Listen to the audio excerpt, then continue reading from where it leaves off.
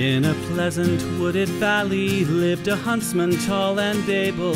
He relied on skill and cunning for the food upon his table. He would walk the forest shadows with his little son in tow, teaching him the archer's art and all that he should know. Keep your eye clear and keen like a falcon on the wing. Keep your heart strong and steady like your hand upon the string.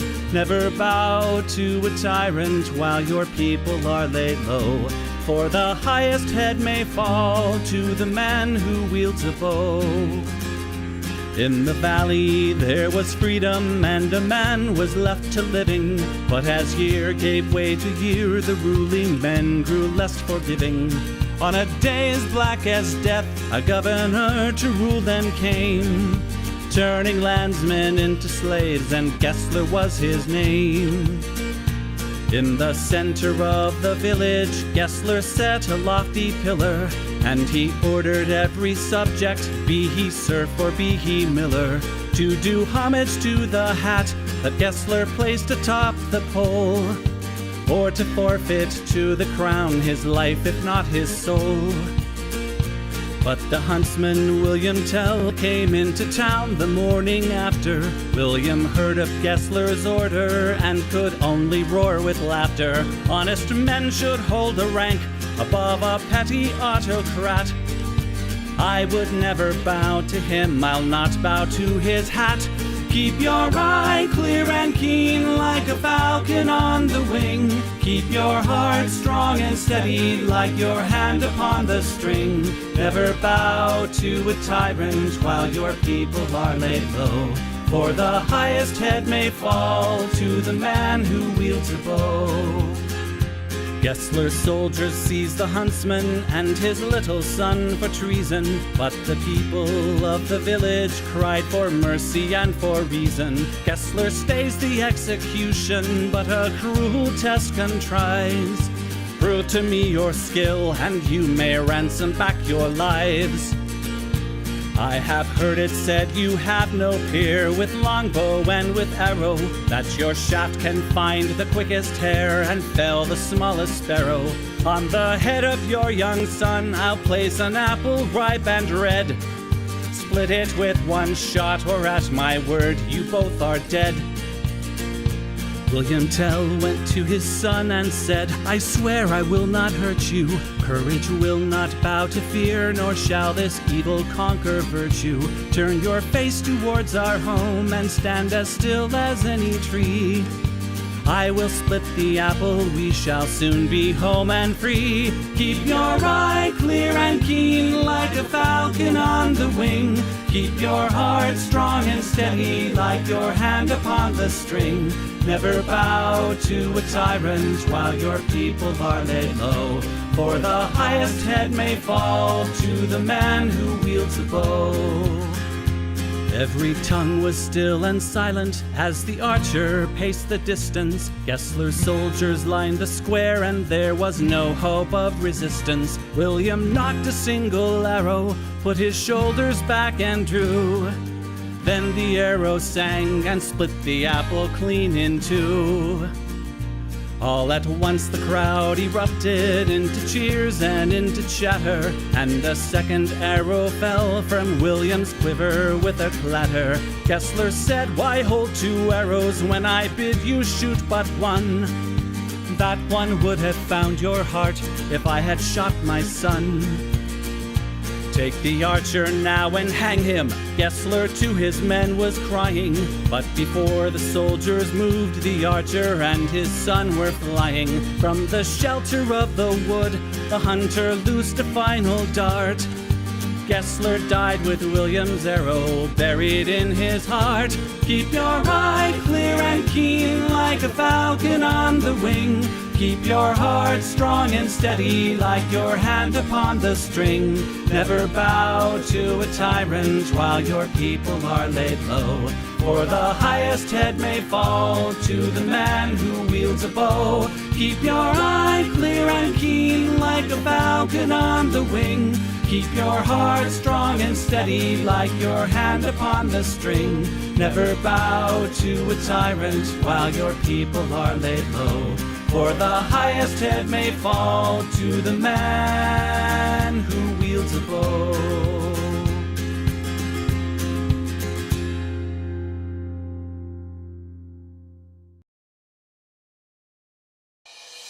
Come, found over 1,700 times in the Word of God where this word is used. Come, and that's not coming, the rest of the comes, but that's just come on. Preaching my heart out for 45 minutes to an hour on that one word, come. And it was one of our Lord's favorite words. Come unto me, come and drink, come and dine. Jesus said, come, come. And it goes on and on and on and on and on and on and on and on and on.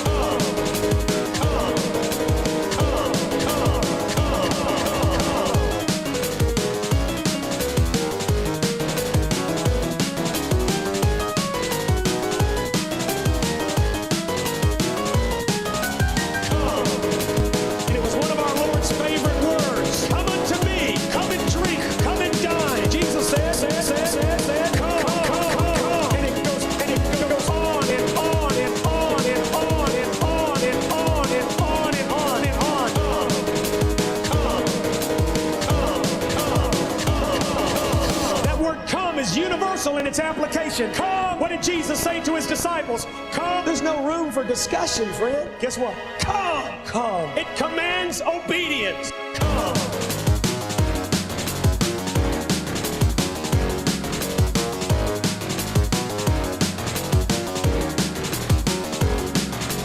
How many of you had the Holy Ghost come in you? He was crucified for you. He died for you. He did everything for you. It's time for you to... Oh!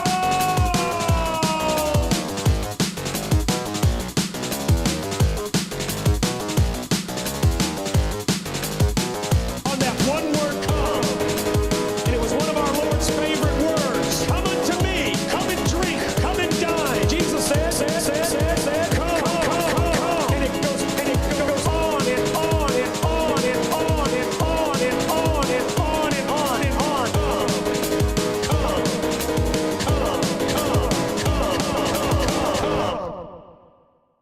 Hello, everybody.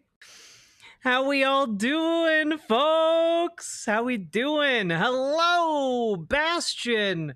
Hello, Sweet Myths Music. How you doing, friend?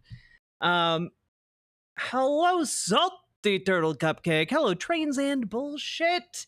Hello, Salmon Moose. How can we all have died at the same time?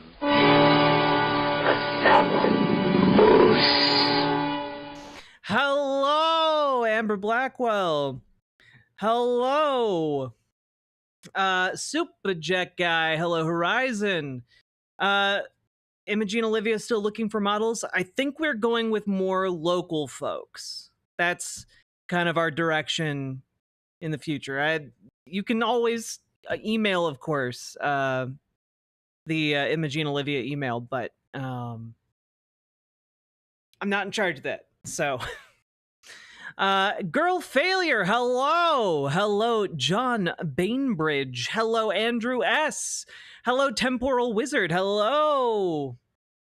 Look like you're ready to dance with your partner. Ho ho ho! I'm ready to dance with the truth, my friend.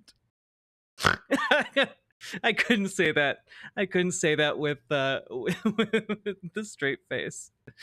Hello, Walking Neon Carpet. Hello, Zolta. Hello, Gourd Guys. Hello, I'm Idaho. Hello, Explosion 85. Hello, Potato Wraiths. Hello, Blueberry Bumblebee. Hello, Alien Joe. Come indeed. Hello, the all-powerful Kagan. Hello, Jay. Hello, Nobody. Hello, Kraken Pill 2, the sequel to Kraken Pill 1, The Krakening. Hello, Nerd Germ. Hello, Erica. Hello, Alan Smith 1 underscore 1876. Hello, Nethercat. Hello. Hello, Zelrex. Hello, Brass Man. Hello, Lee Kestner. Hello, Cute Dark Arts. Hello, Jason Kelly. Hello, Spitfire. Hello, Horizon. Hello, Penny and T. Hello, Ashley J. Curtis. How you doing, lovely? Hello, one and all. Hello, what? Hello, Travis T.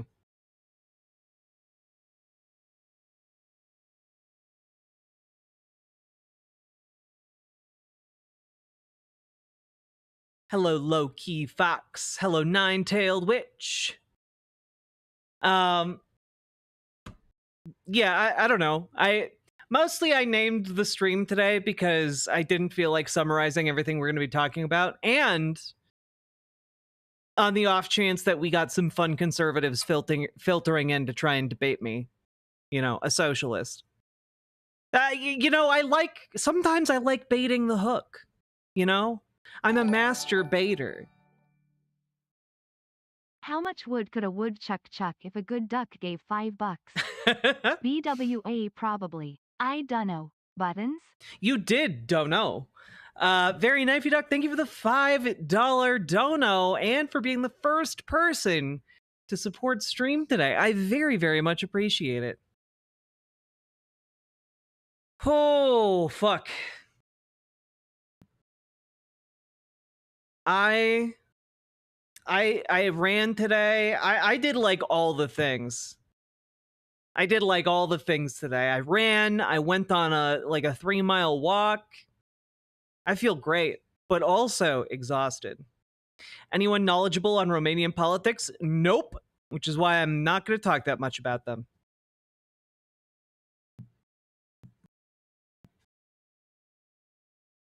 Getting that bread early, right?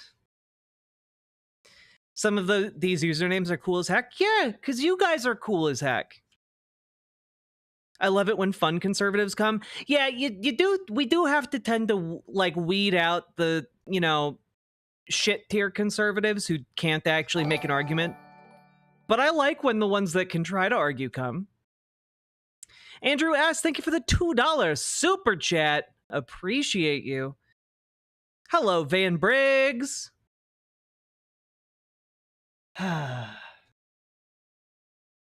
All right, my tabs loaded weirdly in the stream, so I'm going to be trying to restore their functionality one by one, but I apologize if you hear some dulcet tones. You can go for a walk tomorrow. It's so nice. 10 out of 10. I do recommend. Cause I don't know. I got to walk around and I saw a couple of deer just nesting out in a field. Hey!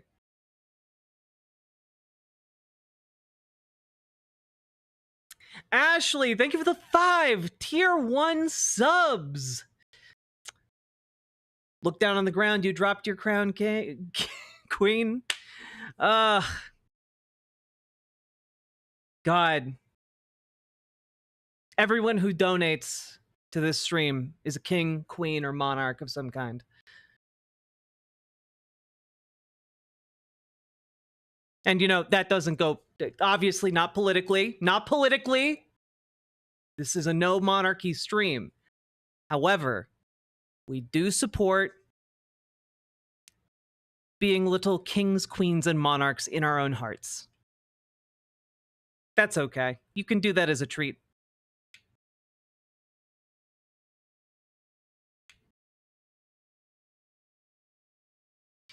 Remember there was a show called King of Queens? That was weird, right? Here but need to lurk, doing a homework assignment? Hell yeah, Metal Kitty Mom. We support expanding knowledge in this house. Ashley really is the queen of chat.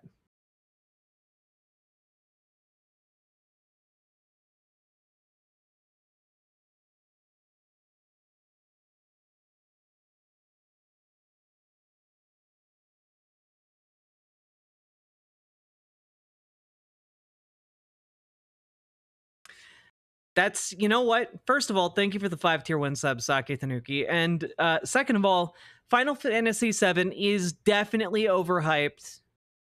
I'm sorry. I know, look, it's very good. It's very good. It's just, it's overhyped. You know? It's very good. I'm not saying it's bad. Does that make me chat's concubine? With chat's consent, of course. Final Fantasy VI is good as fuck. I go back and forth between 6, 9, and 12 being my favorite Final Fantasy. Whatever happened to Kevin James? He's playing like villains in films now. He's like really branched out. It's kind of cool.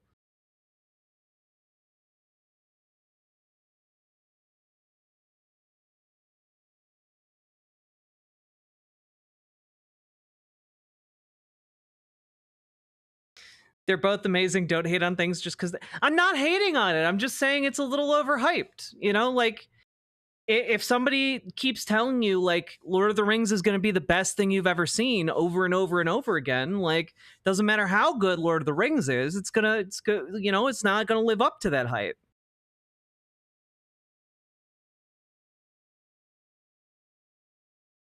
Oh damn, that's so good. Trademark that idea and sell it to them. Sake Tanuki, thank you for the 5 tier 1 subs. Final Fantasy Tactics is also very good.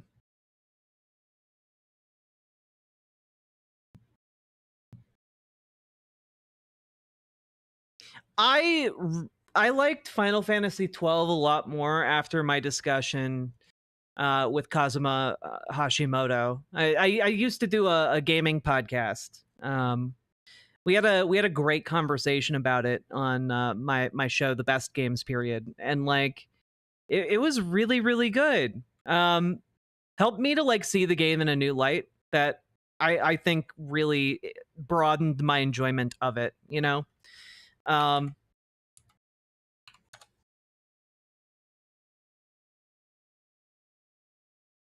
I mean, like Final Fantasy 12 is basically like I like almost a direct response to like the United States going to war in Iraq.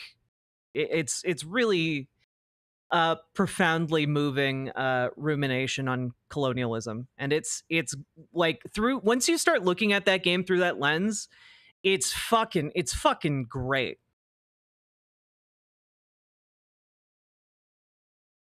Boo!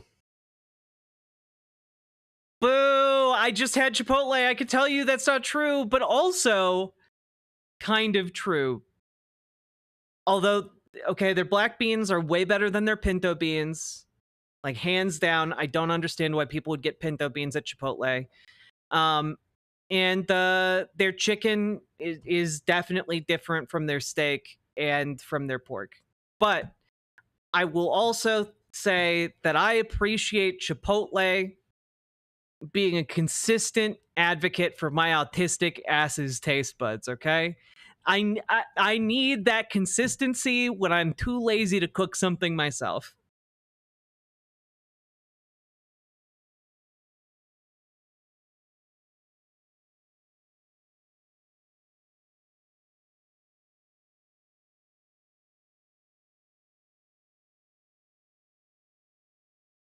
Be sure to get some Chipotle gone for the rough time after. I don't have rough times after. I don't. No, it's not a problem I have.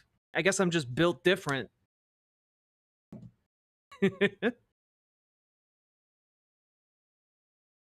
Get real Well, I make really good Mexican food. Also, I don't have a local Jalisco.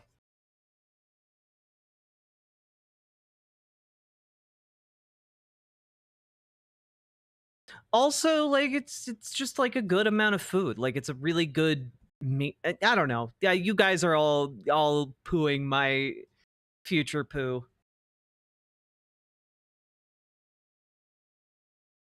Are you like your governor and a wimp when it comes to spicy food? Nah, I go to Indian restaurants and tell them to make it like the hottest they can.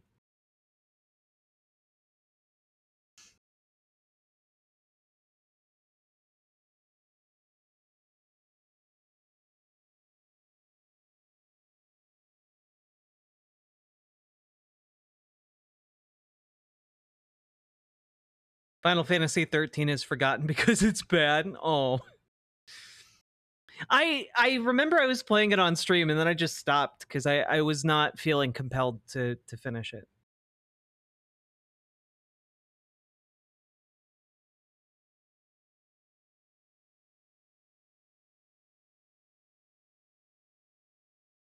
Hell yeah, Amber Brains. Unfortunately, I don't have a Pixel phone, but I'll figure it out. Final Fantasy IX is the best. I agree. At this moment in time. Ask me again in an hour, I might have a different opinion. Hey, Iron Feathers.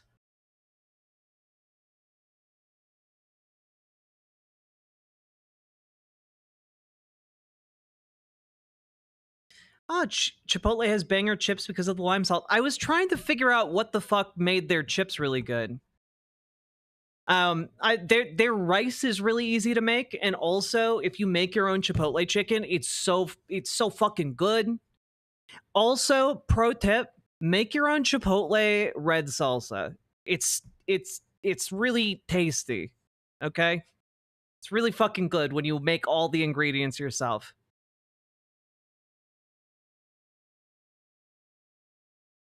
Yeah, Saz couldn't salvage it. He was cool as shit though. Recipes? Yeah, the recipes are online. You can find them. I don't have them on me at the moment, but Chrono Trigger is undoubtedly one of the best. I have never played Chrono Trigger. I've played parts of it. Like I grew up like playing bits of it at like a friend's house, but I never played all of it all the way through.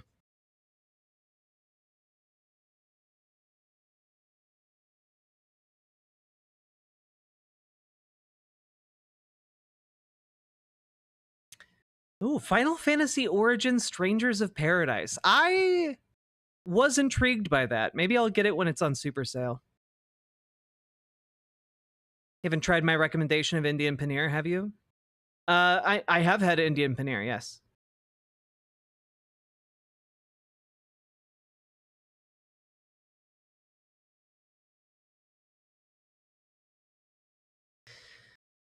Sake Tanuki, thank you for the 5 tier 1 subs. Ooh, that sounds great. The unfortunate thing is I have like 12 different games I need to play right now. I haven't had much time to like relax and not be working, you know?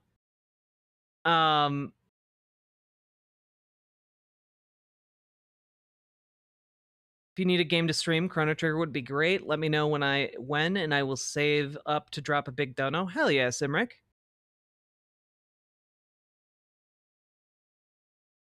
You haven't heard alerts for the you have not heard alerts for the donos because I'm in the middle of making all of my YouTube videos work, and so there's like a bunch of sounds happening that would really ruin the experience of watching this stream with me. So we're doing our best to make it all operational, but it does come at the price. I can hear the donos. I can hear them just fine. All right.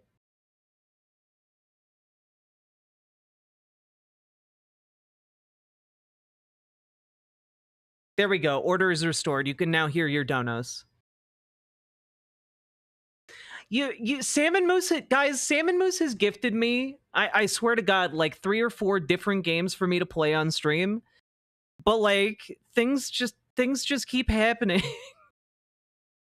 You know, like that are really important to get to. And so like gaming streams keep getting booted and booted and booted. I still haven't beaten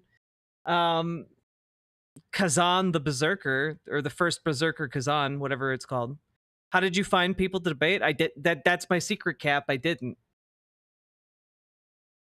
The secret is I named it to lure dipshits in here. That's my secret.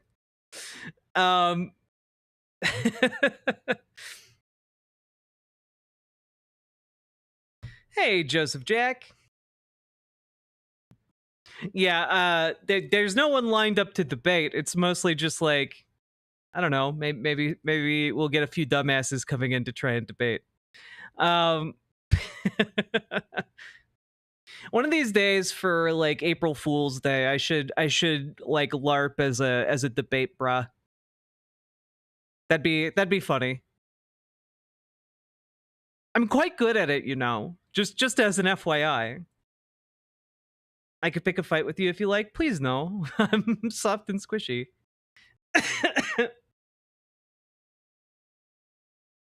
Hello, Bobby.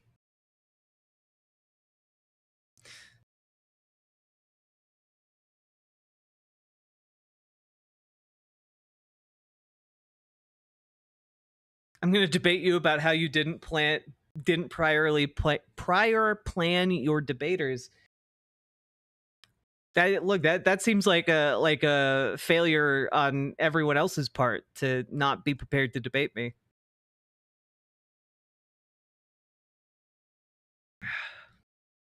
You say you're soft and squishy and yet you work out a lot? Yeah. But I'm still soft and squishy, cuz just because one works out a lot doesn't make them not soft and squishy. I remember the hippy dippy days. I remember the hippy dippy days too. It would be really cool if conservatives like gave a shit about anything anymore. Or like people were actually interested in debating at all. Hippy dippy was slop. Hippy dippy was fun when like it actually mattered if someone lied, or it actually mattered and people cared that like, you know, someone was just coming on to say shit. Right? Like the stakes are very different when your opponent will just say like, yeah, 9/11 was done by moon men, and like they just don't give a shit, you know? And the people who watch them also don't give a shit. So it's just kind of like, eh.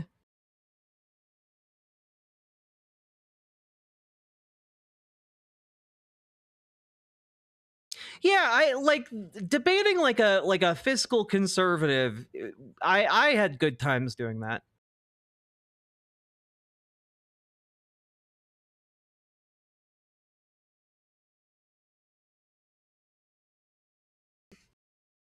It's true, B. Parker. We covered Matt Walsh defending saying the N-word yesterday. Dessert pie versus cobbler. Oh, pie versus cobbler. Pie. Except there's only, okay, here's my hot pie take. There's only one good pie, and it's pumpkin. And I know that there are a lot of decent pies that are not pumpkin, but pumpkin is the king. Okay? Mithril Teacup, yeah. He advocated for people to give over $1 million to a woman who called a 5-year-old autistic child the N-word.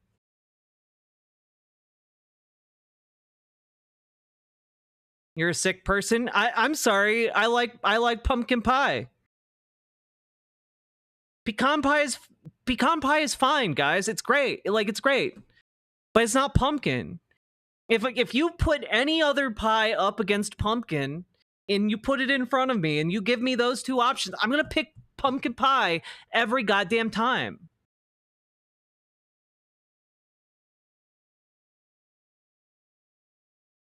I'm Jack, the Pumpkin King. Never had pumpkin pie? It's so fucking good, Archangel. Jack is the pumpkin pie love because of your hair color. Have you tried sweet potato pie? Nah. I don't really like sweet potatoes. Key lime pie is the best. I want to like lemon or key lime pie, but like it's just not my thing. Horizon, there's something about the texture of like fruit pies that I tend to dislike. And I can't tell you why, because the taste is great. It's like a texture thing to me. What about cheesecake? Cheesecake is sublime. Throw some pecans, some caramel on top. Now we're cooking.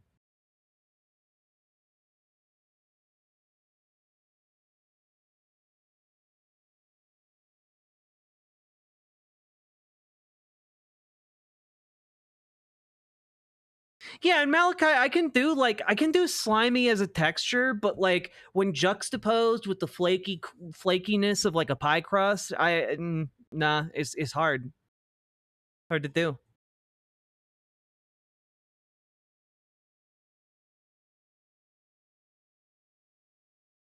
It's tough to have a favorite pie, just be honest. It is tough.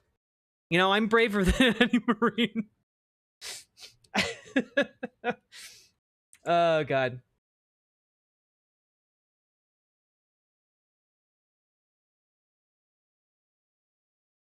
God. All right. Let's go through some of these things we got going. Also, folks, before we start, hit that follow button, hit the subscribe button, hit the like button on the YouTube stream. You spicy butts. Let's go. Hit the buttons. We got politics to talk about. How come we never get the socially liberal, fiscally conservative archetype? You know, genuinely, I think it's a dying breed. I think they've all been radicalized out of existence. You know. Thank you for the 5 tier 1 subs, Sake Tanuki. Keeping the riverboat afloat for just a while longer. Thank you very, very much. All right. I meant the other way around. The fiscally liberal, socially conservative. Isn't that basically just like the MAGA communism thing? Isn't that like what Cenk Uygur's trying to do right now? Oh God! Before we get too into it, while I was on my walk today, I was listening to Cenk Uygur interview Marjorie Taylor Greene, and can I just say that, like, holy shit, what a coward! Like what an absolute cretin of a man, dude spent so much time talking about how, see, we have so much in common. And you know, I think I finally figured out what his deal is. And I'm just gonna throw it out there. This isn't like part of a segment or anything. I used to be socially liberal, physically conservative. Physically conservative. One-eyed heathen, thank you for the $5 super chat. But I think I figured out what Cenk Uygur's deal is. And his deal is very specifically, he thinks he's smarter than everybody else. And I think what he's trying to do is to like weasel his way into Trump's inner circle because he thinks that he can control Trump. He thinks that if he knows the right people and is nice enough to the right people, those people will make Donald Trump dance. Right?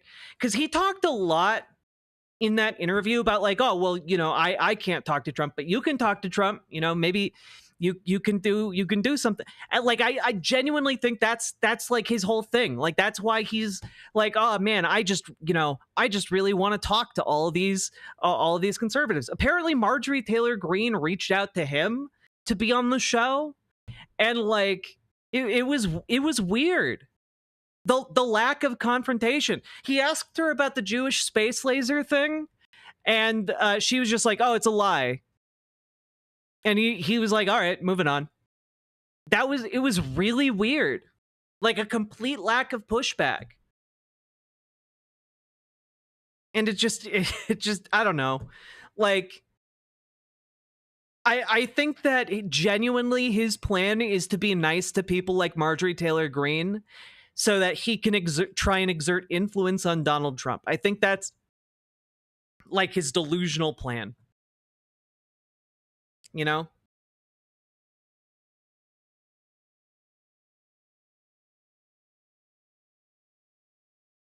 I don't understand it, but like I do think that's what he's doing.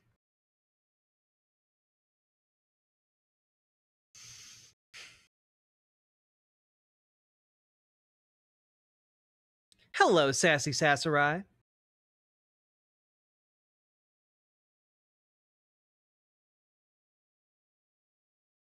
If Marjorie Taylor Greene runs for Senate, do we expect her to get anti-Semitic about John Ossoff? I don't know if I expect anything from her, but I can tell you that I really hope she runs for Senate. I really fucking hope she runs for Senate. And I'm going to tell you why. Okay? Because she's still leaving the option open of running for Senate, number one. But number two, Brian Kemp decided not to run for Senate in that particular area. And, well, the reason why is because Brian Kemp is not MAGA enough. He's not like a dyed-in-the-wool MAGA guy. And he's read the wind and he's said, oh yeah, Republicans are going to be in for a reckoning in 2026. I don't want that smoke, right? And meanwhile, Marjorie Taylor Greene would definitely win the primary, like very, very easily, right? If she wanted to run in the Senate. But I'm gonna throw this out there. A new poll from like the Atlanta Sentinel, or like one of the major Atlanta newspapers, dropped. And it shows that John Ossoff would beat Marjorie Taylor Greene by 17 points. 17 points. So, yeah, I do hope she runs. I hope she runs. Yeah, Faith Faulkner, 17%. So, yeah, I don't think she's going to run with, polling that bad, but like, holy shit, I hope she does.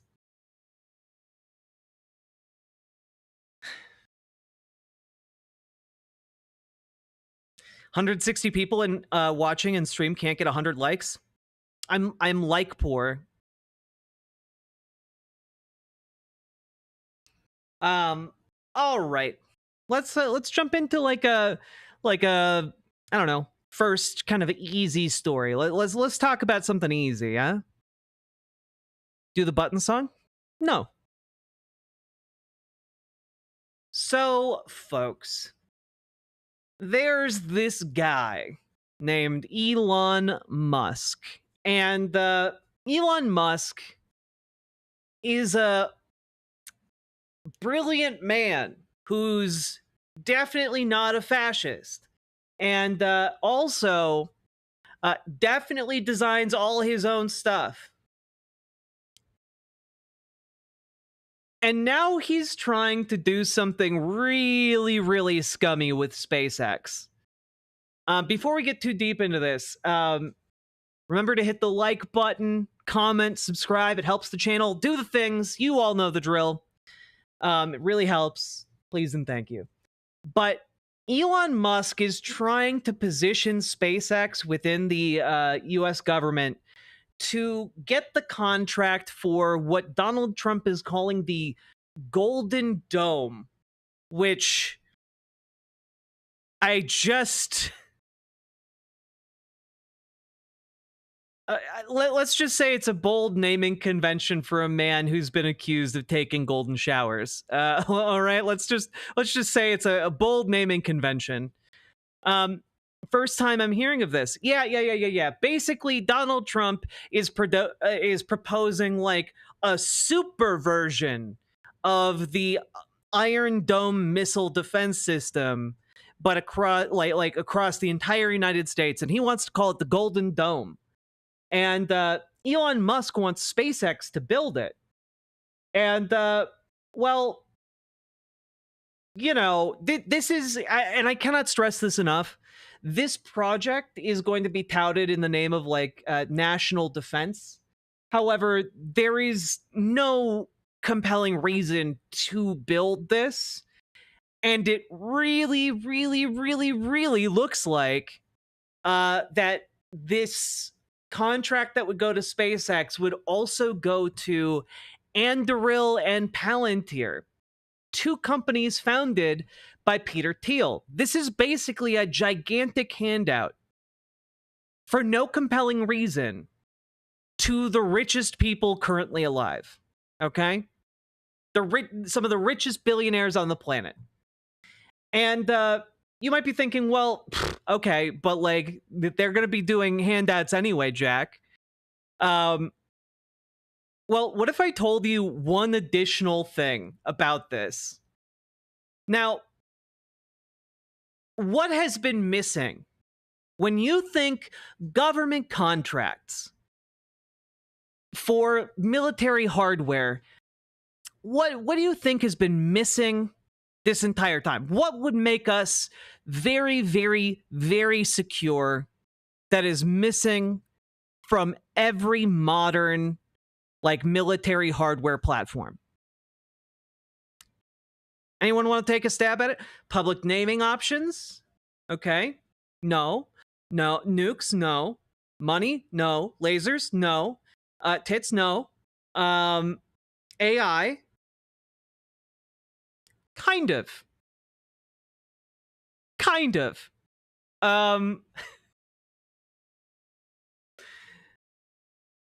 So I let me find this here. So you guys hit on a lot of different actual things that they are saying they're going to incorporate into this, right? So basically, the Golden Dome program is designed to create a bunch of space satellites positioned around the planet, over 1,000, to sense missiles and track movements. And then there will be an additional fleet of 200 attack satellites with lasers and missiles.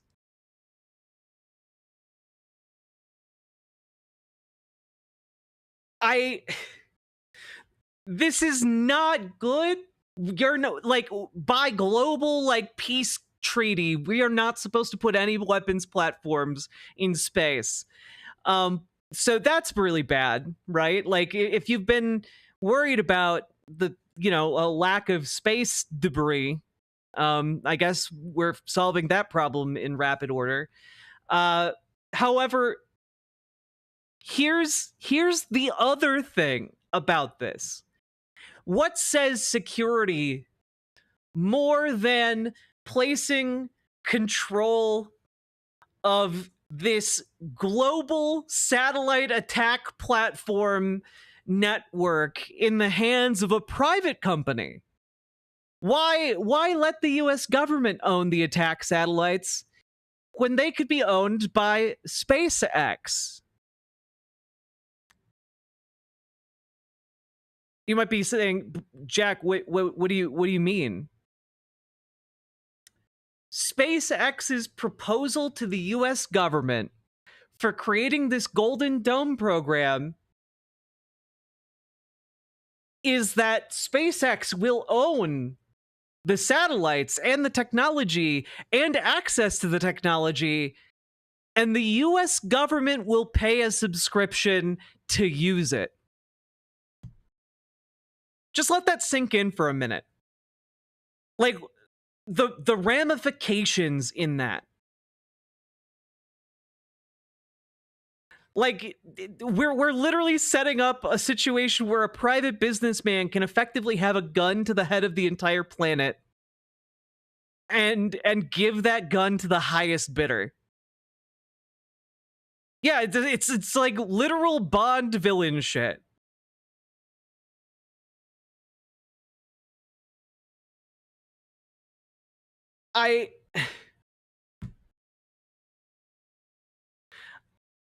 This is the reporting from the Reuters, okay? The subscription model, which has not been previously reported, could skirt some Pentagon procurement protocols, allowing the system to be rolled out faster, two sources said. I think Trump's brain is stuck in the 80s. While the approach would not violate any rules, the government may then be locked into a subscription and lose control over its ongoing development and pricing. Predictably, some Pentagon officials have expressed concerns internally about relying on the subscription-based model for any part of the Golden Dome. Like, yeah, no shit.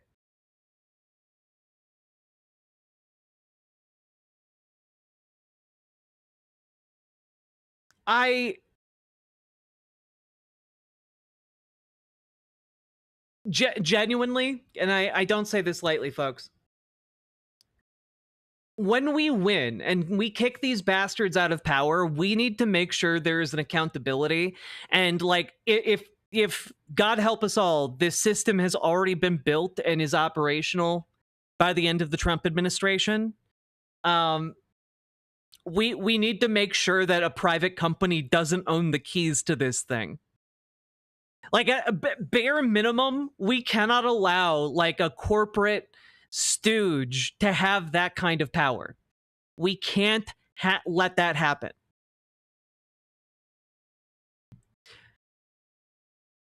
We just can't, you know? Jack, seriously, we need to talk privately about this? All right.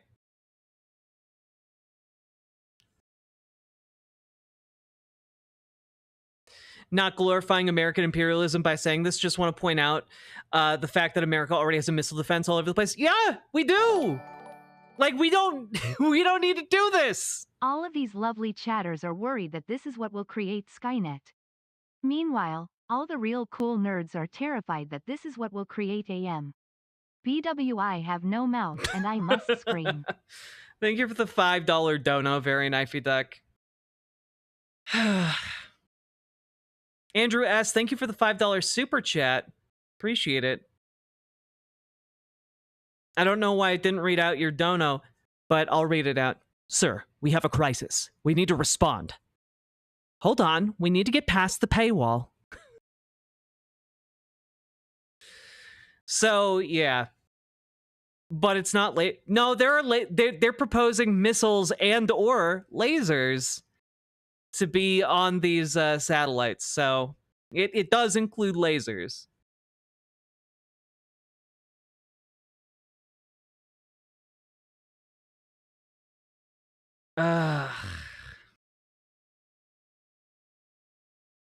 Yeah, have you renewed your subscription?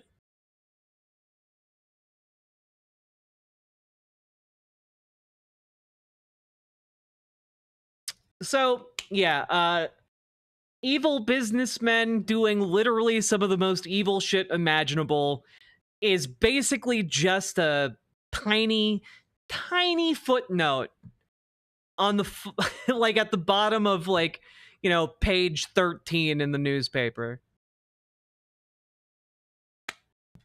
That's what we got with Elon Musk.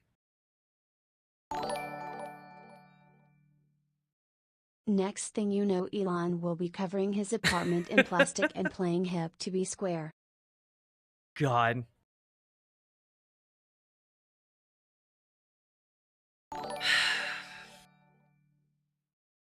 Imagine the United States getting nuked into oblivion because the president is unable to click all of the images that contain crosswalks. Nuked into apocalypse. Nuked into oblivion, you say? My bet is either Elon or Teal read Roscoe's Basilisk and got really scared. Anyway, segment done, everybody. Just another thing to be aware of in the horrific tapestry that is our current era. All right, enough of that. Segment done. We did it. Huzzah!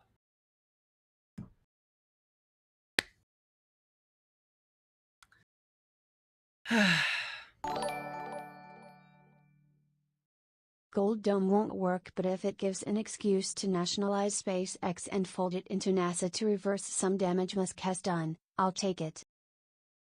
I'll take it. Like as long as we like actually acknowledge that the U.S. government can functionally just seize Elon Musk's property, I'll whatever. 1,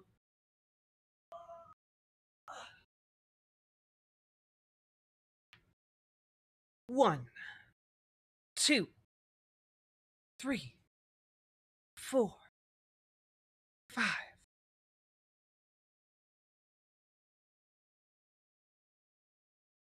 2, 3, 4, 5. Crypt Keeper Jordan. I, for one, can't wait to see the beam struggle between the Musk space laser and the Soros space laser. Yeah, exactly. Oh, God. Bontux, thank you for the $5 super chat. Archangel the Cop, thank you for the $5 dono. Let's go, folks!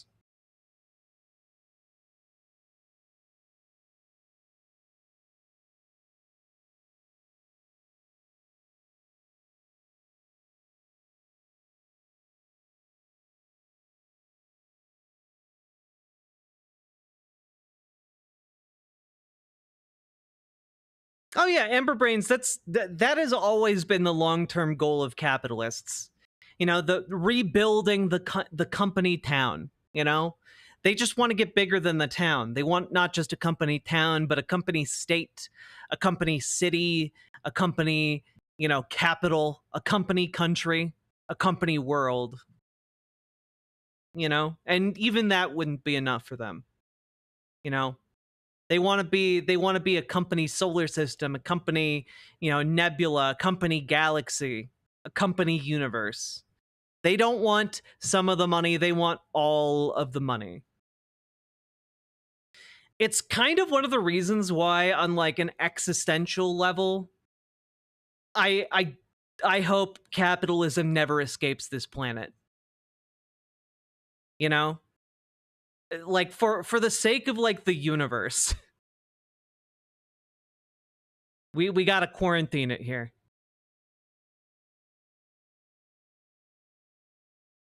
Oof.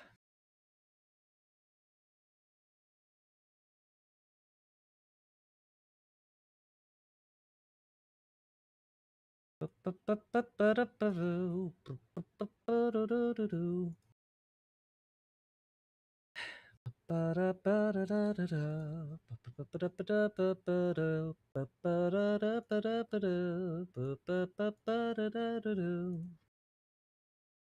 to refresh a bunch of tabs real quick for what we're doing next. How we doing, folks? How we doing?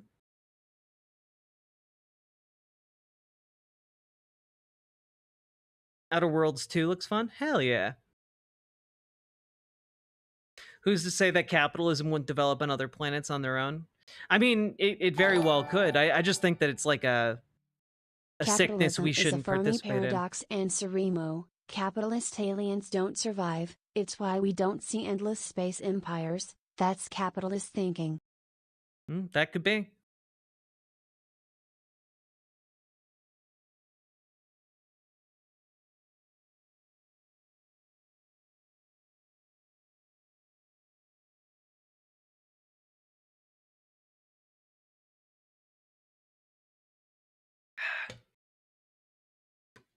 Are you guys doing a good job hitting the like button on the stream? Getting my hair braided at karaoke night tomorrow? Hell yeah. Love that for you. You guys did it. You guys hit over 100 likes. Congratulations. Good job. But I am just going to throw out there. Let's see here. We have 240 people. I think we can hit 150 likes. Maybe if I play this, maybe if I push the button here.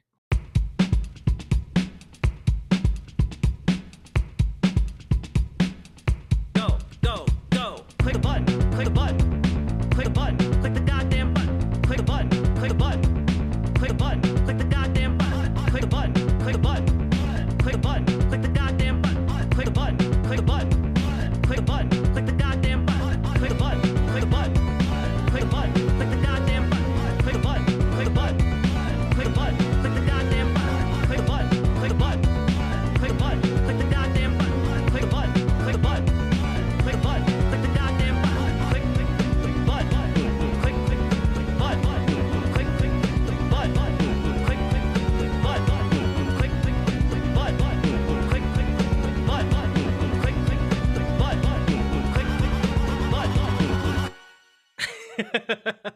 What the fuck is this? This is amazing. It's a song that Jazz Dog whipped up. Jazz Dog, the jazziest dog I know, and an excellent musician. Hope he's doing all right. I think he's on a Baldur's Gate 3 binge right now. He's probably okay.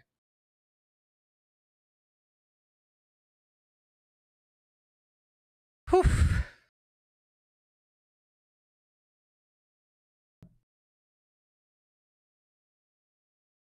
Hello, icy squirrel. All right. Just take a quick look at something, then we're going to move on to the next segment.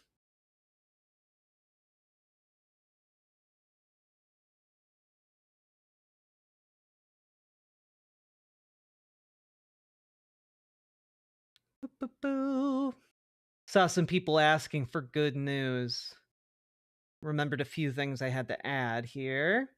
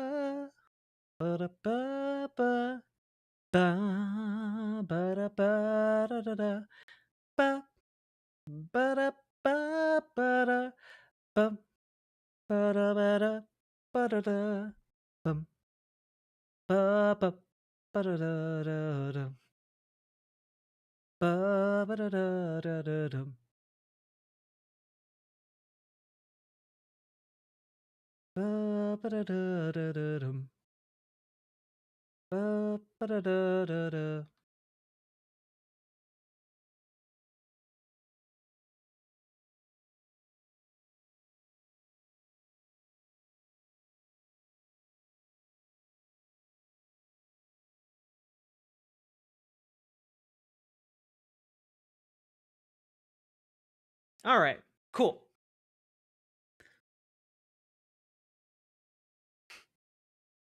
You guys ready? You guys ready for segment? The second segment? The segment?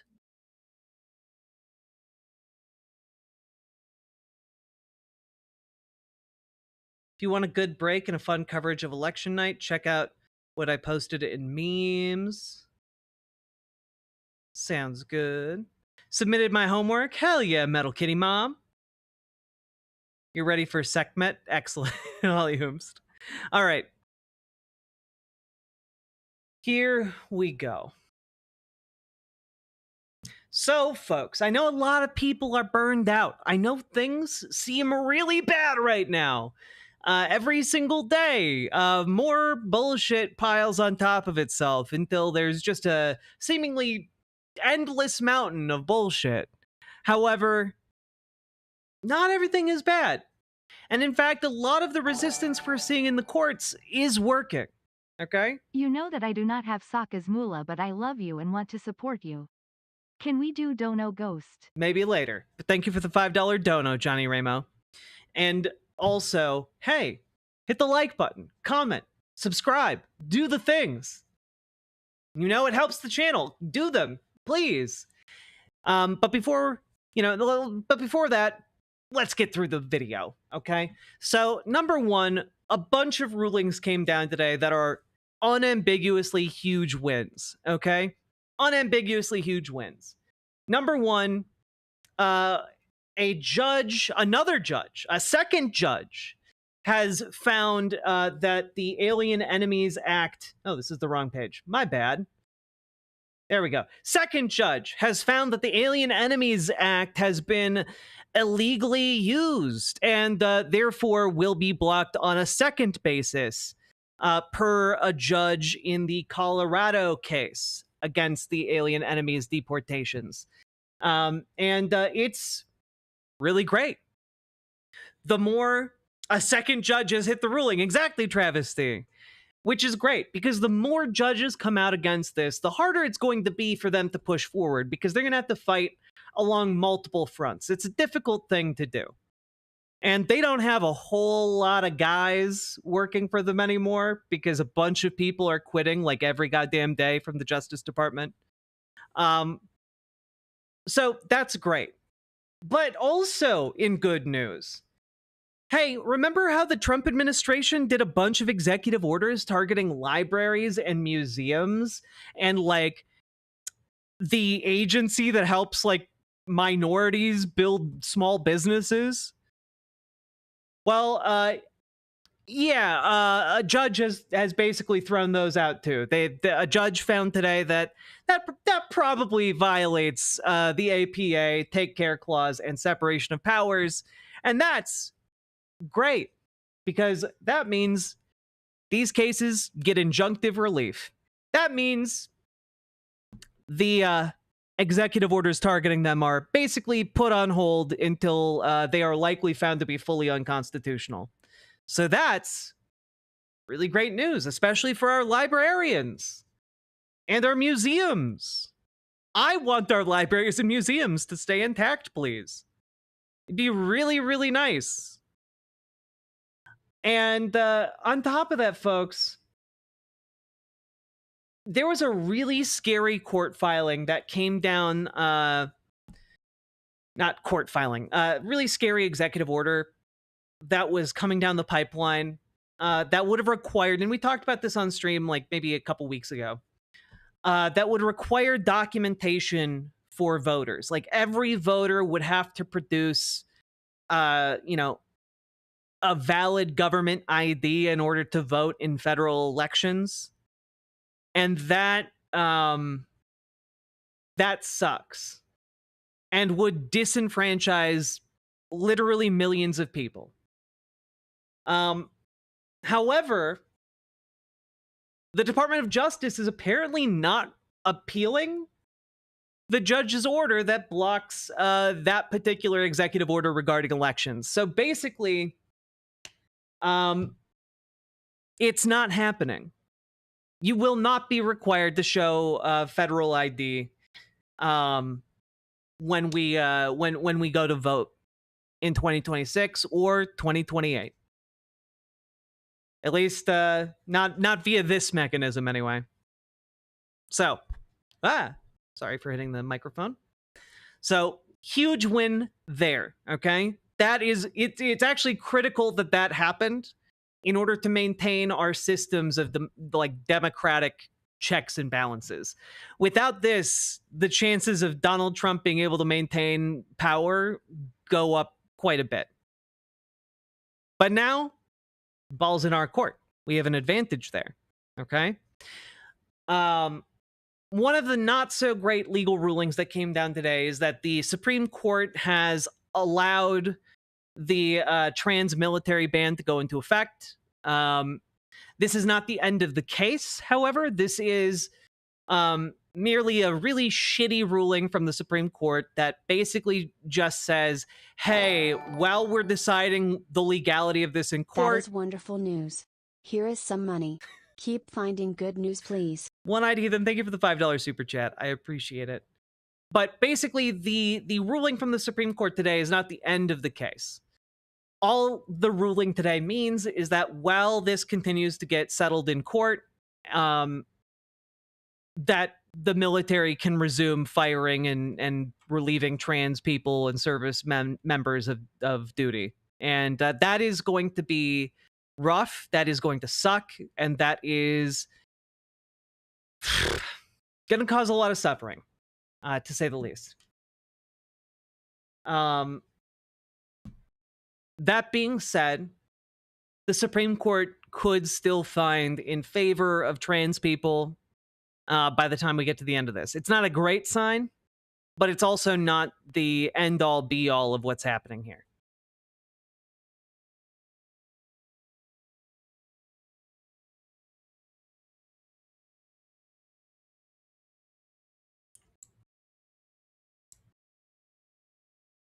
Also, just to throw this out there, the Trump White House is in disarray. They are not doing so hot, to say the least. And one of the things that has really come to the forefront in the last couple of days is that they really screwed up by firing a bunch of air traffic controllers. They really, really screwed up. And that's going to come back to help us, folks, because people are starting to notice how dicey our airplane landings and takeoffs are these days. People are starting to notice that, and they're not a huge fan of it, actually. And, well, the Trump administration has this novel idea that basically instead of hiring back the people they fired, they are going to just train new ones in 4 months. They're just before it took years to train as an air traffic controller to make sure you were able to do your job perfectly. But their new idea is get trained in 4 months to be an air traffic controller. And also, you know, if you're planning to retire as an air traffic controller, why not just why not just stay on for a few more years? We'll give you massive bonuses. They did a press conference about this the other day, like, oh, we'll give you massive bonuses. It's a great job. You can make over $100,000 a year. And like, something you should all know about air traffic controllers, I think like the mandatory retirement age is like 55 or 56. Like, it's a high stress job and it requires you to be on your toes every moment you are there, because if you're not, people could die. And they're now saying, you know, sure, we have a mandatory retirement age, but what if we just waived that and you just kept working until you were 60 or 65 or 70? What's the worst that could happen? And like, now they're trying another bold strategy here, which is to point a finger at literally anyone other than themselves for, you know, the obvious consequences of their own actions. Like, oh, you know, it's not our fault that we fired our air traffic controllers and now we have too few air traffic controllers and more of them are retiring by the day. No. It's Joe Biden's fault. But it's kind of mind-blowing to think about. In the Infrastructure Act that passed in the Biden administration, $5 billion in funding was to upgrade the foundation of the FAA's air traffic control. Then you look at the money that goes to DOT, $545 billion over the last 5 years. How in the Lord's name can all that money not give us something better than a floppy disk system? Yeah, so first off, I know everyone's shocked that the system is so old and antiquated, but it wasn't shocking to Joe Biden and it wasn't shocking to Pete Buttigieg. They knew we had an old system. They saw the GAO report saying it was about to fail. And so the largest infrastructure package, Martha, ever known to man in the history of the world, the infrastructure bill under Joe Biden, $1.2 trillion. They sent only $5 billion to fix. You know what's really rich about this? Republicans slashed that bill. Like Republicans demanded deep cuts to this bill. You know, like, yeah, the bill wasn't big enough. Yeah, well, why was that? Why? Hey, Republicans, why was that? Was it because your lawmakers insisted it get cut? Air traffic control. And of the $5 billion, Pete Buttigieg spent less than $1 billion to fix this problem. Instead, he was focused on racist roads and changing the name of cockpit to flight deck or airman to aeronaut.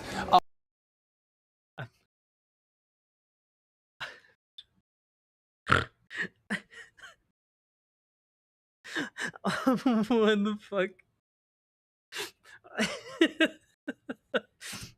They spent too much money renaming the cockpit.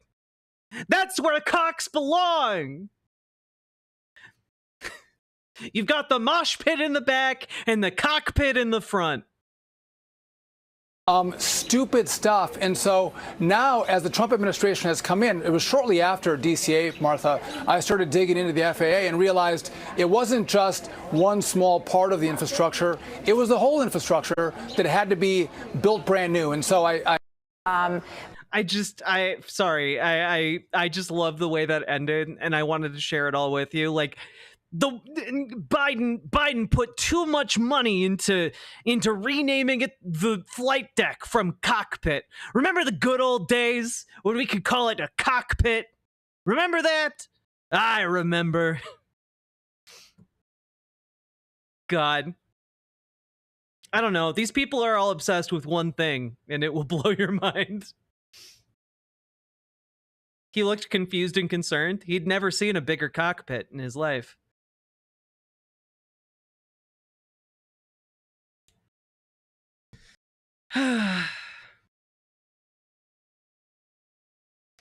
Wait, who cares if airman was changed to aeronaut? Aeronaut is cool. That's a objectively cooler name than airman. Right? Like, am I wrong? An air, like, oh, what are you? Like, oh, what do you do? I'm an aeronaut. Like, that sounds cool as shit.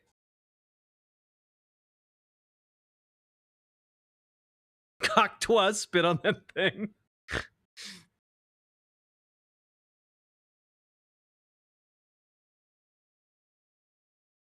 Aeronaut sounds like steampunk, doesn't it? It sounds like you put on like an old-timey diving suit in order to get into your, I don't know, your like steampunk mecha that flies through the air.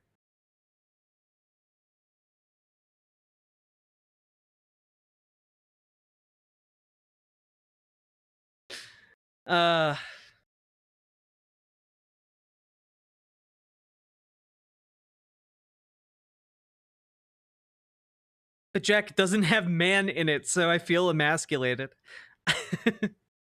It is funny that like all these men on in conservative circles are obsessed with having the word man in things, you know, like they're all obsessed in conservative circles with not seeming gay, but they all insist on having men inside of them, you know? It's weird, right?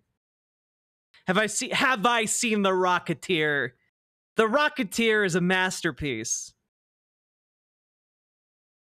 I want to watch aeronautical porn. We just talked about it. The Rocketeer. It's so good.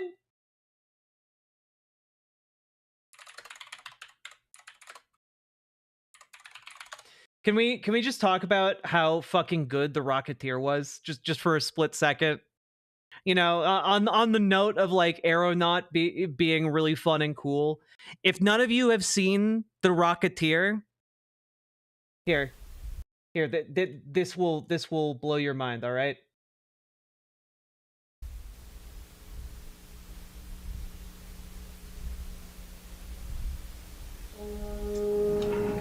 To some, it was the fulfillment of a dream. To others, it was an instrument of destruction. A creation that could change the course of history. It was stolen from my factory. Where's the package? This is the FBI! What do we tell the president? Tell me exactly why this merchandise is so important to the feds. It's a rocket. A rocket? Ow! What? What's the matter? I don't know. Something under the seat. Oh, my. What do we got here? What are you supposed to do? Is it a bomb or something? No. I wouldn't touch that if I were you.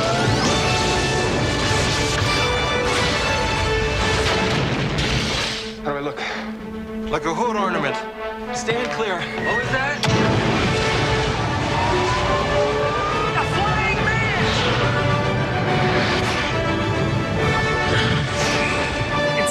Good? Big gopher.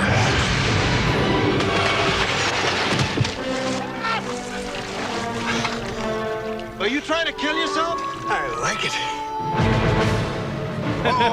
got company. You steer, I'll push. Well, what? I will not rocket Eddie.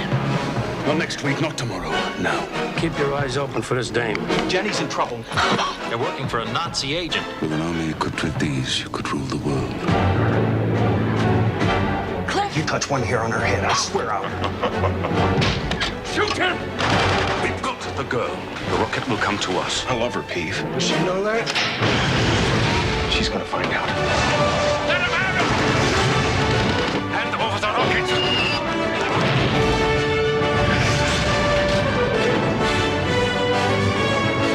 The Rocketeer. Go get him, kid.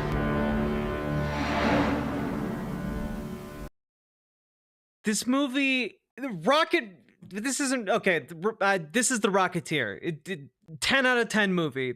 This is like, if you want like quintessential, like, superhero movie, this is so refreshing and good. Yeah, it's a popcorn treat. It really is. You know, like this is a movie-ass movie, and I hope you all understand what I mean when I say that. And it holds up. This movie holds up so well. It's so good. And I'm not even saying that from a point of like nostalgia. I never saw the Rocketeer as a kid. I saw it as an adult, and it is fucking sublime. All right? Just a mild-mannered, like, rural guy stumbles on a jetpack in the 1930s and goes and fights some goddamn Nazis. And you know what? That's what more movies should be about, all right? More movies should be about fighting goddamn fascist assholes, even here on American soil. All right? It's good stuff.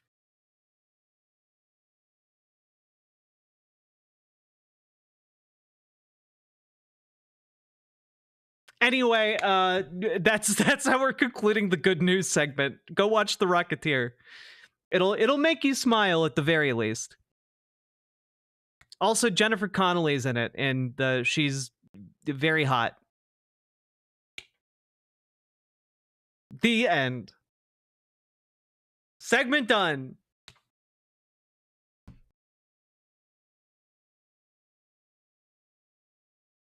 Yeah, The Rocketeer is what you would get if you took the pulp action comic stylings of Indiana Jones and removed all the weird underage romance stuff. It's true. It's basically I remember it being relatively unproblematic Indiana Jones with a rocket pack, and that's, I don't know, that I feel like that should sell people on the concept.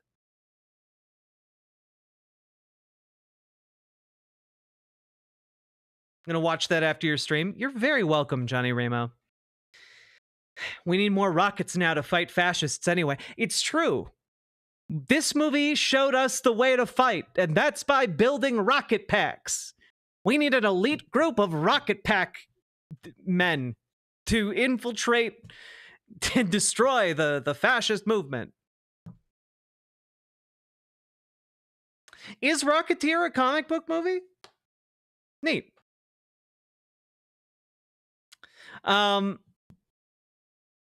So, folks, we've been going for an hour and 22 minutes. If you've been enjoying the stream, hit that follow button, hit that subscribe button. Consider dropping those subs, donos, memberships, super chats, because, folks, this stream is brought to you by viewers like you. Thank you. I couldn't do it without you guys. And women, rocket women. I call it the Rocket Knot Brigade. If we have aeronauts, I would call Rocketeers either Rocketeers or Strattonauts, because they go through the stratosphere. Viewers like you, Malachi, it's true. Can we do Dono Ghost now? We need to see more donos. Girls have rockets sometimes. It's true. Sometimes they're very high-powered rockets. And sometimes they're not. Glad to see the floating dumpster fire is somewhat contained for now. Gotta believe some of it is influenced by our pressure, too. Indeed, Zia Spots. It all adds up into a totality, you know? By going out there and doing stuff, by voicing your displeasure, by putting pressure on politicians, by calling, faxing, emailing, etc., you guys exert a lot of influence over this system. You are not without agency here. They want to convince you you have no agency so that you don't bother them, you know, so that they can have a nice, cushy life while they strip you of your rights. I have seen Tank Girl. I don't know if I have like the aesthetic to be Tank Girl, but Tank Girl is a great film.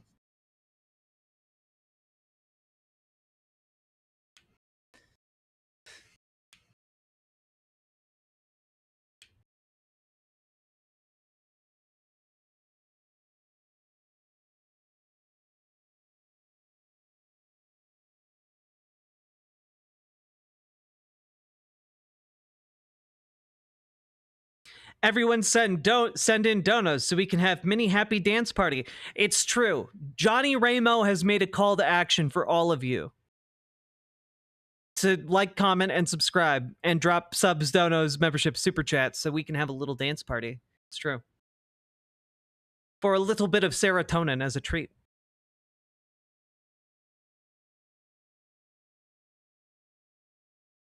Yo, happy birthday to your daughter, Amber Brains. Have you seen jetpacks made by the Gravity Company? They are cool, but the funding is from the U.S. Well, yeah, like a lot of cool things like that, the funding is from the U.S. military.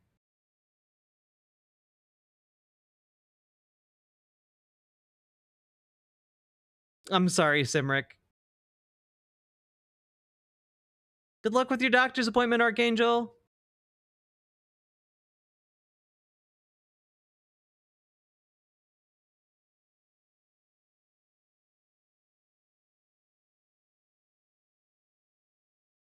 All right.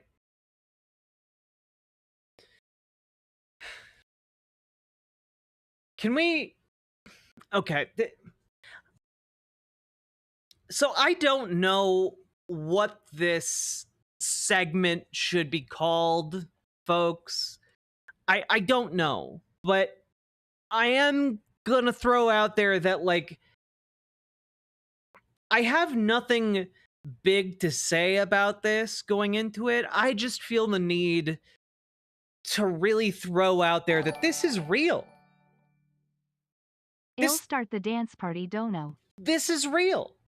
Johnny Ramo, thank you for the $5 dono. Appreciate it. Thank you for the BWA action. And hopefully others will follow in your example. However, also like, comment, and subscribe. Do the things. But this is real. Like, this is the state of where our political discourse is right now. That is, in fact, a Fox News segment with the chyron that says prime time meets big balls. That's where we're at. This is the state of political discourse in America right now, at least from the major conservative outlets that want you to pay attention to literally anything else. Why do they call you Big Balls? I just said it as my LinkedIn username. Instead of a dono ghost, let's have a dono zombie. Brains. Brains. Thank you for the $5 super chat, Simric. But that's big balls, everybody. That's the guy everyone's calling big balls.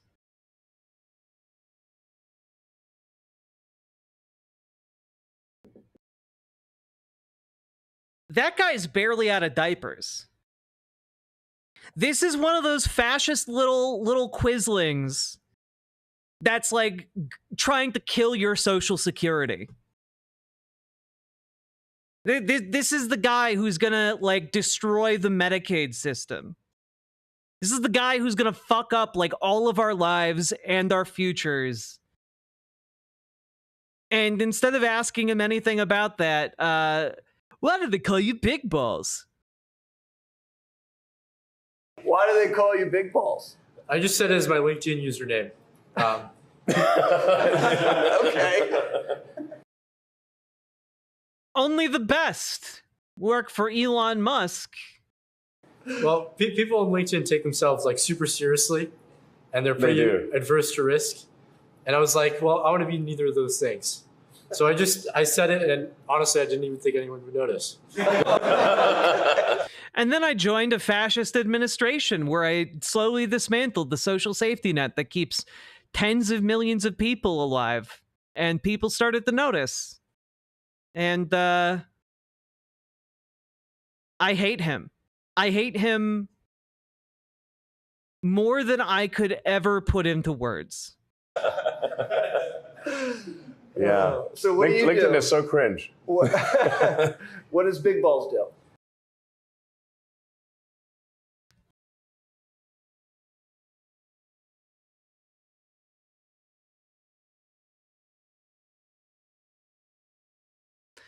Hold on, this is one of the little shits that has my SSN. Yeah, these are that's one of like Elon Musk's little brown shirt creeps.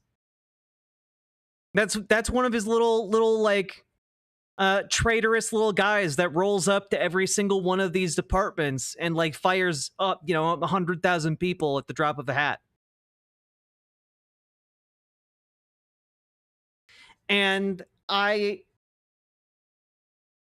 there's something so painful about like Elon Musk to a deafening silence being like, yeah, and LinkedIn is so cringe.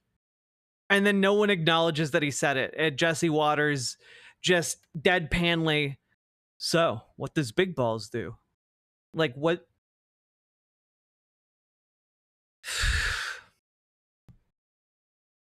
I hate this.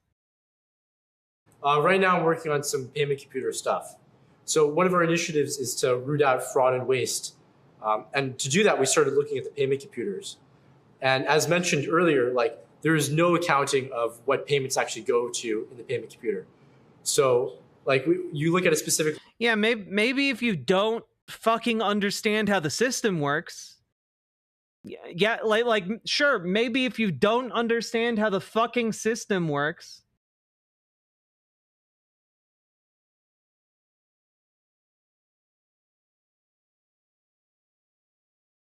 line item, like $20 million. And you're like, okay, well, what is this money going to?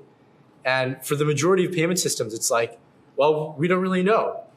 And yeah, they're like, what? That would be the response. Yeah, because the payment system isn't the thing doing the accounting. The payment system is just there to facilitate the flow of money. It is not there to do accounting for you. Congress sets what money needs to go where and for what. Those departments then make that happen. This system just gets the money to those departments to make all of that happen. That's it.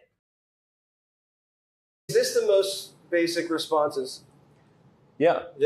That's the most common response. Yeah, because you fired all of the people who knew what was happening there. What do you say when people just say, I don't know? Well, it's a huge cause for concern because like the upstream thing, which is distributing the money, literally has no checks. It does. It's called Congress. It's called the United States Congress.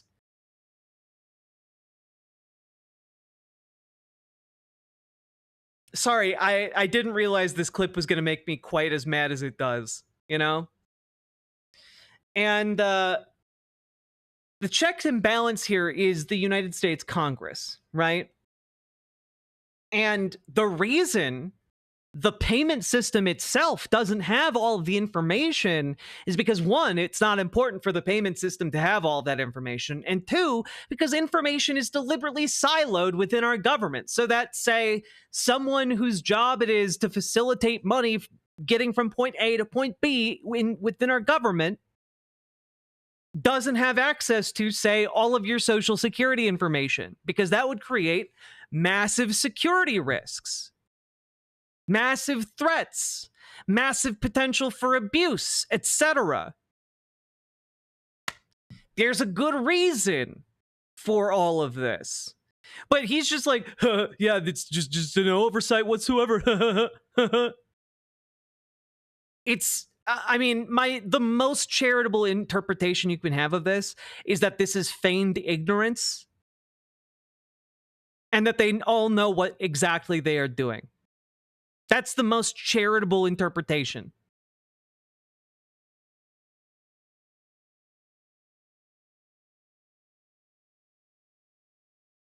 And no accountability to the actual American taxpayer. So it's a huge vector for fraud, waste, and abuse. Do these people not respect tax? There is accountability. They're called inspectors general. Donald Trump fired all of them. Inspectors general are there to root out waste, fraud, and abuse. That's their job. Donald Trump fired all of them on day one. So yeah, no shit, it looks like there's no check or balance on potential fraud. God. Taxpayer money. I mean, there's no incentive to if you work in the government. I think the incentives will always decide the outcomes. Why do they call you big balls? Why are we listening to this man? Why? Elevating him to a national figure. Why? This guy should be like, I don't know, doing tech support for his uncle's company. Like genuinely. He's totally lying. All they're there for is fucking stuff up and stealing our information. Genuinely, that is my interpretation. I don't have the charitable one where, like, it's...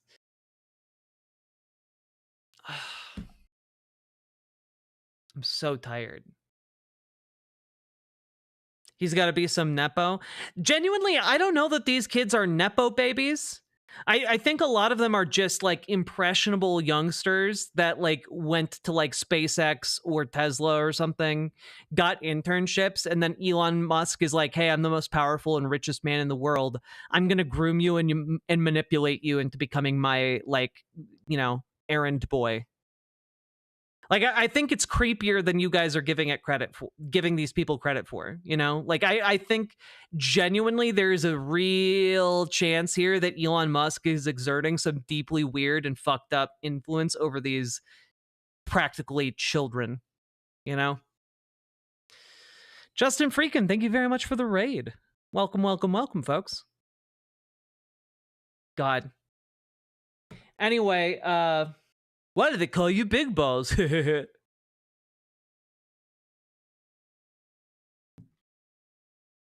live in hell world.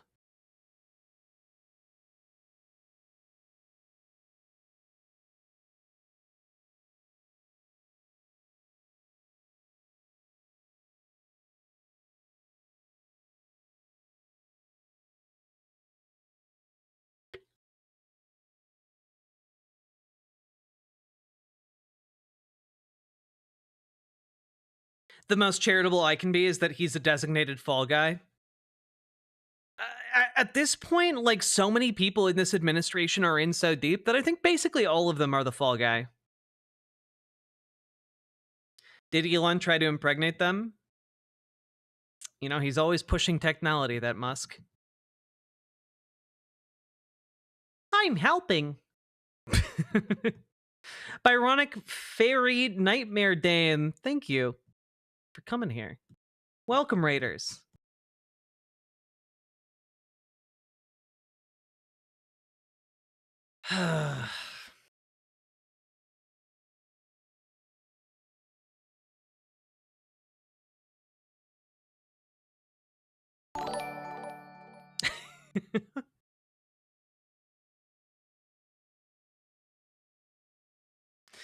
C321D9Q, thank you for the $2 super chat. OMG, this has been the bad place the whole time. It's like the worst Game Changer episode ever.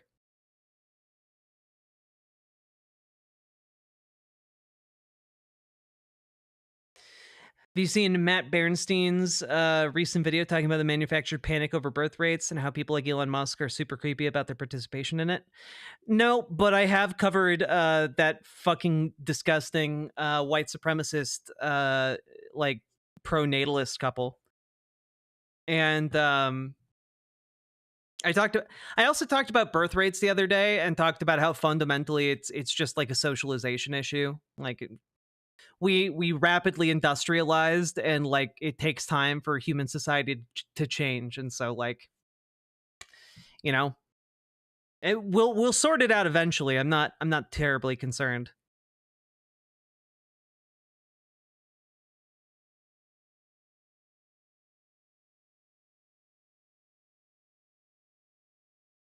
They showed up on NPR a couple of days after you showed that. I was gobsmacked. Yeah, for whatever reason, mainstream media just like validates those creepy natalist assholes. You know, like my guess is none of the people at these news outlets have gone to their YouTube channel and like looked at what they actually talk about and how they talk about people. But it's deeply disgusting and weird.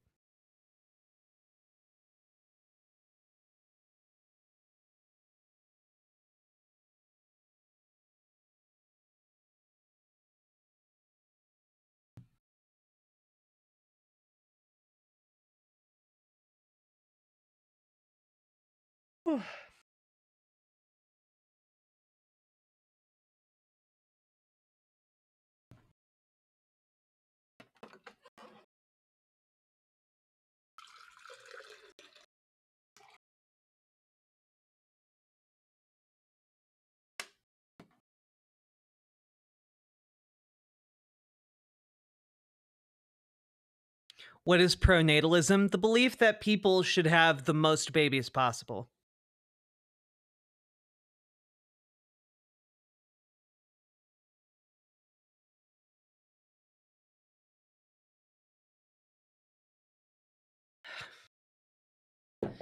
Yeah, Johnny Ramo, we talked about it yesterday.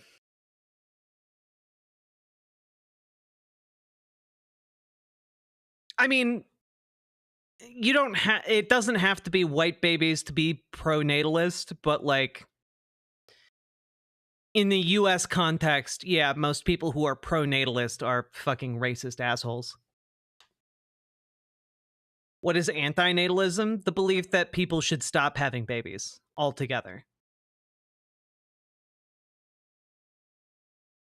Also, to be 100% clear, and I've talked about this before, even the pronatalists in the United States that are like white supremacists, they don't want all white people having babies. You know, like they're not pro like Appalachian hillbillies having more babies. They're pro rich white people having more babies. You know? Because as we all know, the ultimate decider of quality for genes is just wealth. But let's not question that at all. Let's not. Yeah. They both sound dumb. They both are dumb.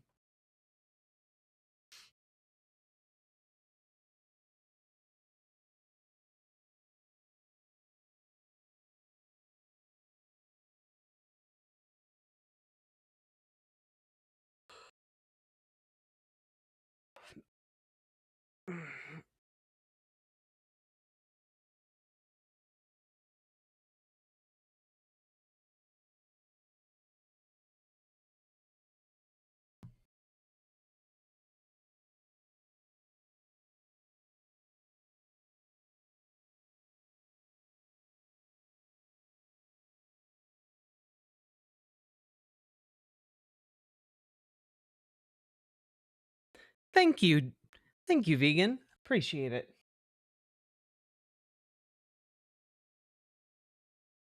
Beep, boop.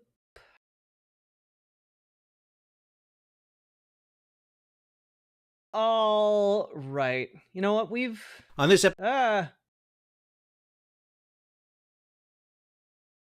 Okay.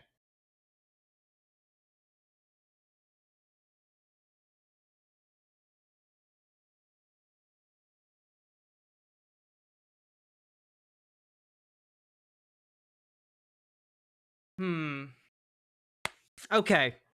We have a couple of different routes we can go from here on out, folks. What do you want to do more? I'm just taking like kind of a casual show of hands here.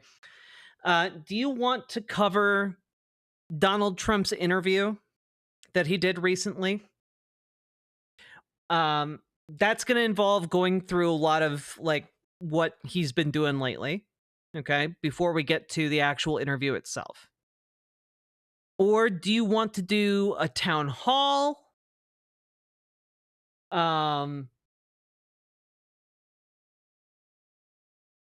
Or do you want to like I don't know. What do you want? Do you want like a Ben Shapiro debunk?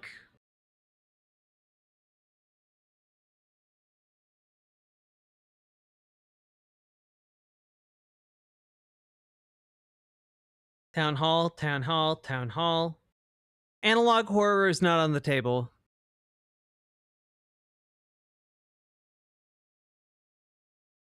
Not the interview. I've seen it covered so much. All right.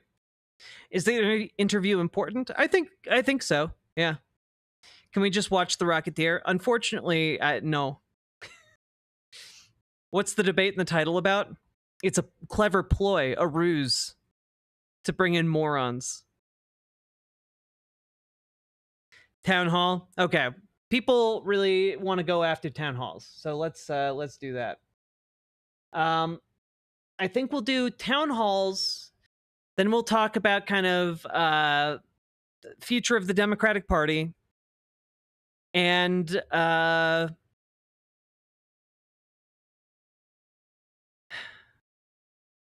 let's say we'll get a Dono Ghost boogie down if we get 10 more subs. All right? 10 more subs or the Dono equivalent, we'll do a Dono Ghost dance. All right? How's that sound, folks? Does that sound good?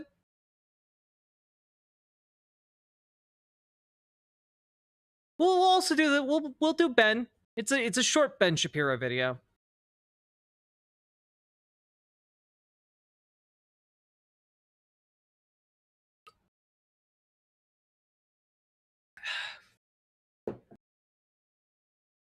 I did not drink enough water today.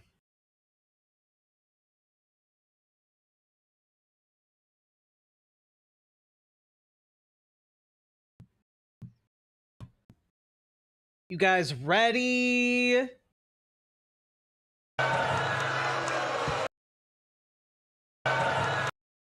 All right. Turn on subtitles. I don't know if there's a way I can make the audio better than it is. I did look for better audio on this one, but yeah, not finding it. Anyway, so folks, there is this guy named Mike Lawler, and he is a Republican. He didn't have a great town hall last go around, but he's decided to roll the dice and try having another town hall.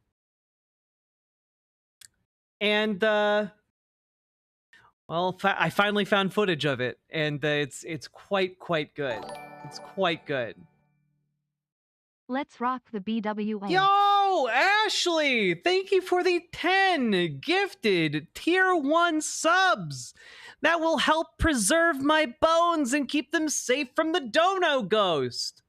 I hereby cast a spell of warning to protect the chat.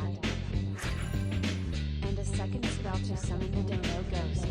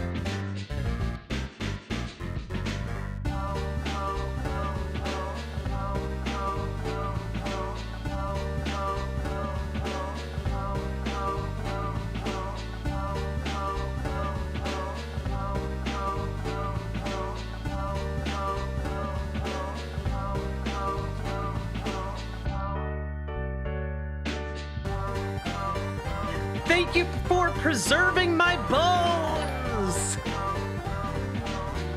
The ghost of Dance Revolution is here. All the dance moves we could want from a seated position.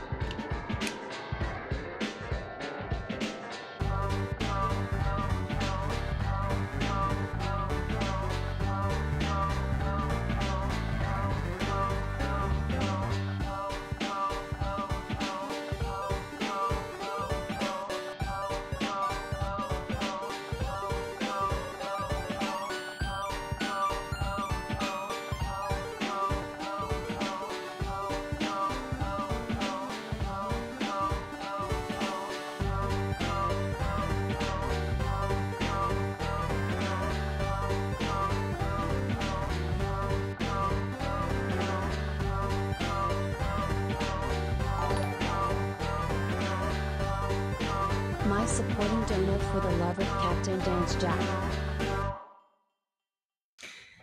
Thistles for Eyes, thank you for the $5 super chat. I appreciate it.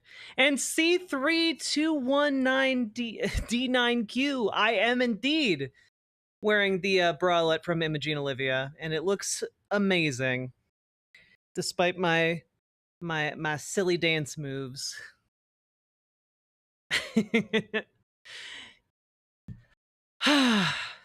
Also, Dead Domain, welcome, Raiders. Welcome. How y'all doing? Hello. Hope you all had a great stream with Dead Domain. We're about to jump into covering Mike Lawler's town hall. Also, again, Ashley, thank you for the very generous 10 gifted tier 1 subs. Kicking off a nice little boogie down. Michael DeZingle, thank you for the $5 super chat. Appreciate all y'all lovely people. Especially appreciate the love and support from YouTube chat lately. It's really stepped up, and I appreciate it. Thistles for Eyes, also thank you for being a member for 15 goddamn months. You're not careful, you're gonna unlock the Ascended Heart membership. What subjects did you guys cover tonight so far? We covered we talked about good news, and that somehow wound up with us talking about the Rocketeer, so that was fun. We also talked about Elon Musk doing his missile defense system that's also on a subscription model to the U.S. Defense Department. We talked about those two things. Salmon Moose, thank you for subscribing with Prime. I appreciate you. All right. We're going to start that segment over again.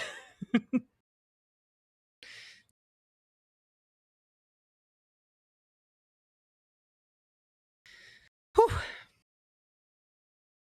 So, folks, there's this guy named Mike Lawler. He is a member of Congress. He's a Republican. And he had a town hall a few months ago that did not go very well. It didn't go very well at all. And so, of course, after we covered that one months ago, we have to cover his new one. I guess we just need to dive in to see if have things improved for poor conservative Mike Lawler? Or have they only worsened? You know, maybe we can treat this as kind of a bellwether of where the country's at when it comes to how they feel about Republicans in power. I think that would be fair. Now, before we get into it, remember to like, comment, subscribe. It helps the channel, and I really, really appreciate it. So please and thank you. But without further ado, let's jump right in here. And I do apologize for the audio. I tried to find footage of the town hall uploaded directly by the campaign, because usually politicians do that sort of thing. I couldn't find that. And I can't imagine why. I have no idea. But I did find Forbes Breaking News had the entire thing. So let's take a look. Let's take a look, huh?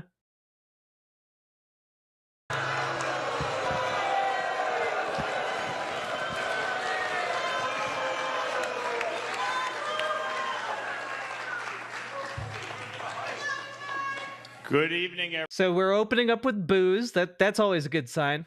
everyone. It's great to be here with all of you. Appreciate all of you coming out tonight to join us for the first of 4 announced town halls. Before we begin, I'm going to ask Sean Glendenning, who works in my office. He's general counsel, serves in our Veterans Affairs program. Ask him to come up and lead us in the Pledge of Allegiance. Please tell me you're not objecting to the Pledge of Allegiance. Okay, but like that's objectively a really weird thing to do. That's a weird thing to do. You know, like, you can't, you're objecting to the Pledge of Allegiance. Like, yeah, you know what? If somebody at like an event wanted to do a Pledge of Allegiance for no reason at the start of it, yeah, I wouldn't want to do that, actually. I would think that's really weird and cringe. And honestly, the fact that you want people in your audience to pledge allegiance to the country you represent, bitch, they got out of bed to come to your event because they care about this country. Like, you've already self-selected for people who have pledged allegiance to the country. That's why they're there, motherfucker. God bless. Thank you, Congressman Lawler. Please join me in the Pledge of Allegiance. I pledge allegiance to the flag of the United States of America and to the republic for which it stands, one nation, under God, indivisible, with liberty and justice for all. Can we just, like, acknowledge for a second, like, that is some, like, cringe, like, we should probably stop doing it, you know? Like, like, it's some cringe, like, nationalistic, like, bullshit. You know, like, the national anthem makes sense. People like singing. People like doing it at sports games and stuff. But, like, pledging allegiance, that's some, like, North Korean horse shit right there. Wait, did he forget a line? Wait.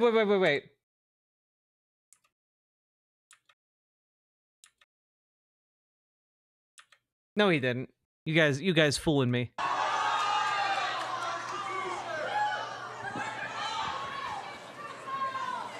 Okay. Well, I'm looking forward to a great conversation tonight and answering your questions. Before we get to the questions, I'll be very brief. I'm just going to make a general statement. It has been a great honor to serve as your member of Congress for the I really hope his general statement is basically acknowledging he's about to get his ass kicked. last 2+ years, representing the 17th Congressional District of New York in Washington, and having the ability to serve on the House Financial Services and Foreign Affairs Committee. This year, I was appointed to serve as chair of the Middle East and North Africa Subcommittee, which is a great honor, certainly, and given the challenges that we're dealing with around the globe, and certainly in the Middle East, something that I am immensely proud of and certainly focused on. During my time in Congress, I've been rated the 4th most bipartisan member of Congress.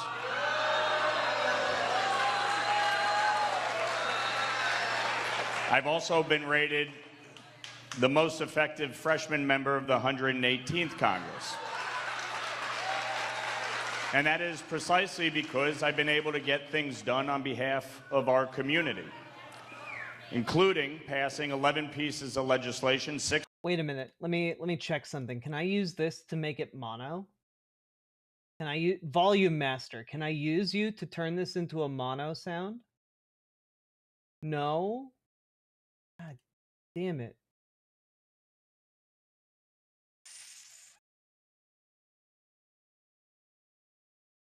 Damn. 6 of which were signed into law by President Biden. And the fact is, not many people can actually say that.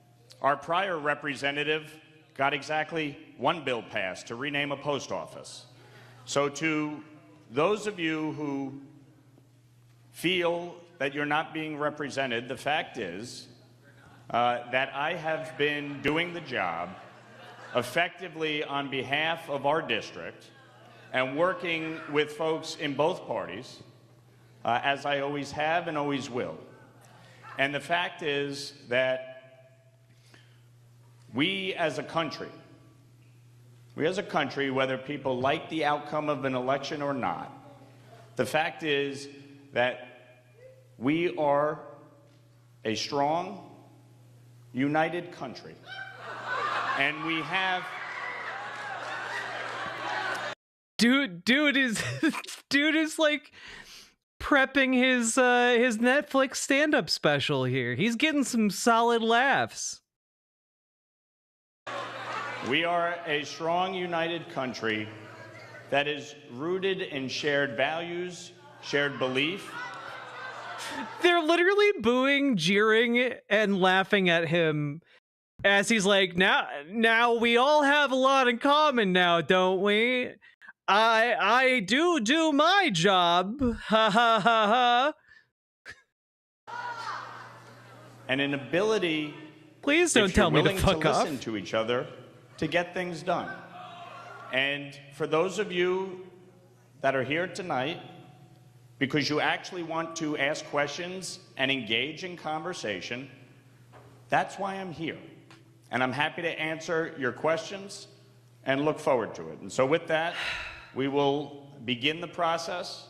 As I always have at these town hall meetings, it is a random draw, and we will be calling out your ticket. Before we start, I'd like to ask you a personal question. So there's a lot of proposed legislation, bipartisan legislation, to either restrict or prohibit stock sales from people of Congress. So I'd just like to get your position on that. On the issue of banning stock trading in Congress, I fully support banning stock trading. I've been a co-sponsor of that bill both in the 118th and now again in the 119th. I don't care what party you belong to. The fact is, if you are a member of Congress, you are aware of information that the general public just is not aware of, period. And so on the issue of banning stock trading, it should be banned. I fully support that legislation and hope that we can bring it to the floor for a vote. Hot dog. Thank you. You have a question?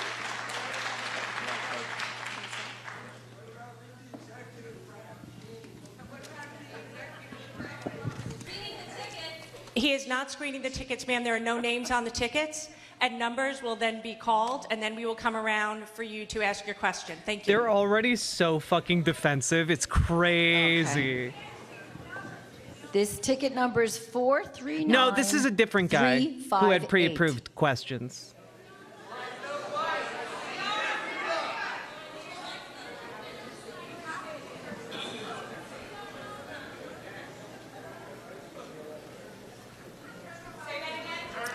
439,358.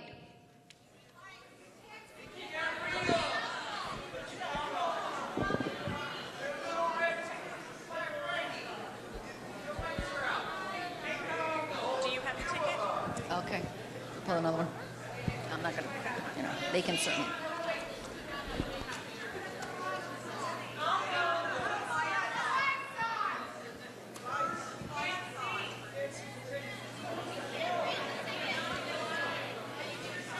Want me to do another one? We gonna get to a question? Can they put a little? Yeah. Good night, If we can Ashley. bring the Get good house lights sleep. up a little bit.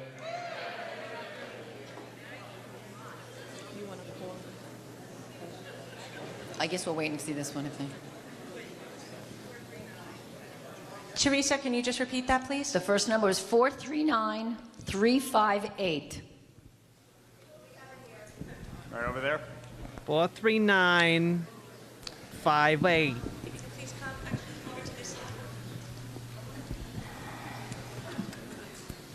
Government efficiency of Republicans on full display. Thank you for the opportunity. So you describe yourself as a moderate, yet you support all of the policies that this authoritarian administration is putting forth, including get 'em. tax cuts for the corporations and the ultra wealthy, the tariffs that are going to make everything more expensive for us, kidnapping and deporting 2-year-olds who have cancer and sending them off. So my Fuck, question lady to you, spittin'. none of this is helping us. We're getting hurt. We in the community are being harmed by this. What are you doing to stand in opposition to this administration, and what specifically are you doing that warrants the label moderate? Get his ass. Let's go. Question number 1 from this debate. So again, my record speaks for itself. I have been Clearly I it have been doesn't rated if the the question fourth has most to be bipartisan asked. for a reason, which is a very simple fact that unlike many of my colleagues, I actually do work across the aisle. I actually do sit down with my colleagues. There's not a single local elected official who can honestly say that I have not sat down with them and worked with them regardless of their party. There's not a single one of my Democratic colleagues in the Congress who could say that I don't do that. When it comes to, folks, if you want me to answer the questions, let the question be asked and then listen to the answer. Everyone stop If being you're a big just going baby to about yell this. Back and forth, the time is going to run pretty quick. So, folks, when it comes to the economy, okay, we have an affordability crisis. This crisis didn't just start. We've been dealing with it for the last 4 years. Everything went up. The cost of groceries, the cost of housing. For instance, in Rockland County, the average mortgage cost went up $1,000 a month. That's over $12,000 a year on an annual basis, okay? And so what we're dealing with is trying to reverse a lot of this. What happened? What caused that? What caused record inflation? $5 trillion in new spending in the first 2 years of the Biden administration is what gave us record inflation. And so when you have record inflation, dude, they don't you even have buy to it for be like a able to second. curtail inflation. So I'm what loving happened? this Interest audience. rates went up, right? And that drove up mortgage costs.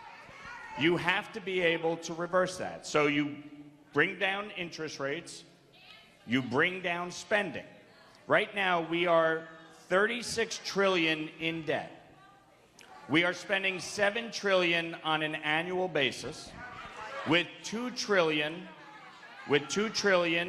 in deficit spending and $1 trillion in interest payments on our debt. God, I really wish in the course of talking about this, I really wish more people would talk about how, like, the United States gets to do deficit spending the way we do because we're a global superpower.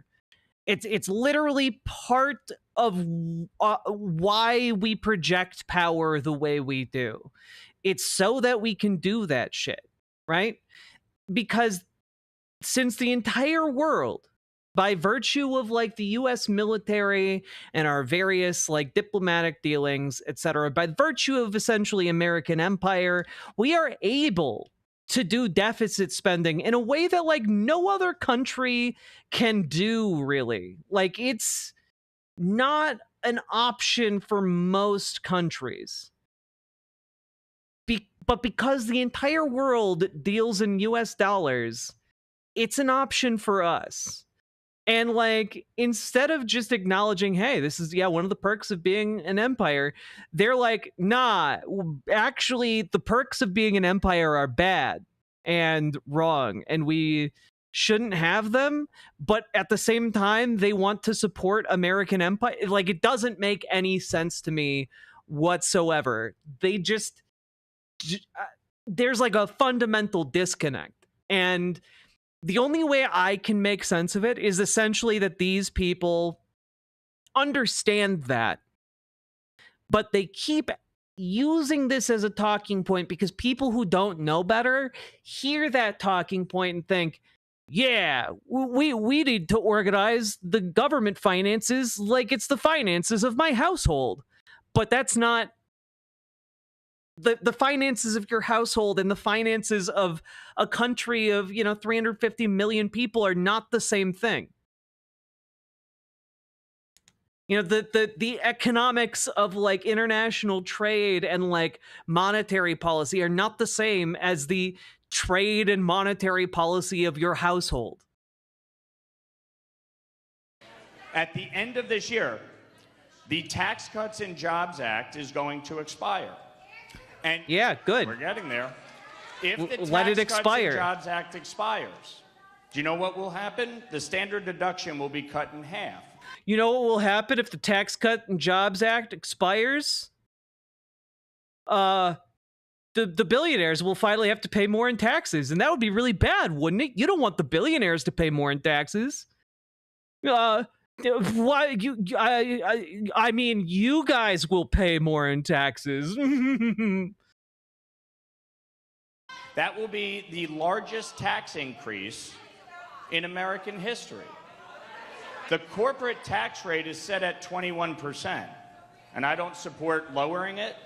I don't support changing the corporate tax rate. I do support lifting the cap on salt, which directly impacts all of us in this room.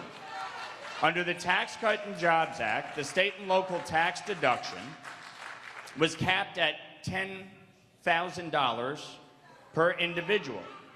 And that was passed by a Republican Congress and signed by President Trump. I didn't support it then, and I don't support it now. And that is why, as we negotiate the reconciliation bill, I have been working to lift the cap on salt. That will provide immediate tax relief to all of us in this room.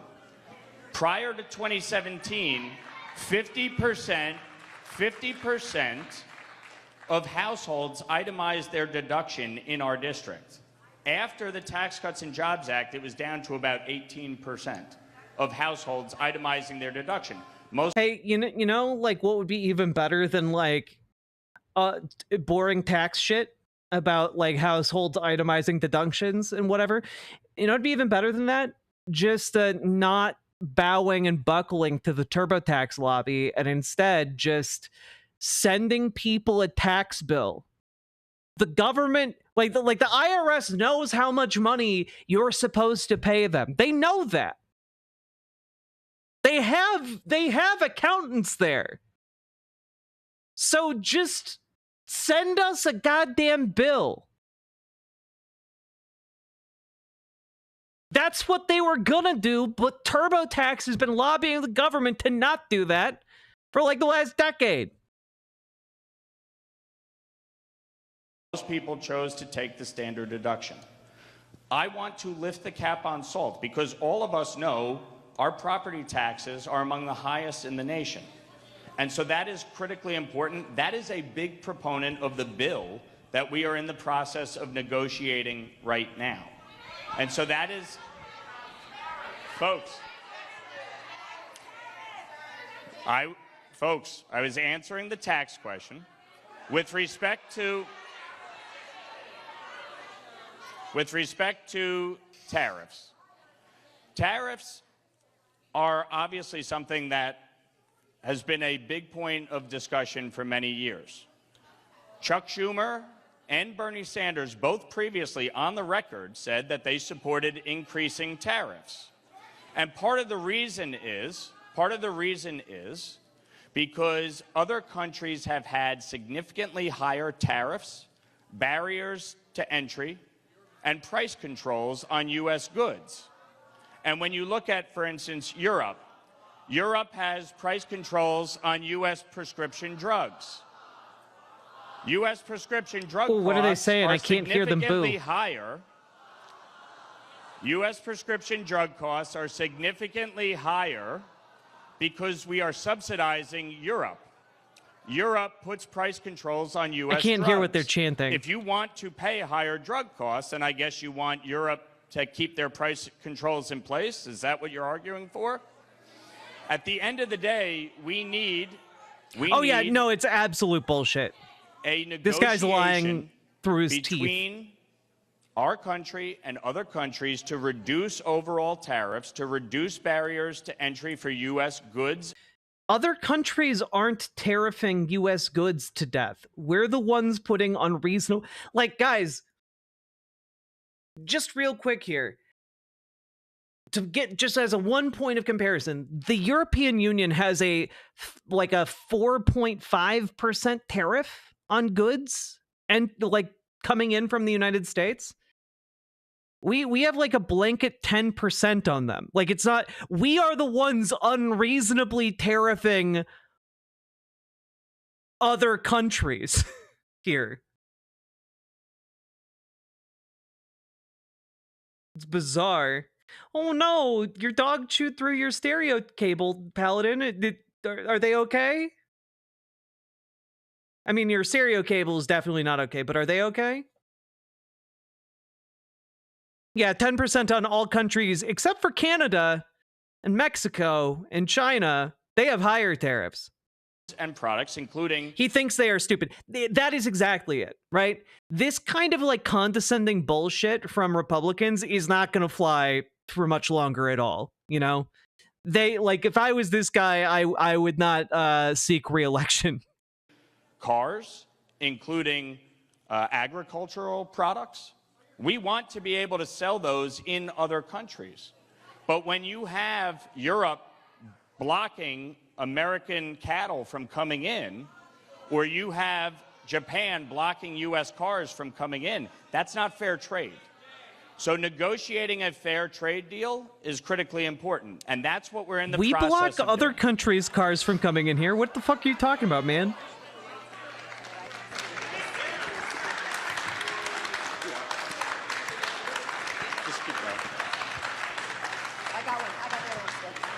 Okay, the next number's 280028. Can you repeat that, please, Teresa? 280028.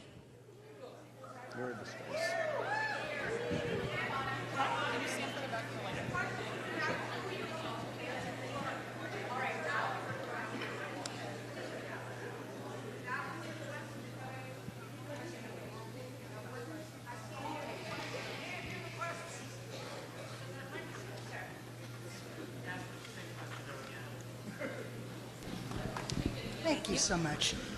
Oh, you're holding it for Yes. me? Oh, okay. Thank you so much. I'm very nervous.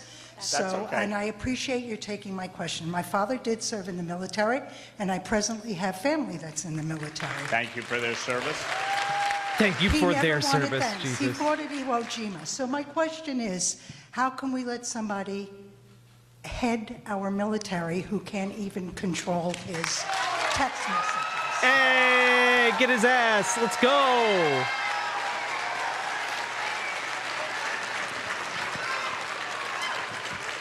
So, as I said when that story came out, the use of Signal to communicate any classified or sensitive information was wrong. Never should have happened. There should be significant safeguards put in place to ensure that that does not occur. And folks, the secretary was confirmed by the Senate. The president is not firing him. And so the question to me is on the actual military preparedness and readiness. Okay? You and cut thus that far, out, guys. On You the cut it out. operations that the military has conducted under Secretary Hegseth, those operations themselves have gone well. If you look at, now, what I find interesting here is that we look at the decision-making of cabinet secretaries. When it comes They're to morons. When it comes to the military, in the last administration, Secretary Austin oversaw the disastrous withdrawal in Afghanistan that resulted in the death of 13 U.S. service members. And if you do not believe that there should be accountability Get his ass. for that, if you do not believe there should be accountability for military operations, then why are we demanding a resignation based on a communication? The communication itself should not have occurred. It's insane to me that Republicans are dying on this hill of like, actually, it's okay to expose national security secrets. You know, as long as you're an incompetent boob, it's fine. Like that. What kind of like what? It's completely indefensible. Like completely indefensible. Like, hey, look. Look, if you leak national security secrets on purpose, that's bad, and you should be sent to a CIA black site for the rest of your life to be tortured. But if you do it on accident, because you're just the world's largest moron, it's fine. It's fine. Like, what the fuck? Genuinely. I'm calling my rep out on his condescending and misleading behavior and told him if he doesn't know how the Constitution works, then to resign and find a new job. We're sick of his bullshit. Zia Spots, thank you for the $10 super chat. I very, very much appreciate that. And good work telling your representative to, pack his bags. Because, like, jeez Louise. Signal is fine. Signal is fine if you are looking for security and you're like an average Joe schmo. Okay, that Signal is fine in that particular instance. Signal is not fine in this case. Us Republican politicians failing and Republican citizens waking up. This is why I donate. One-Eyed Heathen, thank you very much for the $5 super chat, and you're very welcome. But also, like, keep in mind, and I think I mentioned this a couple days ago, it's not just Signal. Because they're using Signal, for sure, but that is in turn destroying records of their government actions, which is in direct violation of federal law, the Congressional Records Act, right?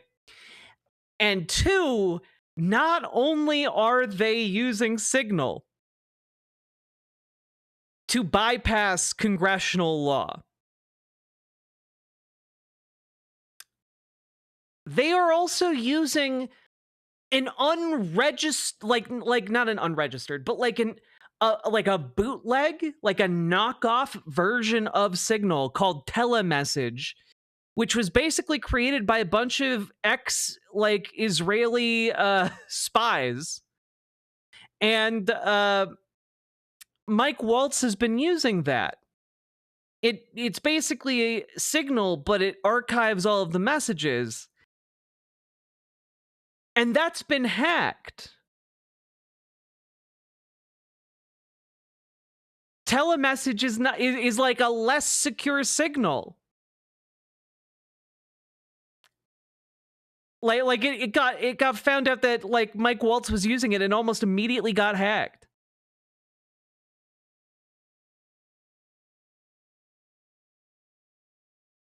Using telemessage is an insane break in security. It was transmitting state secrets in plain text. Jesus Christ, what? Wait, okay, so telemessage is a bot for Signal. You invite telemessage into your Signal chat, and it transfers the messages to archive. But in transferring it, it transfers it in plain text to an archive that is less secure. That's insane. That's insane. This guy's getting up on stage and defending literally some of the most insane shit I've ever heard. It should not have occurred. It shouldn't have happened, but it's fine. My view has been the administration made that clear when it came out, and they said, the White House said that was wrong. It should not have occurred. The White House said whoopsie daisy, so it's fine. They did. And so the objective... Haven't you ever whoopsie daisied in your life? Let he who is not whoopsie daisied cast the first stone. Objective is to make sure, A, that does not happen again, but B, more importantly to me... Our first objective should be to make sure it doesn't happen again. Man says as it happens over and over and over again to a comedically buffoonish degree. Like, we can never let this happen again. Immediately happens again. That the military operations are what is paramount, and that those making the decisions they got lucky? Sir, we have a terrific military of trained professionals. They didn't get lucky, they did their job.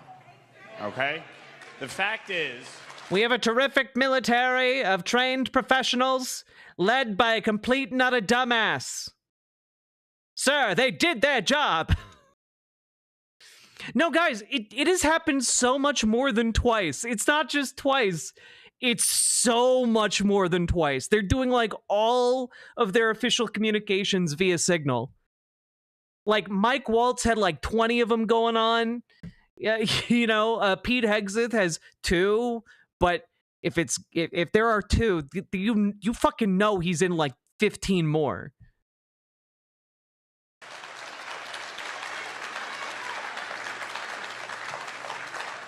The fact is that, as I said, they should not be using Signal to communicate any classified or sensitive information, period. And that's it.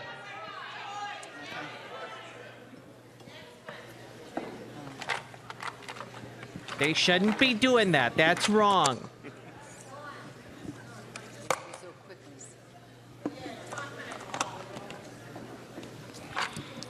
$439,305. 76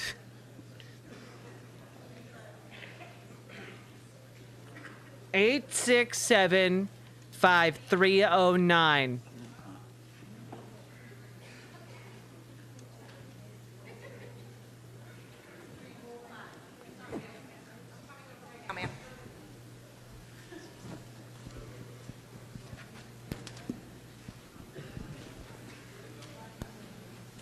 Hey, SJ.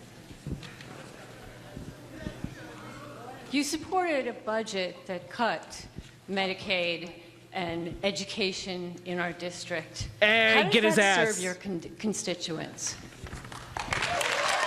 Get his ass. Let's go. Love it.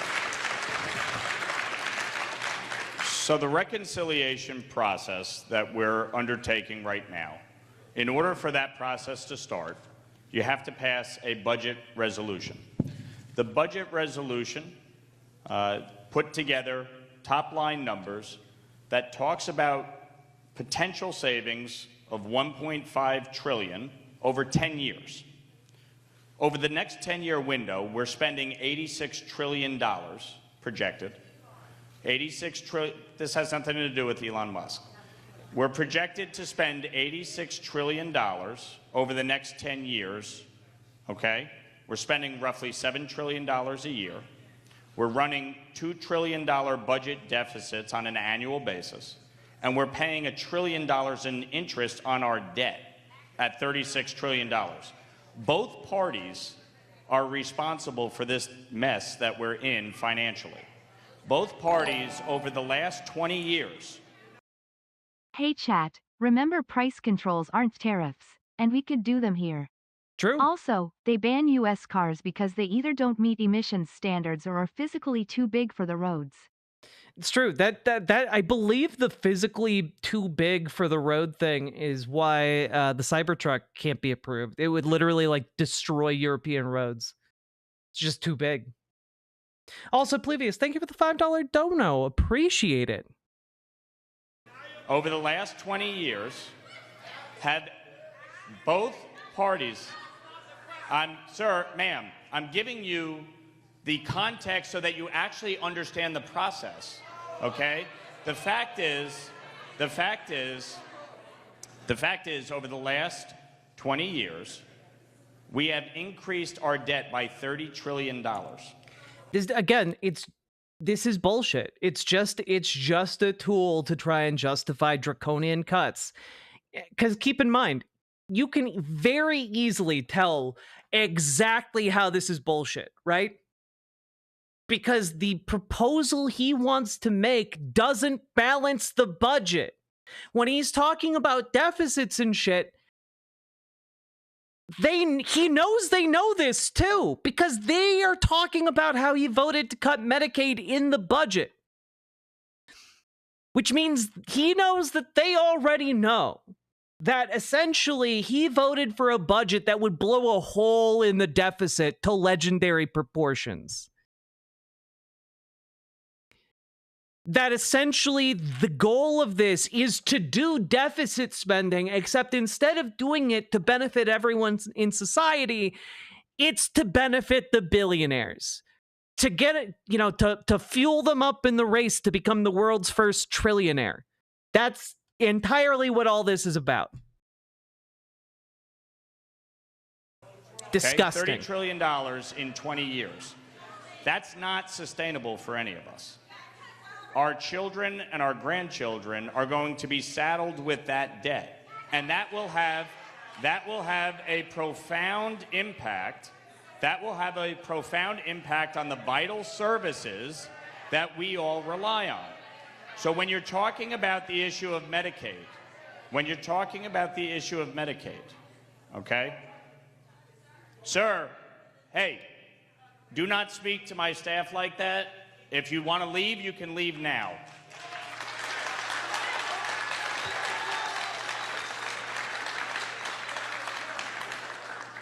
Everybody show everybody a little bit of respect here, please, okay?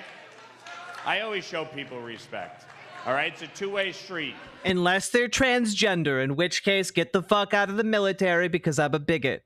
But I show everyone respect. It's how this all works, right? Congressman, can we ask that people please put with the videos of staff? Folks, you can take your anger out on me, that's fine. Treat my staff with respect, okay? They show up every day to serve this community. They don't need to be attacked, yelled at, berated. It's unnecessary. When it comes to Medicaid, I've been very clear. I am not cutting benefits for any eligible recipient, period. And the fact is that our community relies on these vital programs. The IDD community, our seniors, children, single mothers. There are a lot of people across our community who need these programs. And we want to make sure that they are protected. But the fact is that when you are coming up with a budget resolution, it's a top-line number. The question is, what can get 218 votes as part of a reconciliation?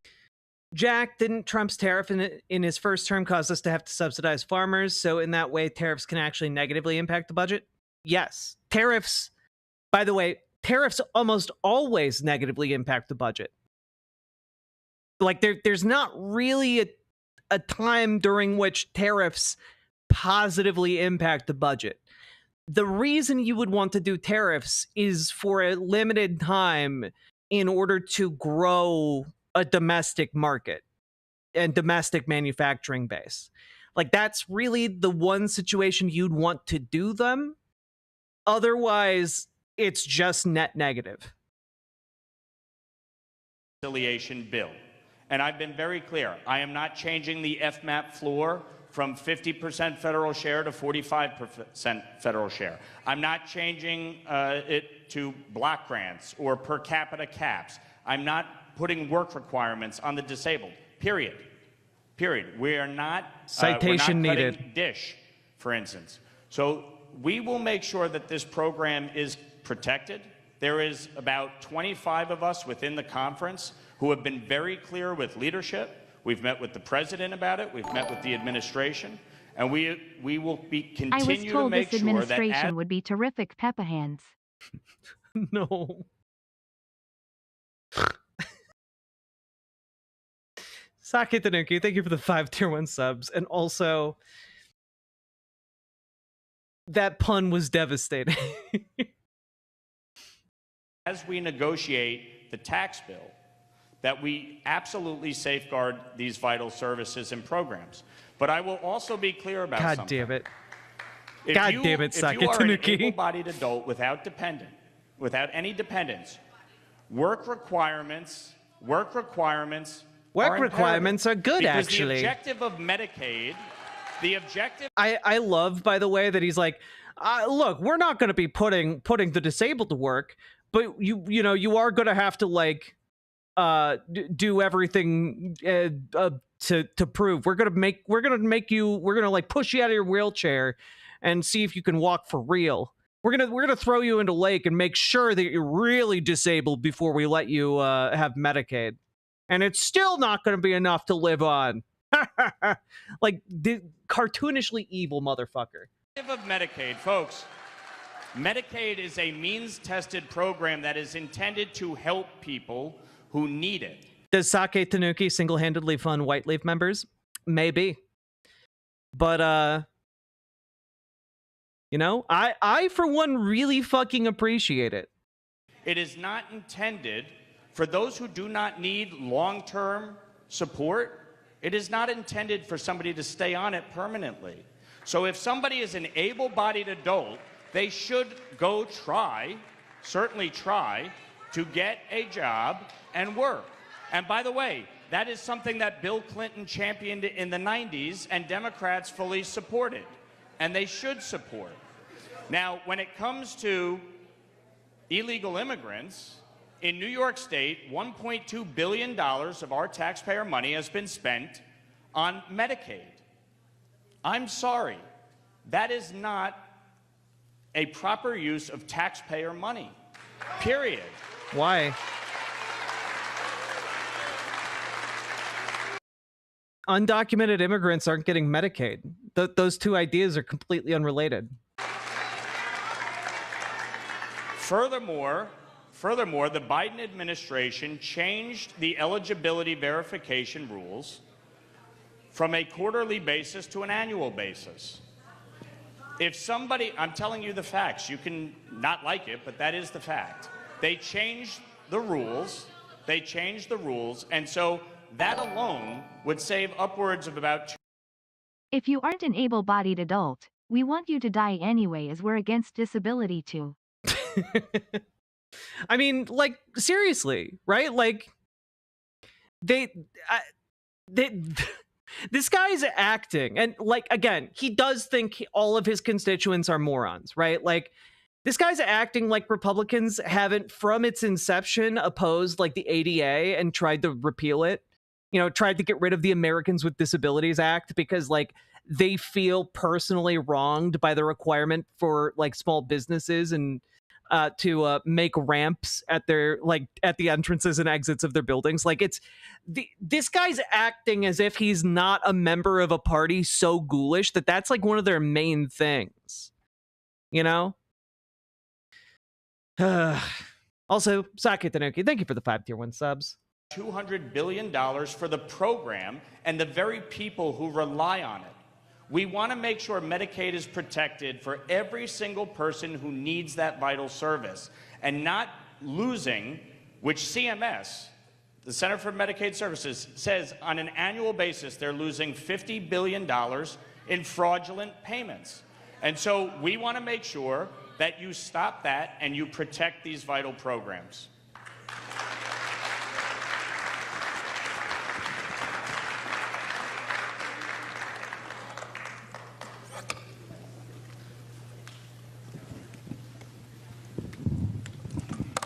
Zero 58111.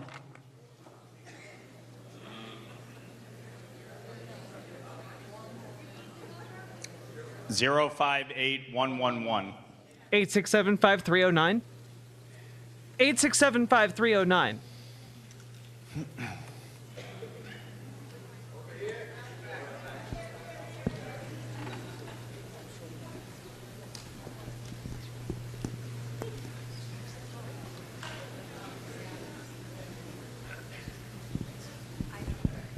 You have to hold it?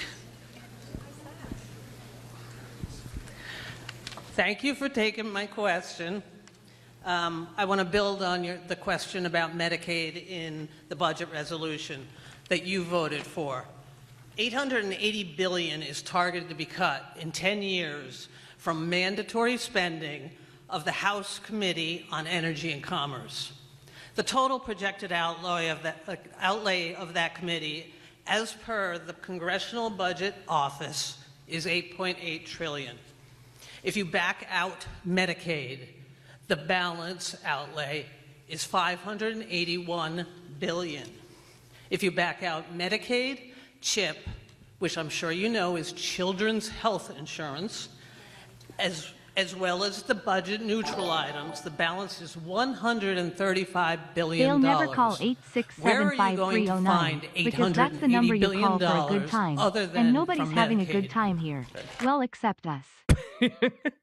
Oblivious, thank you for the $5 dono, and also thank you for having a good time. I appreciate it. Also, this is a very good question this lady's asking, because, like, yeah, the math doesn't math, and this is like there's a reason why he's like looking down, almost like he's ashamed here, and it's because she's completely right. The math doesn't math. Republicans have been trying to say, oh, we're going to get it from the waste, fraud, and abuse. And Elon Musk has literally not found any. You know, oh, we're going to get it by firing all the federal workers. And like, even if you fire a bunch, like most of them, it doesn't get you remotely close to the number you need to get to give the size of tax cuts that they want to give. Right? The only way they get this money is from Medicaid, Medicare, or Social Security. That's it. That's it. Yeah, we're going to get out of it with gold cards. Yeah, they're going to sell enough citizenships. Nope. I'm a politician, not a calculator. So, when it comes to budget reconciliation, it is the Senate number that governs, not the House number. The Senate number that they passed just 2 weeks ago was $4 billion total. $4 billion total across the entirety of the government. Not $1.5 trillion, $4 billion. The objective to me has always been, you have to find 218 votes. And I can tell you right now, there will not be 218 votes to cut Medicaid to eligible recipients, period. There is a whole group of us that, going back to last year, and then in January, we made it very clear to leadership. I met with the president at the White House with a group of about 20. We made it clear to the president. The president actually agreed with us about not wanting to cut Medicaid. The issue is getting a budget resolution, which was the first step in the reconciliation process, passed. That's what we did. We passed a budget resolution that has a framework. As far as I'm concerned, that is as good as the paper it was written on. The issue is the actual reconciliation bill. That is the bill that matters. That is the one that will determine what, if any, changes there are to any spending. And the question will be, can you get to 218 votes? I've been very clear. I will not support a reconciliation bill that cuts Medicaid benefits to eligible recipients, and I will not support a reconciliation bill that does not lift the cap on salt. Period. I will vote no if it does either of those things. That's so cool of you, man. You must be like the coolest Republican.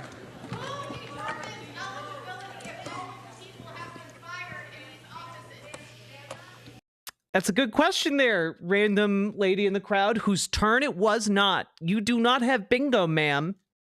But it was a very good question. Ma'am, we said no yelling out. Can you please? Oh my God. The states run the Medicaid program.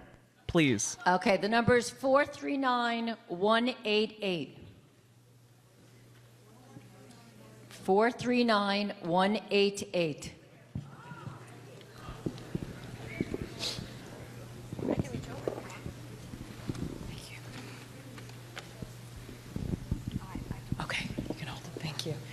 Thank you for taking my question. I want to follow up on some other things that have been said, and I ask that people let me finish, please, and that you answer my question. On Friday, this administration deported 3 children, ages 2, 4, and 7, get his ass. who are U.S. citizens. Get his ass. The 4-year-old with a rare form of metastatic cancer receiving treatment and deported, thank you, without medication, and all without consultation with their families, attorneys, or physician. All of the families were complying with law, a routine check-in, only to be detained and then deported. These continuing illegal actions by the administration cannot be tolerated by Congress, but you said you are not concerned with authoritarianism since there are 3 equal branches of government on the Brian Lehrer show on Friday when I heard you. You're consistently seen as a bipartisan member of Congress, but your actions speak louder than your words. When will you uphold and adhere to the Constitution? Where is your line on all of these illegal actions? Do you want to be known? Good fucking shit, lady. Good job. So, no, I wanted to hear her zinger. I wanted to hear her zinger. Do you want to be called? Do you want to be known as Mike Lawler or what? Mike Lawler or Mike Lawless? Maybe. I want to hear her cook. I was waiting for it. The 1-2 punch. Said the other day when I was on CNN actually when the Supreme Court ruling came out 9-0 against the administration with respect to the deportation of good. At least he acknowledges Garcia. that the Supreme Court was against Donald Trump. The administration should abide by the Supreme Court ruling. Period. If as co-equal branches of government, okay, it's not superior. It's not the executive above the legislature. Or folks, let me explain, please. It's not. God, guys, it's not come on. One branch above the other. We are all co-equal. And what has happened over many administrations is executive power has become condensed in the executive. And I fundamentally believe both Congress and the judiciary have to reassert their rightful powers. So with respect to,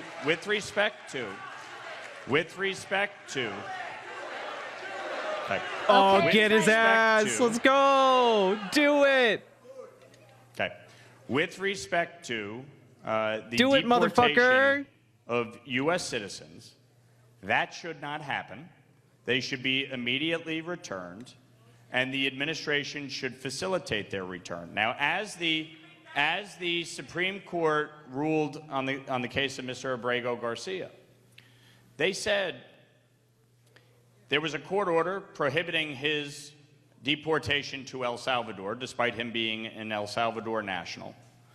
And they said that he should not have been. And I agree with that because you had a court order.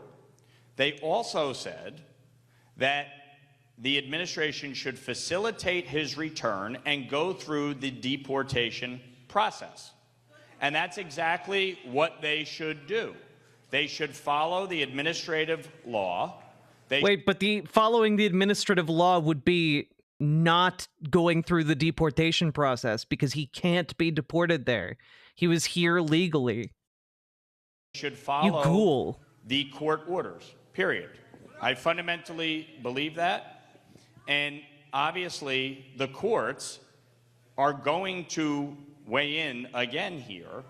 And what you will have, if the administration does not facilitate the return of both either a U.S. citizen or, in the case of Mr. Abrego Garcia, you will have the courts take significant action holding numerous people in contempt.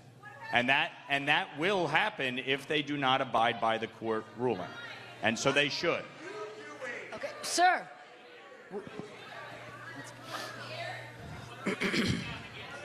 I have, and I just did again in front of you. God. Congressman. Owned, liberal. Would you like to talk? Excuse me, everyone. I would just keep going with questions. Okay. Just keep going with questions.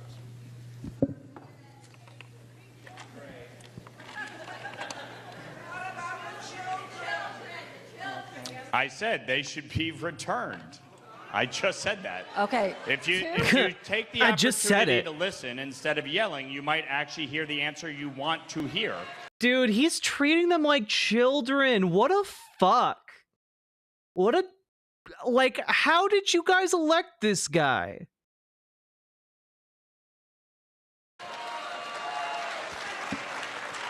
Two 280,051.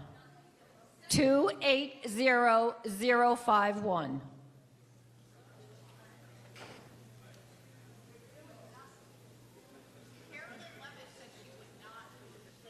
Two 280,051.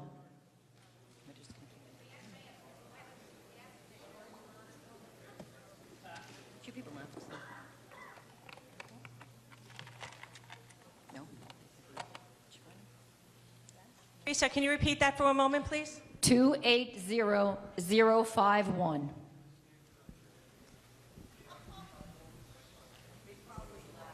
Liz... Okay. That's a really excellent point. Liz Galahad, fun fact, the TSA has spent probably over $1 billion on body language detection software and training, which is a pseudoscience. If you want to find waste, fraud, and abuse, it's always something we have for security, especially if it falls into the camp of security theater, you know, where it's just there to make you feel safe, but it doesn't actually make us safer. We'll go on to the next one. Yeah, they yelled enough. 058. Wow, sassy, 058,132. Employees here, assistants, whatever, you know, staffers. There we go. That's the word.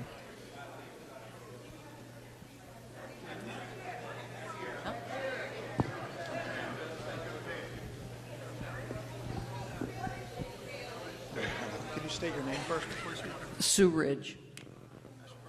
Oh, I can't hold it? Okay. Okay, my question, I want to follow up on the last question. You've told us what the administration should do. Our question to you is, what is Congress going to do to help enforce what should be done by the administration? Hey, let's go! He has not had a single question that is even remotely supportive of him and his position. Not a single one.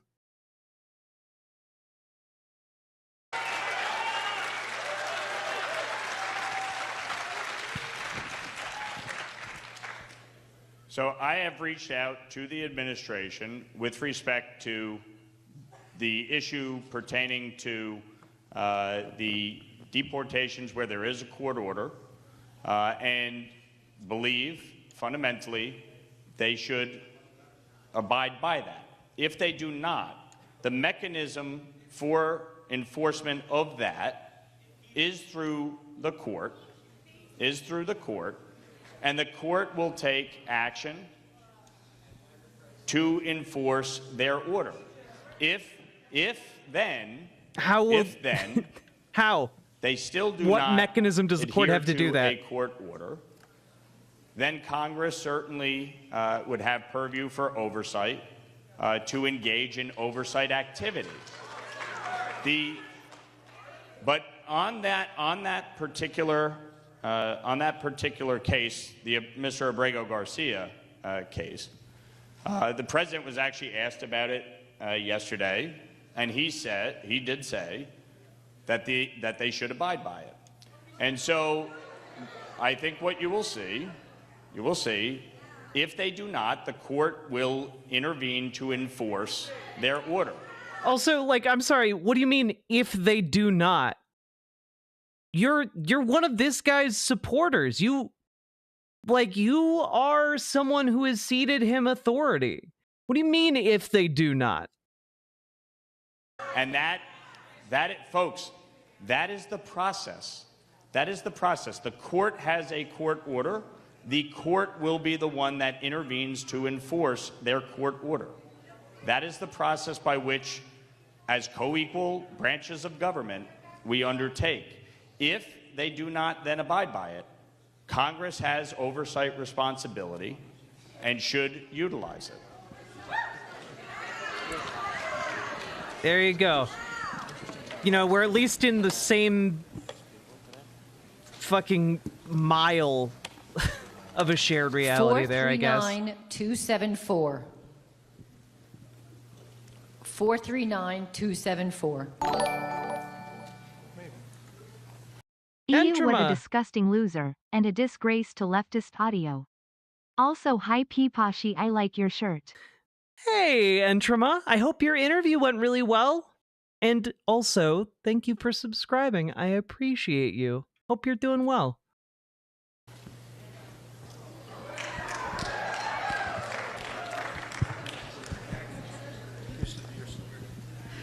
Rebecca Fennell. I have a rather different topic, so I apologize if people don't want to change the subject at all. But my question is about RFK Jr., for whom I assume I'm pretty sure you voted for him, and I wonder, do you honestly? I did not. The Senate is the one that confirms. Oh, that's true. That's true. I'm sorry. I did do not. You think, I apologize for that. Do you think I would he never. Is, I would never the support right him man for that job? And do you approve of what he has been doing and the changes it's going to make to our medical care? So on the issue of vaccines, for instance, I've been very critical of many of his statements, especially statements pertaining to autism. I think obviously it is certainly something that all of us should want, research on causes of autism or why we... Yeah, but the crazy thing about that, Michael Lawler, is that we already have a bunch of people doing research on autism. And you know what? Robert F. Kennedy defunded them. Isn't that interesting? We have seen over the last 20 plus years a significant increase in the number of autism cases. But I fundamentally believe in the efficacy of vaccines. I do think vaccines, by and large, have done more to cure diseases as well as prevent I do believe in modern among science children, and adults. And so I think it is imperative when we're talking about vaccines that we do so based on the science. And while I do believe there should be robust conversation, as science provides for and should, because there's constant research and they're always learning and they should learn new things. When it comes to our food, I do actually agree with many of the things he has talked about and some of the harmful impacts that some of the dyes, for instance, in our food. If you look at the announcement they came out with, they are Yeah, like there are some food dyes we should probably get rid of, but like if you watch that announcement, he goes into some really wacky directions with conspiratorial like treatment and shit. It's gross. Yo, Entrama, good luck finishing your thesis. now following Europe in terms of banning some of these petroleum-based dyes to be used in our food. And I think that's a good thing. I actually support that, and I think he's right to raise that. I have disagreed with him on a number of decisions that have been made out of the Department of Health and have written him already numerous letters with respect to, for instance, cuts to that would impact the World Trade Center Health Fund. I and my New York Republican colleagues pushed back hard against that. We went to the White House immediately. Look at the trees. They were able to reverse just the a button-up decisions. shirt. When it comes to, for instance, cuts to HIV funding, I have been opposed to that. The fact is that eradicating HIV is something I've been opposed to that, but I'm not like super concerned Yellow about Lake it. 40 has nothing on high fructose corn syrup. Wake me up when they are serious. True. Like, genuinely. Also, and this is somewhat selfish, I would really like it if they got rid of titanium, like, whitener agents. And then this is just me, you know? My partner has, like, an allergy to titanium. And so, like, foods with that coloring in it can really mess with her, and I would like it if fewer things had it in it, because it's a rare allergy. But also, like, do you really need things to be whiter than they really are? I don't think we do. Also, maybe it's not great that we're eating titanium. I don't know. I'm just a simple country streamer. we should all support. It is something that is vital not only around the globe when you look at programs like PEPFAR, but it is critical for our LGBTQ plus community here in the United States and around the globe. I have pushed back against his proposed cut to the suicide hotline when it comes to the LGBT also, community. thank you for the 521 subs. I do not support, folks. Oh, Liz Galahad, I wasn't saying that to make you feel bad. I'm sorry. Yelling out really doesn't change anything. The fact is that where I disagree, I have no problem saying it and pushing back against the things that they're doing. I'm constantly in touch with the administration. Yeah, really though. But you say that, but you don't really seem like you're pushing back against it at all. It's weird. Now, here is how this process is going to work. The administration is making recommended changes. They are putting forth cuts that they want to make. Over the next few months, between reconciliation, a rescissions package, and fiscal year 26 appropriations, Congress is going to weigh in heavily on every decision that they are trying to make at an administrative level. Some of them we will agree with. Some of them we will disagree with. Some of them will require folks like me pushing back against it. And that is the process that is undertaken when the administration seeks to withhold funds or cut programs.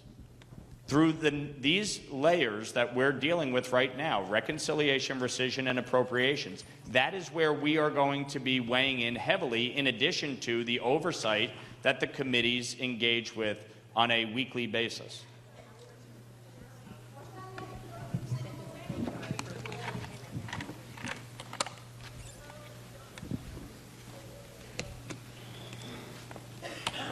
Is this going how you thought it would, Mike? 058100. 058100. Yeah, no actual answer at all, yeah. Is this like a giant middle finger to his constituents? It's kind of nuts. Like, the level of bad politicking this is wild to me.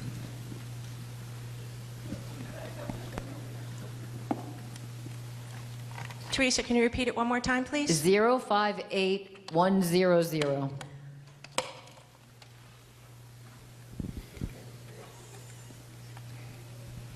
No? Can we call a new number? Yep. 439183. 439183. 439183. Staff are angry. Oh, you can hold it? Okay. All right. So, a little background. All right. I've had my own software company for 40 years. Okay. I've had my own software company for 40 years. Okay. In that time, I've written software for the poultry industry, and I've seen... I'm sorry, for which industry? The poultry industry. Poultry? Okay. And I've seen the FDA inspectors and the Department of Agriculture work, keeping our food safe, okay? The budget cuts that we're doing right now is taking that away.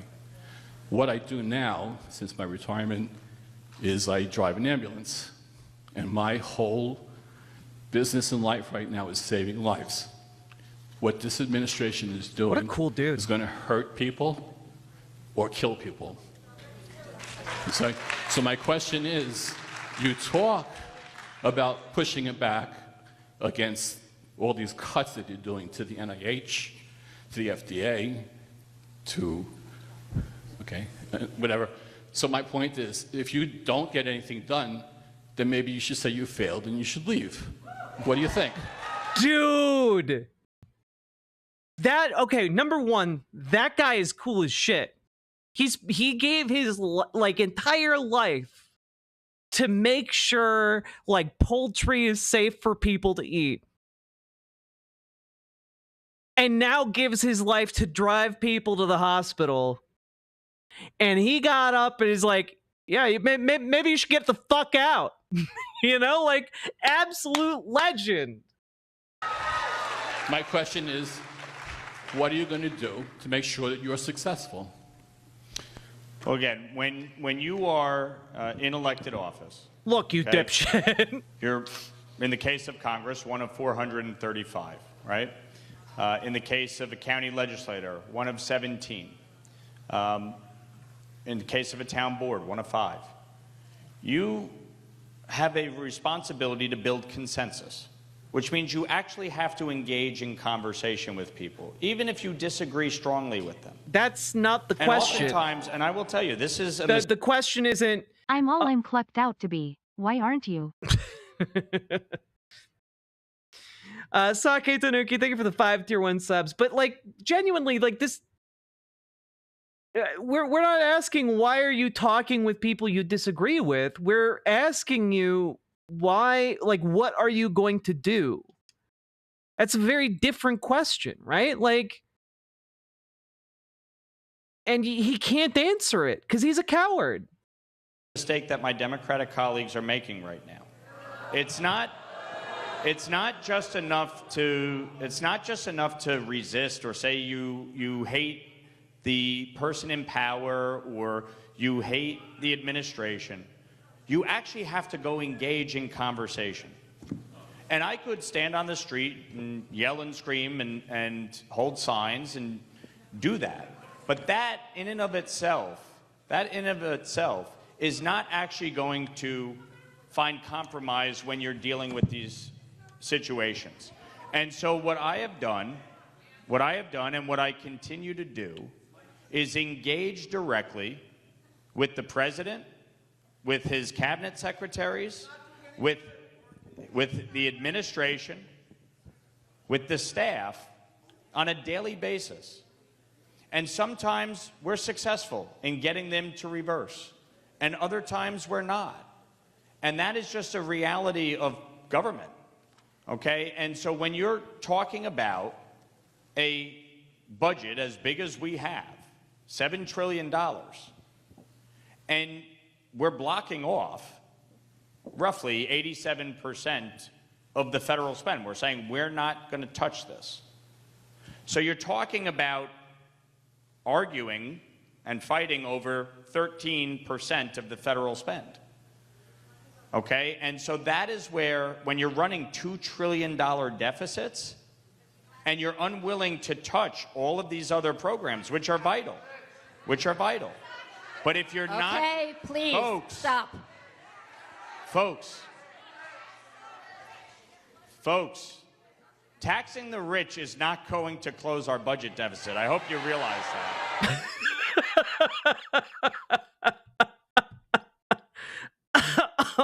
Oh.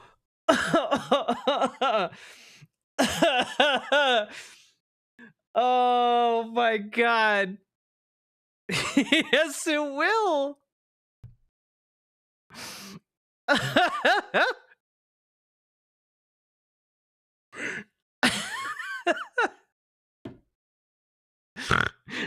Oh, fuck. Look, folks, breathing oxygen isn't going to fix our suffocation problem, is it? Like, what in the fuck? It really will not. It really will not. Let me ask you a question. What rate would you propose? What rate? Just do what it. Rate? What rate? What rate? What rate? Okay. The fact is... Incredible stuff. The fact is, you are not going to be able to close this budget deficit, okay, just through the issue of taxes. This is incredible. We are spending at astronomical levels. As I said before, both parties are responsible for adding $30 trillion in debt in the last 2 decades. 30 trillion in debt in 2 decades. When I was in high school, we were in single-digit trillions. So the fact is, you cannot just solve this through taxes. You have to get spending under control. And that's just a reality, whether people like it or not. It's just basic math. I love that he's like, it's just basic math. And he didn't seem to understand the question about cutting Medicaid. Insane stuff. Uncle Gumball, thank you for the tier 1 sub. How about 90% rate, tranche? Also, I hereby dub thee American Sargon, so suck on D's. You know, you know what? I am very specifically, if I were in this district, I would run specifically on a 1,000% tax rate on Mike Lawler specifically. 10,000% tax rate on Mike Lawler. Why tax the rich now? We haven't done it in my lifetime. Why? We've never tried it before. It's not a time to start trying now. Zach Kitanuki, thank you for the 5 tier 1 subs. Okay, folks, we're here to hear the congressman. We're here to the congressman. 058064. Actually, they're not here. I mean, part of why they're here is to hear the congressman, but like, genuinely, the main reason they're here is to speak to the congressman. You know? 058064. 058064. I love this audience.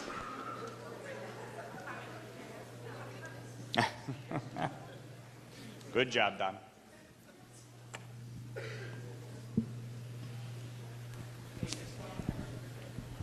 Many of my questions have already been asked, but I would like to point out that many of your answers have really obfuscated the questions that were asked. Yup. Get his ass. You have not answered. You have not. You tout yourself as a moderate bipartisan leader. I would like to see Congress put together a coalition of people who could actually do something about the cuts that have been made to Medicare, Medicaid. There have been no cuts to Medicare. Excuse me, let me finish. There have been no cuts to Medicare. Ma'am, if you're going to say something demonstrably false, I'm going to correct you. The agencies that run Social Security, what a piece of shit this guy Veterans is. Affairs, Medicaid, education, are welfare programs to help people Get his ass, girl. overseas, to prevent disease coming to this country. What is Congress doing to coalesce behind a movement to stop this administration creating chaos and destruction, not only in this country, all over the world?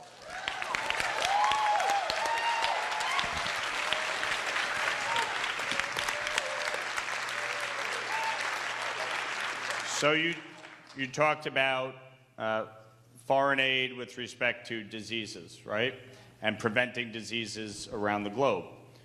One of the things that I did immediately with respect to USAID was reach out to Secretary Rubio with respect to PEPFAR. PEPFAR has been one of the most consequential and significant foreign aid initiatives ever created by the United States. It has saved over 25 million lives around the globe, and you're talking about $80 on an annual basis per individual. It is one of the most effective programs. And I reached out immediately to make sure that while there was a 90-day pause on foreign aid, that they provided the waiver for PEPFAR to make sure that that program continued forward. And yes, it is. And so ultimately, yes, it is. Where, as I said before, Congress is going to be going through reconciliation, appropriations, and a rescissions package. And through that process, Congress will exert its constitutional authority of power of the purse and control of the spending. And that is the give and take. The administration has an ability to put forth rescissions that they would like to see. That does not mean that we have to accept it. And that is the process we are going to be going through in the coming weeks and months. And so that's where Congress will exert its authority when it comes to spending.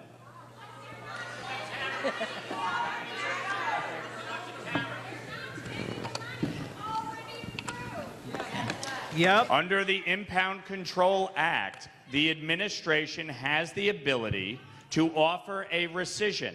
Congress can either rescind or reject. That is the process. Yeah. 058 maybe that's bad. 063.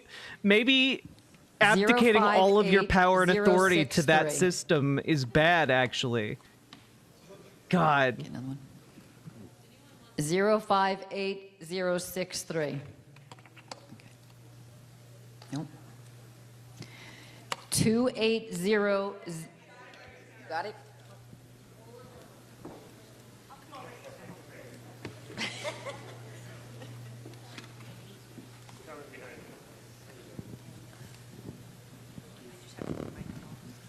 Oh, you have to. Yes.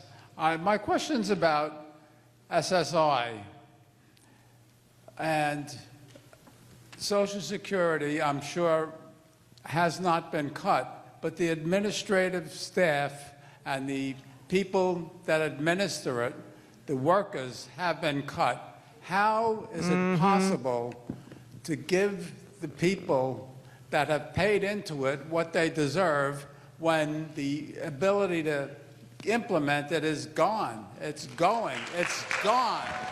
Yep. So the federal workforce prior to COVID was 2.7 million people. At the end of Joe Biden's administration, the federal workforce was about 3 million people. Based on all the estimates that we have, based on changes that the administration has made to the federal workforce, they are still above 2.8 million people in the federal workforce. And so the numbers in the federal workforce are still higher today than they were prior to COVID. Now, COVID saw a surge in hiring. COVID saw a surge in hiring for a reason, for an obvious reason. And so what the administration has set, it's not bullshit, folks, it's actual numbers. What real numbers, not those fake numbers. What the administration has put forth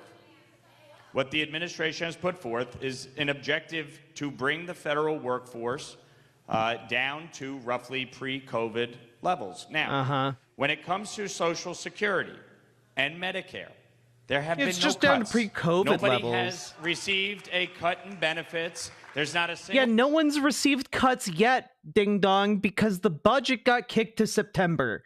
And you think your constituents who rely on it to survive are so fucking stupid that they don't know that they don't pay attention to the programs they need in order to live. The condescension from this prick is insane. Single person in this room that is on Social Security or Medicare that can honestly stand here and say that they have received a cut, because you haven't. You know, I think you could call Doge trying to cut the phone lines out of Social Security a cut. I think you could call closing Social Security Administration offices across the country a cut. It meaningfully diminished the service that all of these people rely on. Now, with Fuck this guy. respect to Social Security, sir, just yelling out is not going to change anything. All right, you're interrupting everybody else. Yeah, I was about to change enough. my mind, but now I'm not going to. That during my time in Congress, 'Cause you wear a big I meanie have pants. fought to protect Social Security. God, and I hate Medicare. this guy. I helped pass the Social Security Fairness Act so that people who for the last 40 years have been getting screwed because they had a pension and they were losing Social Security benefits, they now get those benefits because I fought to get that done. So when people say, oh, they're cutting Social Security or they're cutting Medicare, that is a lie, period. No. We are not... No, this guy is insane. Here, you know what? I'm just going to do...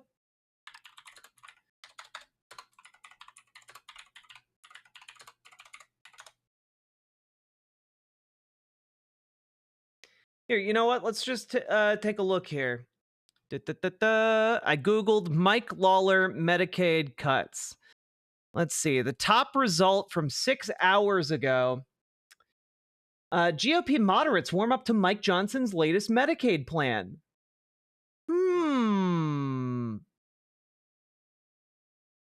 They've grown more comfortable with a revised House GOP effort to overhaul Medicaid following an evening meeting with Speaker Mike Johnson and other leaders. Let's take a look here. The plan is centered around work requirements for beneficiaries, more frequent eligibility checks in the program, and cracking down on coverage for non-citizens. Again, Medicaid doesn't cover non-citizens. Some controversial changes the moderates had blanched at appear to be omitted from the latest plan, cutting the federal share of funding for states that expanded Medicaid under the Affordable Care Act and capping federal payments to those expansion states. Let's see here.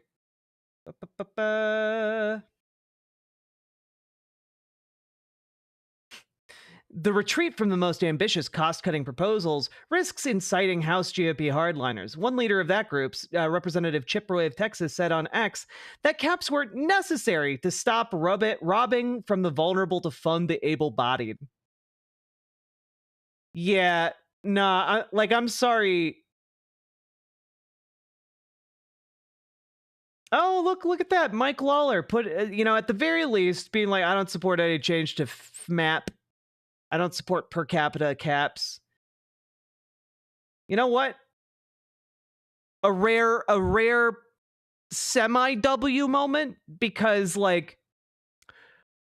while he's not supporting those more heinous things, he is, again, supporting the other shit.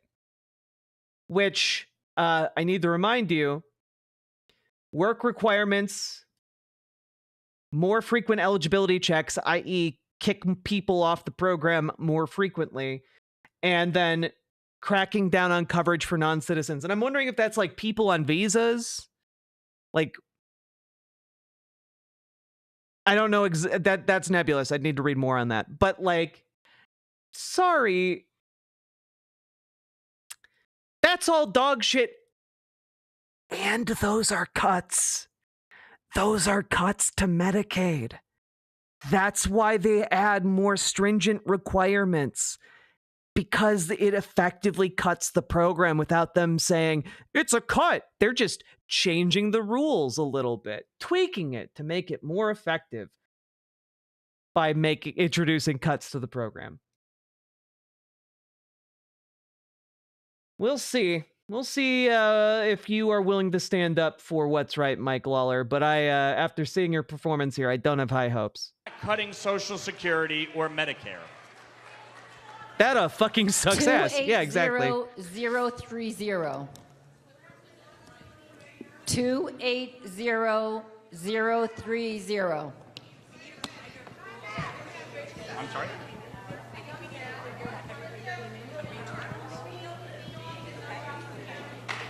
So actually, let me address the office situation, because that's actually an important point. And folks, please, everybody came in here, whether you like me or not, whether you like my answers or not. Most people don't like you. Please try to abide by the rules so that everybody else has the opportunity and we can get through more questions. But just screaming and yelling at each other is not solving anything. So the fact Answer is, the goddamn questions. with respect to the Rockland County Social Security Office, they shut it down in May of last year for renovations. And they told us it would be open by September. They didn't even start renovations until December. Then they told us it would be reopening this May, and now it's projected to be September. The failure... Yeah, but they're doing it under your administration. They're doing it while you're the one doing this now, right? Like, you can't say, oh, they did this thing in the past that I didn't support. But we're talking about what they're doing right now, because they, in the past, closed it for renovations. Right now, you're just closing it forever. There's a big difference between those two things. To actually get this office renovated, obviously in a timely manner, is absurd. It's absolutely absurd. And the White Plains office that has been subject to discussion, the White Plains office is not a full Social Security office. It is a field hearing office. And it was a massive space that they were underutilizing. And so the Biden administration notified my office in December that they were shutting down that office. They were not going to renew the lease, which was come due this May. I have reached out to the administration repeatedly for the purpose of trying to come up with a solution to make sure that there is a field hearing office within vicinity. My goal, my objective, is to get the Rockland office, when it is reopened, hopefully by September, when it is reopened in West Nyack, where we are, that it would also include a field hearing office so that everybody in our area has the ability to utilize that without having to travel. Now, 80+% of the hearings are now virtual because technology obviously has been extremely helpful. But for those that need the physical location, my objective is to get a solution with the administration that includes using the Rockland office as a field hearing Good night, office Iron for those who need Feathers. it. Good night, vegan. Congressman, we do have the person who had the ticket that was pulled. I'm going to let her answer the question back here. Oh, sorry. Okay? Sorry, okay.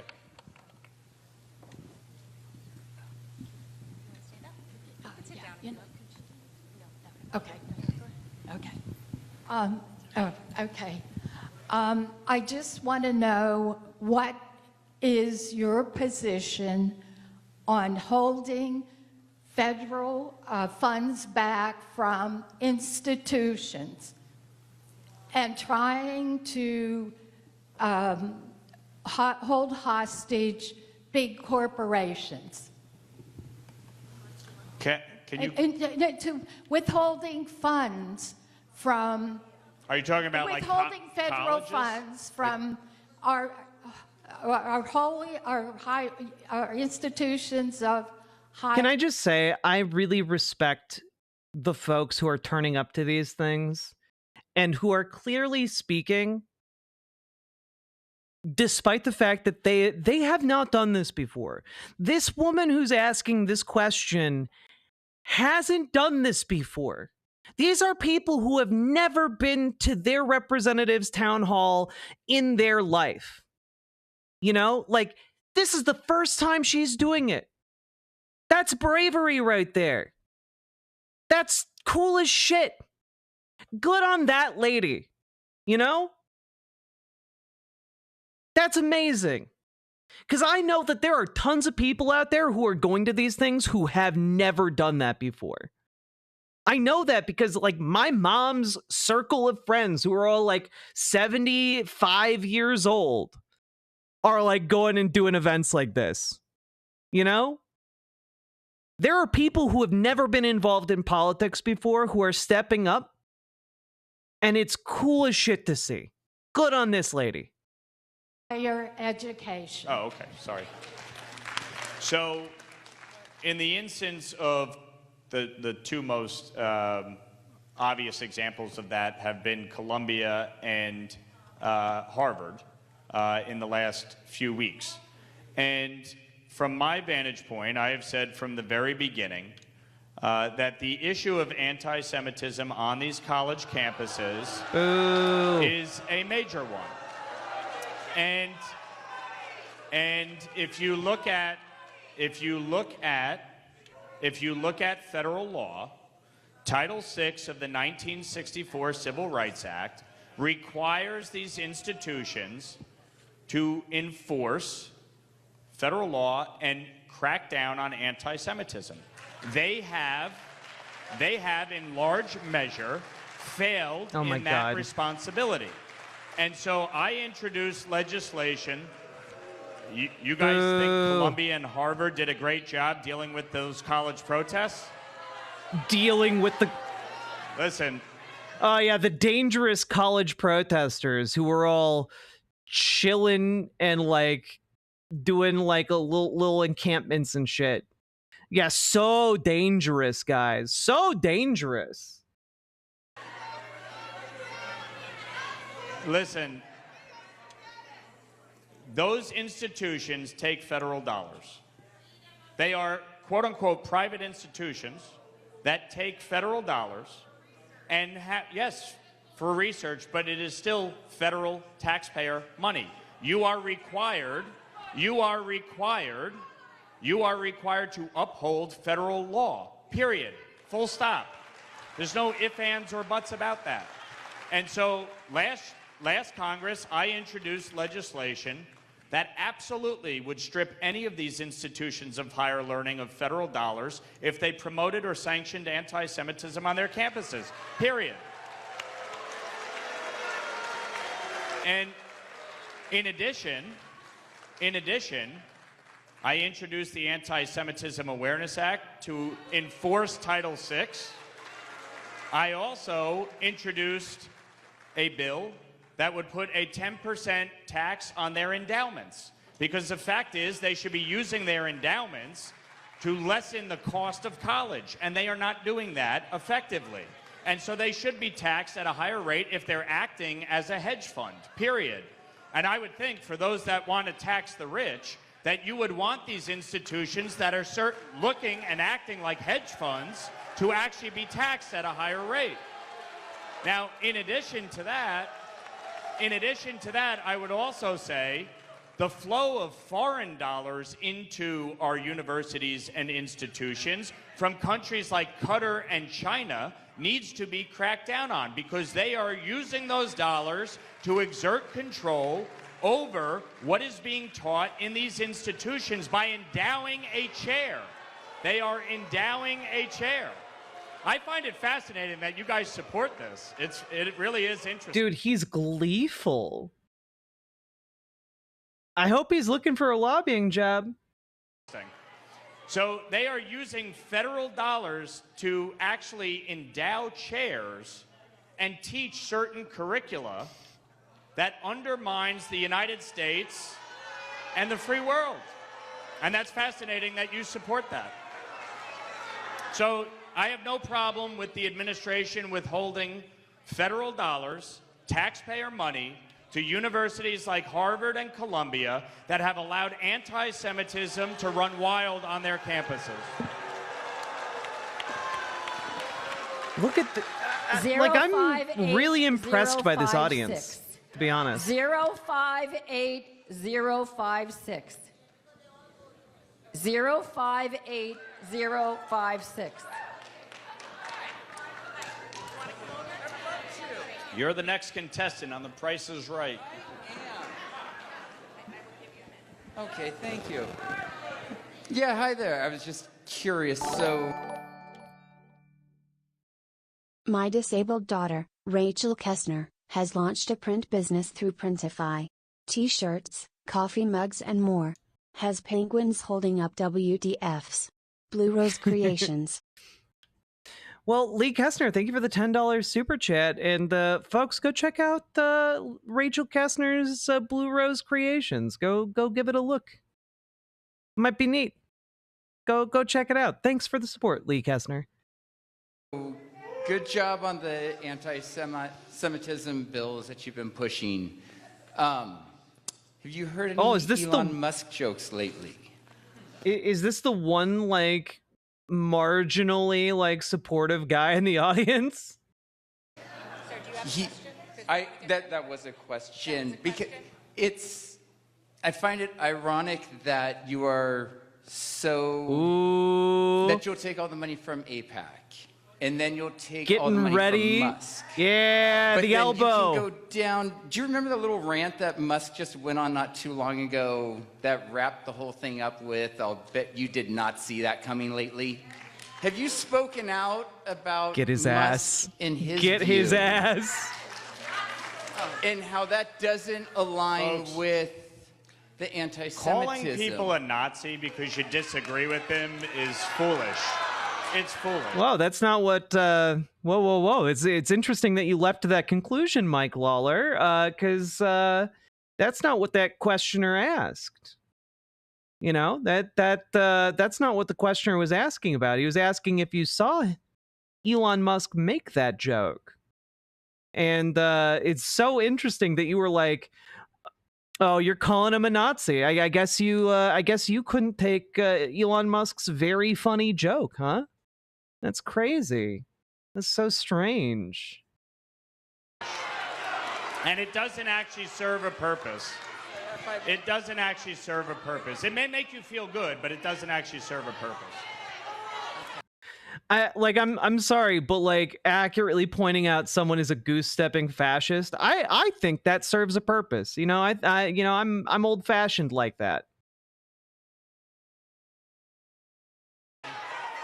Just a classic girl.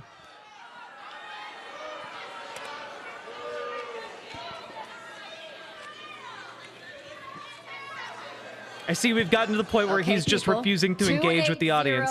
280072. 280072. 8675309. 280072. Nope.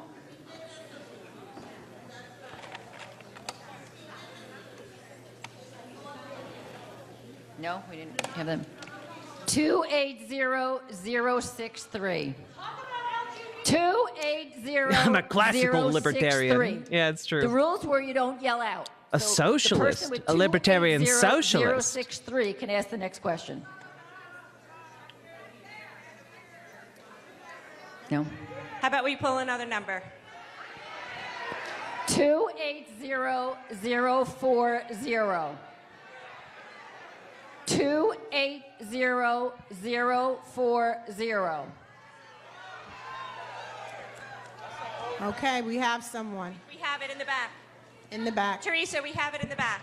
We have it in the back.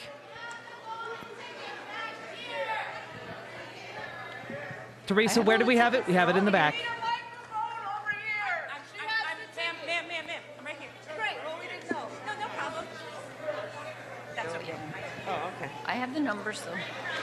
Hello? Is it me you're looking for? Congressman, we're in the far right corner. Okay. Yeah. In the far right corner. Hi, Congressman. I just want to make clear. I'm sorry, the fact that the audience laughed at that, like, that gives me hope, like, unironically, That I stress that I'm an independent in the suburbs, so since you keep saying back and forth the prior administration here and there, I just want you to know I'm an independent. So I don't care if the person is green, yellow, Republican, Democrat, What? long as they policy fit what's good for my family. So now let me get into why my family's hurt right now. So I come from a family, a background of all law enforcement, including myself. All right, so I have several family members. Okay, this is the moment of truth right here. This is the moment of truth.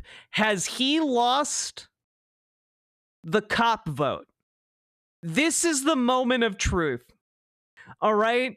Is this the one genuinely sympathetic member of the audience, or has he even lost the independent cop vote? That also work for the FBI. They're in Washington. They're under attack. All right? So I just want to know why I never hear you speak out in defense of the FBI and all the other federal law enforcement, because he these lost guys the cop right now, for vote. the work that they do, they have to be quiet. They don't want to be targeted, and they need someone to speak up for them because they're looking like they're the bad guy. They're looking like they're the problem. So I never hear you really say that what's happening to all the law enforcement agencies, as well as some of the federal agencies, somebody just speak up for them. And that's what I want to know. So, appreciate your question. I have always been very loud and clear about my support for law enforcement across every entity within law enforcement, including the FBI. I spoke out against what happened on January 6th. I spoke out against the pardons of those who attacked law enforcement on January 6th. They should not have been pardoned. I said that very clearly. Within any entity,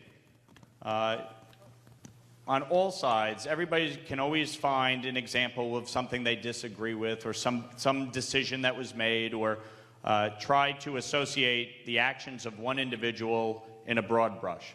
I think the men and women of the FBI and the Department of Justice do a phenomenal job keeping our country safe, keeping our communities safe, and upholding the law. There are always going to be instances where people can disagree, people of good faith and goodwill can disagree on a decision or a outcome of a case. But the fact is, and I know many FBI agents, many of whom live in our community, many of whom have served for decades. In the aftermath of 9/11, it was the FBI that really took on the cause of protecting our country. And they did a phenomenal job, and all of us know that.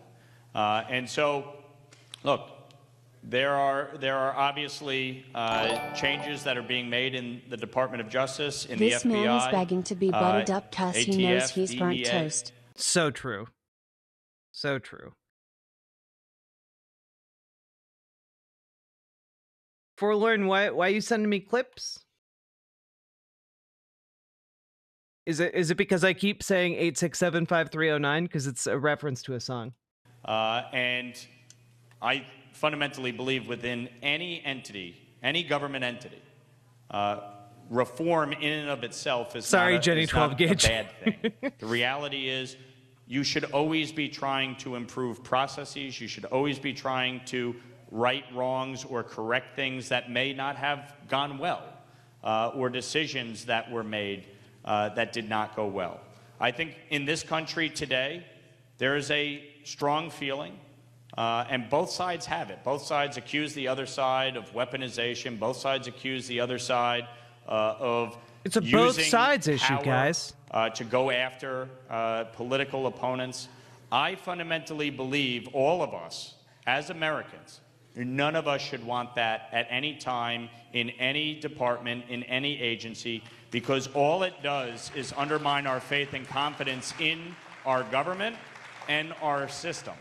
And so I always defend law enforcement. That doesn't mean that I won't point out when there is a criticism to be had or point out where a mistake was made. But the men and women, by and large, across this country, whether it's the FBI, whether it is our local law enforcement, the NYPD, the Sheriff's Department, our town municipal police departments, they do a phenomenal job and they deserve our thanks. And they're here tonight to keep everybody safe, and I appreciate them doing so. He isn't standing up for the fired FBI agents and others. No, because he's a coward. Like just straight up, you know? Like, dude doesn't give a shit. He's checked out. He hates these people, and he knows that they hate him. Supervisor, we do have that other number that was called, so if it's okay with you, I'd like to let her ask a question back here. Also, thank you for the $10 super chat.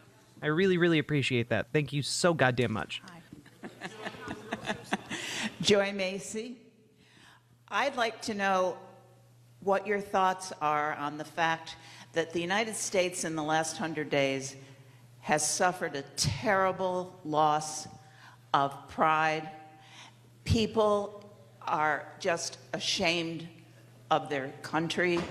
And when I want to go to Europe and I'm told, well, you can, but you know, people hate you there now. It's true. And even in They do. Canada. I think it's a terrible thing that has happened. I'd like your opinion. And the question... What's your thoughts on how everyone hates us now? Is the fact that we are now not supporting Ukraine. And I'd like to have your opinion on the withdrawal of all our funds. So, on the issue I know of it's you, Chris Huggy. America's standing in the world, we're going to strongly agree to disagree. The fact is, boo! Boo this man! After 4 years of Joe Biden's foreign policy, America and the world are in the most precarious place since the lead up to World War II. You had that disastrous withdrawal in Afghanistan, the Russian invasion of Ukraine, the terrorist attack against Israel, the threats emanating in the Indo-Pacific from China. The unholy alliance between China, Russia, Iran, and North Korea is a major threat to the free world. And if you look at what happened under the last... As we learned from the Sam Seder debate, they need to do all these cuts and internal investigations to stop the tax breaks happening in government departments. It's true. They need to do all the cuts. You know, we need to stop the tax breaks. You know, because as we all know, the government departments keep hiring minorities, and every time they hire a minority, they get a tax break. That's simply how government departments function. That's the real waste, fraud, and abuse, the rampant tax breaks in this country. You know, the ones given to all of the federal government departments and the ones given to the billionaires. Last administration with Iran, they wanted to renegotiate the Iran nuclear deal. They wanted to reinstate the JCPOA in a slimmed-down version. And as a result, what they did was they lifted sanctions on Iran's petroleum exchange with China to the tune of $200 billion. That is what funded Hamas, Hezbollah, the Houthis. That's what funded their nuclear program. So the fact is America's standing in the world was already in a precarious place. Now, when it comes to Ukraine, I have been a strong supporter of Ukraine. I continue to support Ukraine. I voted for every dollar of aid to Ukraine. And the reason I did is a few reasons. One, if Ukraine falls, that will be a disaster for Europe and the United States. If Russia is successful, Vladimir Putin will not stop at Ukraine. Vladimir Putin is a vile dictator and thug, and the world will be better off when Vladimir Putin is no longer in power, period. The one time so far that he's got the audience on his side in Ukraine is that they are not in the strongest possible position, barring oh boy, barring U.S. troops going in. And I do not believe the American people want to send U.S. troops into Ukraine. I'm sorry, trying to present this as like oh man, Ukraine wants U.S. troops. No, they don't. Ukraine doesn't want U.S. troops on the ground. They just want like more materials so that they have bullets in their rifles. That's it. Have been willing to do is send resources, send military equipment, engage in training, and I do believe we should continue to do so. However, I have supported every dollar that has been spent in support of Ukraine. However, the challenge right now is this. If we continue down that trajectory, Ukraine is in a situation where, at best, they are likely to fight to a stalemate for another year, 2 years, 3 years. And with it will be... I mean, my understanding is that Russia is down to like sending troops into battle on motorcycles because they're like out of shit. Like there's not like a magic like armory that's going to open up for Russia at this point. My understanding, and granted, take this with a huge grain of salt, this might be very, very simplistic, but if we simply keep arming Ukraine for like the next year and a half or so, like Russia's going to be cooked. Have you seen the tactical donkeys? I have seen the tactical donkeys. Be more death and destruction. I don't want to see anybody die, and certainly not innocent Ukrainians. And you see, they want peace. They want this war to end. And so the objective is, at this moment, to negotiate a settlement. To negotiate a settlement and end this conflict in Ukraine and end if the Biden had been destruction truly based, that has occurred. he would have swapped Russia's But UN nameplate in order for to Greater negotiate, Ukraine. Sakitanuki, thank you for the 2 tier 1 subs. And that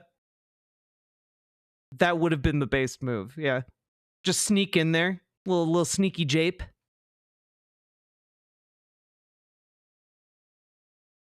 The Institute for Strategic Affairs said Russia couldn't last more than a year. True. You actually do have to sit down. You actually do have to get both sides. I was heartened to see President Trump meet with President Zelensky in the Vatican yesterday. I thought that was a positive sign. I thought that was an important step because we do need an agreement between Ukraine and Russia to end this conflict. And so that is critically important as we move forward. Equally as important. How am I lying? How am I a liar? We Says have man several who people only who have tells been asked lies. multiple times to please leave. I'd like this to be the last question, so then the people who did want to listen to you are able to. Folks. We have room for one more question after this. Folks, so with respect... I do. With respect God, his staffers to are so mad. Iran Me too. What is imperative with Iran is to ensure that Iran does not have a nuclear weapon, period. And that is something that Man, if only we had some kind of, I don't know, deal with Iran that was nuclear, like a nuclear deal with Iran. Only there was something like that. If only like some past president had done something along those lines, it would have really helped this out right now, wouldn't it? we are going to have to deal with in the coming weeks and months, and hopefully avoid an escalation. Okay, this is the last question that's going to be asked. Last question that's going to be asked. 058106. 058106. I'm coming.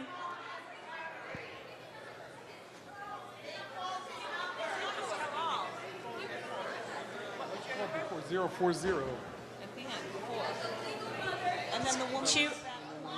058106. Okay. We have a conflict, so I'm We'll going to do do both. two We'll do quick both. questions, but Yeah, they we'll do need both. to be quick. I'm a number. Hi, yes, Congressman Lawler. I actually want to thank you for all your work that you Folks, do. could you please be quiet and listen to the person who's asking the question? Please be respectful to your neighbor. Go ahead, young lady. Yes, I want to thank you, Congressman Lawler, for all the work you do and remind you and the audience that Rockland County residents overwhelmingly voted for President Trump as president of this United States. And we expect you to honor the citizens who wanted his protocol and his changes. So thank you. And my question for you is, Congressman Lawler, how do you plan on protecting federal religious rights in the state of New York? Okay, we finally found the one. The one person here who actually likes this clown. Jesus, it only took an hour and a half of randomly pulling names out of a hat. Fuck. Where religious exemptions have been removed, which is a violation of their First Amendment religious liberties, and the state, it seems to be violating that. You're talking about with respect to vaccines and health decisions? At public and private schools, there's just a case in upstate New York with an Amish school that has been fined for not providing vaccines because it Yep. Look, I have always... God, imagine asking that question in like the middle of one of the biggest measles epidemics we've had in like recent memory. Like, yeah, there was a school that didn't want to give vaccines to children. What are you going to do to protect their rights to not vaccinate their children? We want to make sure that they have the right to die of measles. Believed in religious exemptions, and when before I got to the state legislature, they voted to repeal the religious exemption. I would not have supported that. I support it being reinstated. On a federal level, look, I think obviously individual constituents, folks. Folks, this is the last Sit down. question. So can we please And behave if you don't ourselves? want to sit, you can leave. It's that simple.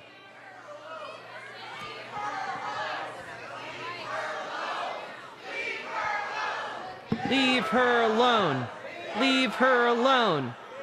So with respect to, from the federal standpoint, obviously, I do believe there can and probably should be court intervention. So if any entity or individual wanted to bring a lawsuit, certainly we can look legislatively to see if there are opportunities to protect, obviously, religious exemptions when it comes to that.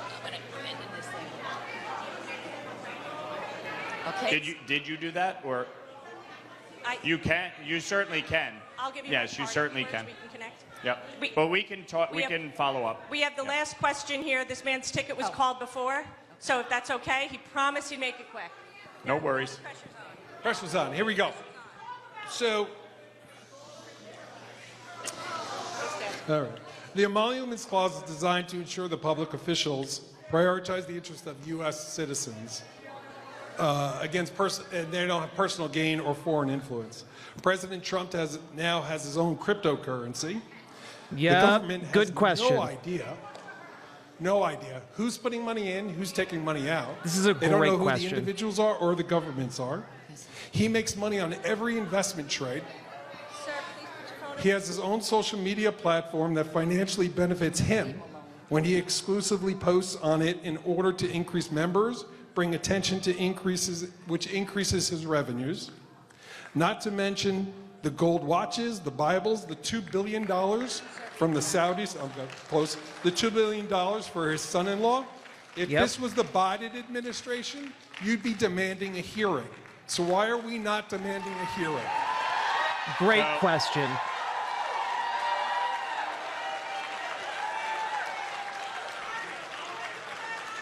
Obviously, when the Democrats took control of Congress during the first administration, they did do numerous hearings on this. When Joe Biden... Okay, but he has his own fucking cryptocurrency. He's auctioning off his time. He's auctioning off, like, dinner with him and access to the White House via his cryptocurrency. When people, just by buying the cryptocurrency, pay him money in fees. Like, you can't make this argument. Oh, well, you know, they already looked into it. No, they didn't. They didn't look into this fucking shit. This is brazenly corrupt. Was in office. It's like, sorry, to really paint a picture here of what is happening with, like, the Trump cryptocurrency. Okay? To really paint the picture. Imagine Donald Trump built his own personal stock market. But instead of there being tons of different stocks you can buy and sell, there's just one. And it's owned by him as well. So then you have a bunch of people come in who buy that one stock in his stock market. Every transaction of that stock benefits him, like pays him in fees. So just the act of buying it gives him money. Not only that, it makes the value go up. The more you buy, the more the value goes up. That's essentially what's happening here. It's just being done with crypto. It's not like, oh, we have to look into it. We just don't know how it works. Like, no, this is like basically as blatant as you can get outside of just a guy walking up with a briefcase full of cash, you know? Yes, the Oversight Committee did hearings. Logan Hill, thank you for the gifted membership. His son's foreign dealings. At the end of the day, to me, the issue of crypto, we are actually in the process through the Financial Services Committee of passing federal regulatory framework when it comes to crypto. It's a Trumpendom. I love it. There is Thank you. not currently a regulatory framework, which certainly is imperative. As I said before, earlier, when it comes to the issue of people trading stocks, I don't believe in that. If you are a elected official, certainly at the federal level, believe in it? I think it should be precluded. And so, if only there was some way a lawmaker could say introduce something like that and make it happen. If only there was like some kind of person who could make laws. Like, you know, maybe an entire branch of government that could do that. That'd be pretty cool. certainly, one of the things that we can look at, obviously, is once we have a federal regulatory framework, is how we might deal with that with respect to cryptocurrency. But with respect to any type of investigation, at the end of the day, if you own a business, if you have business in trust or a corporate holding, which is what most of the president's business dealings are, they're corporate, that is a separate legal entity. He hasn't divested himself from his goddamn holdings. He didn't do that last time. He didn't do it this time. You fucking liar. This man, like, is a liar to a degree that is infuriating me, and I have a lot of patience for this shit. Did you see the woman get carried out, or did they cut it out? The camera didn't cut it out, but they the crowd was chanting while they did it. I saw a video of, like, the guy who was, like, calling for her to be executed or whatever. But, like, I don't know, keep showing up to this dipshit's town halls. And his sons, as far as I understand, are running the business. not Okay, him. that's the last question. I want to personally thank Congressman Lawler. You know, the interesting part about this is that they had an entire, like, lottery system, and somehow, statistically, the presence of people who really dislike what Mike Lawler is doing must have been really high, or they must have been really lucky, because that random draw got one person out of that crowd who actually liked him. That was crazy. Who agreed to hold this town hall knowing what was going to happen tonight. Yeah, he's so brave. He's so brave, doing nothing in the face of a fascist takeover of America. So brave to condescend to his own constituents. Well, I want to thank Teresa and Brenda. It's so brave of him to do his job, chat. For being very gracious and patient and kind. And I certainly want to thank my staff, who, unfortunately, over the first few months have... Can I just say, like, one thing that is maybe too mean? Just one thing that's maybe a little bit too mean? This guy looks like he'd be the kind of guy who would have to go to the ER because, like, he stuck his dick into, like, some kind of piece of machinery and it got stuck. All right? Like, this guy gives me that vibe, and it's a very specific vibe that I don't get from a whole lot of dudes, but, like, this guy is the kind of guy who, like, finds a hole and is just like, well, that's kind of dick-shaped. Maybe I should put it in. And he sits there all day thinking about it. Until, like, late in the night, he goes back to that hole, puts his dick in it, and it gets stuck. And then, like, the fire department has to come, and they, like, you know, plasma cutter it out, and then they have to go to the hospital to, like, get it extracted. And I don't know how to really describe how this guy gives me that vibe, but that's the vibe I get from this guy. That's exactly Tech Night from The Boys. I need to catch up on The Boys because I have no idea what that reference is. Continually been subjected to a lot of hate. I just blew tea up my nose. I'm sorry.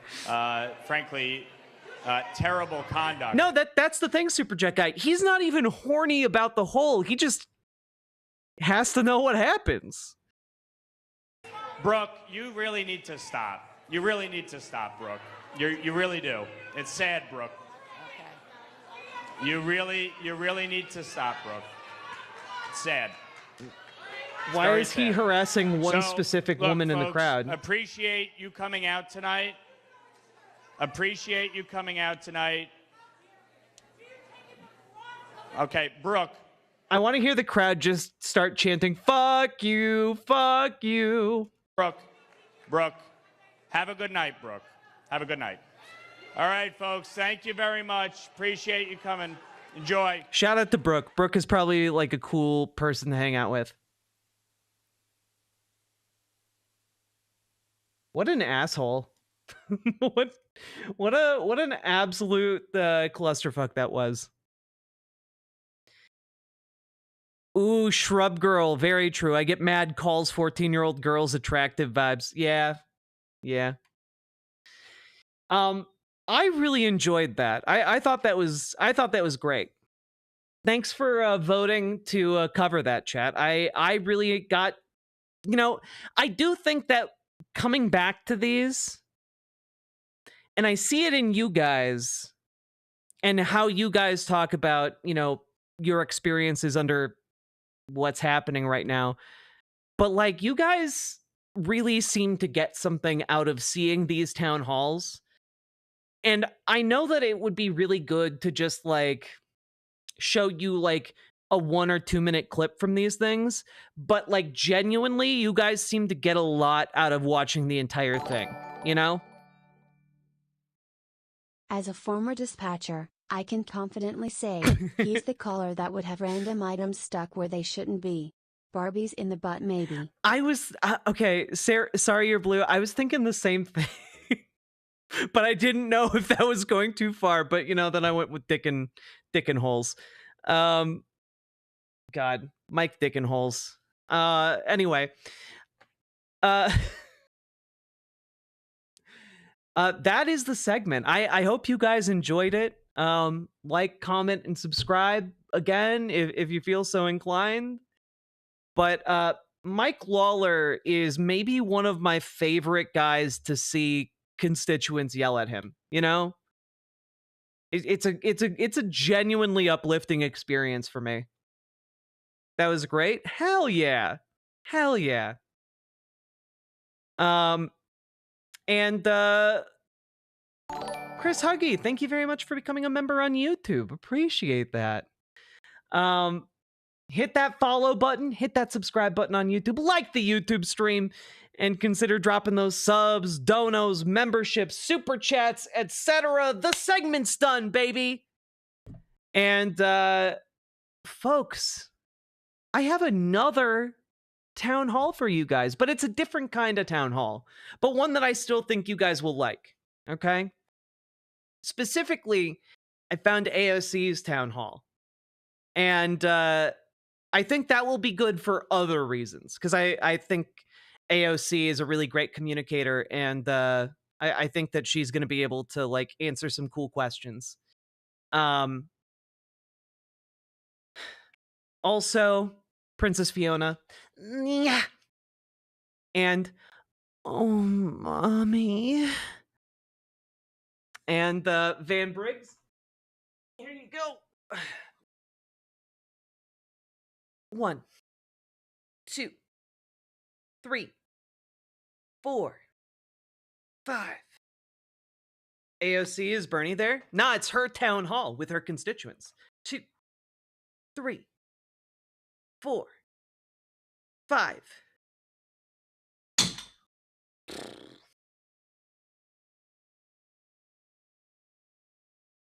Oh, wooga, respectfully. Holy shit! Explosion! Explosion!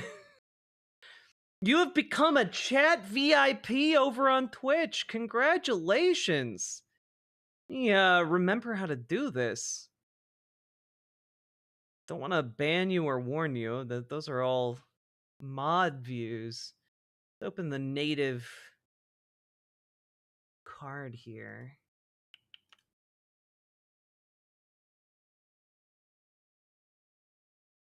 Let's see. Oh, I think I need to go into the back end. Roles manager. All right. Explosion.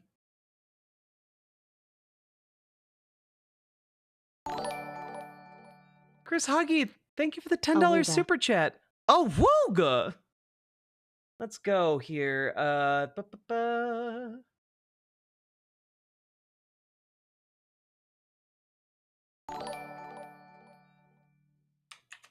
When did we go from a OC to a YOC?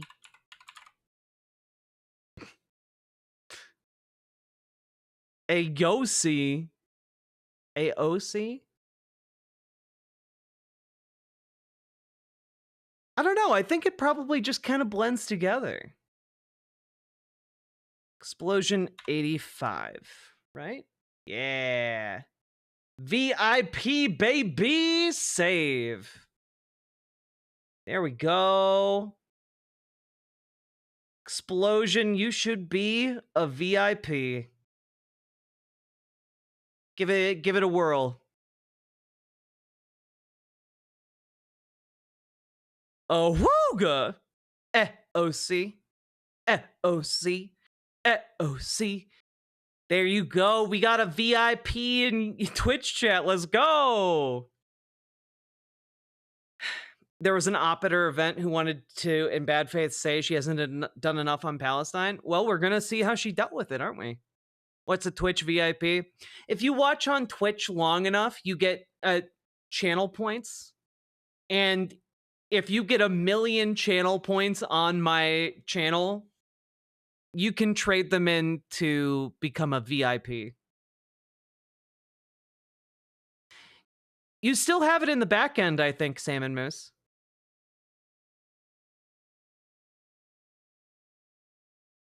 Oh, the Brooke he was talking about was Brooke Malloy, who runs the Rockland County Pride Center. She apparently was yelling at him, calling him a son of a bitch.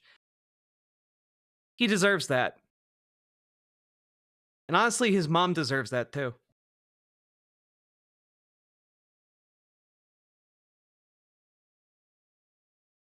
I wish YouTube and Riverboat Chat had something similar to channel points. Or at the very least, like better tracking of like how long folks have been watching. And Twitch VIP is just like a little diamond next to a little diamond symbol next to somebody's name to mark them as special.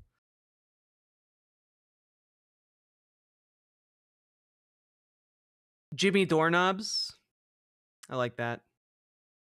I have heard about the Pakistan and India thing. I'm trying to hold off talking about it largely because one, I have to admit I'm woefully undereducated about that area of the world. Like I can tell you about the British partition, but like I don't know much about the current escalation of tensions there.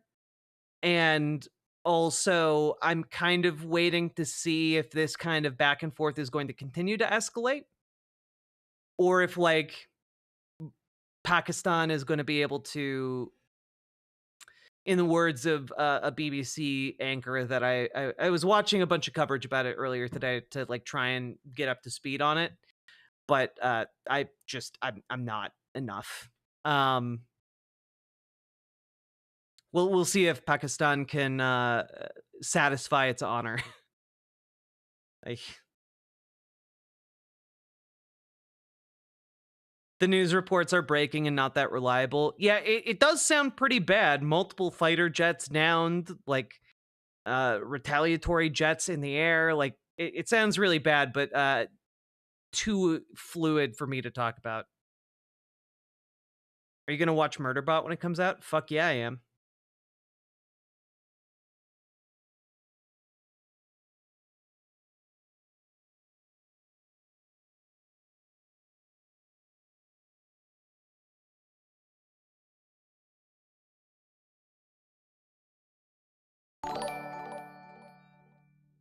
Shamaniacal the Shamanite. Underscore P posit colon underscore P posit colon underscore P posit colon underscore P posit colon underscore P posit colon underscore P posit colon underscore P posit colon underscore P posit colon underscore P posit colon underscore P posit.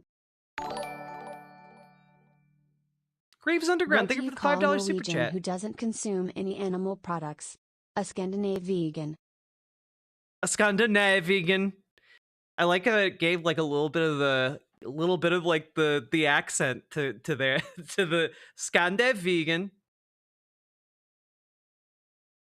Thank you for the $5 super chat. Appreciated immensely.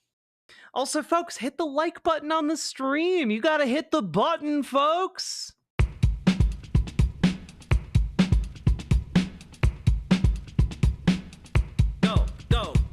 Click the button, click the button, click the button, click the goddamn button, click the button, click the button, click the button, click the goddamn button, click the button, click the button, click the button, click the goddamn button, click the button, click the button, click the button, click the goddamn button, click the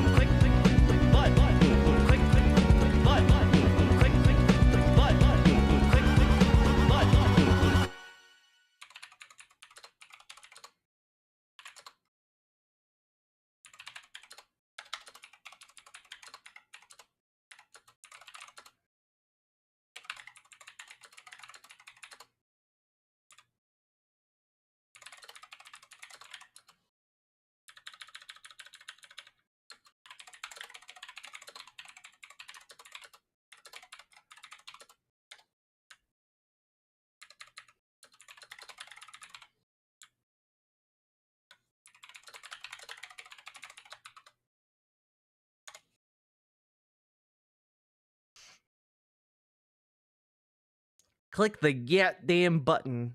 You type on a keyboard so fast? I do! In another life, I was a writer. Not in like I reincarnated type of way, but like a decade ago, I was writing about video games. I spent like a decade of my life writing about video games. Yeah, I was asking White Nervosa if there's a way to like implement that. Like time, at the very least, a way to like see how long you've been subbed, how many subs you've gifted on the channel, stuff like that.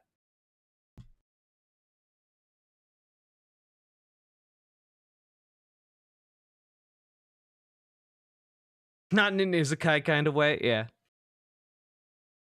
I'm trying to think, do I need to use the bathroom before we... I should probably use the bathroom before we continue on. All right, so I'm going to go use the bathroom. When I get back, we are going to go over AOC's town hall. It's going to be a good time, folks. It's going to be a good time. Oof.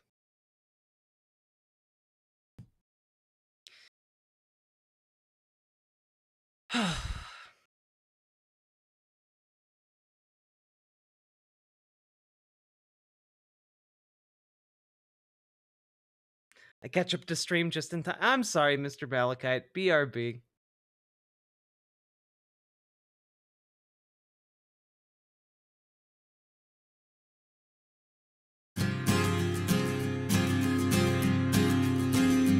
In a pleasant wooded valley lived a huntsman tall and able. He relied on skill and cunning for the food upon his table. He would walk the forest shadows with his little son in tow, teaching him the archer's art and all that he should know. Keep your eye clear and keen like a falcon on the wing. Keep your heart strong and steady like your hand upon the string. Never bow to a tyrant while your people are laid low, for the highest head may fall to the man who wields a bow. In the valley there was freedom and a man was left to living, but as year gave way to year the ruling men grew less forgiving. On a day as black as death a governor to rule then came, turning landsmen into slaves, and Gessler was his name. In the center of the village Gessler set a lofty pillar, and he ordered every subject, be he serf or be he miller, to do homage to the hat that Gessler placed atop the pole, or to forfeit to the crown his life if not his soul. But the huntsman William Tell came into town the morning after. William heard of Gessler's order and could only roar with laughter. Honest men should hold a rank above a petty autocrat. I would never bow to him, I'll not bow to his hat. Keep your eye clear and keen like a falcon on the wing. Keep your heart strong and steady like your hand upon the string.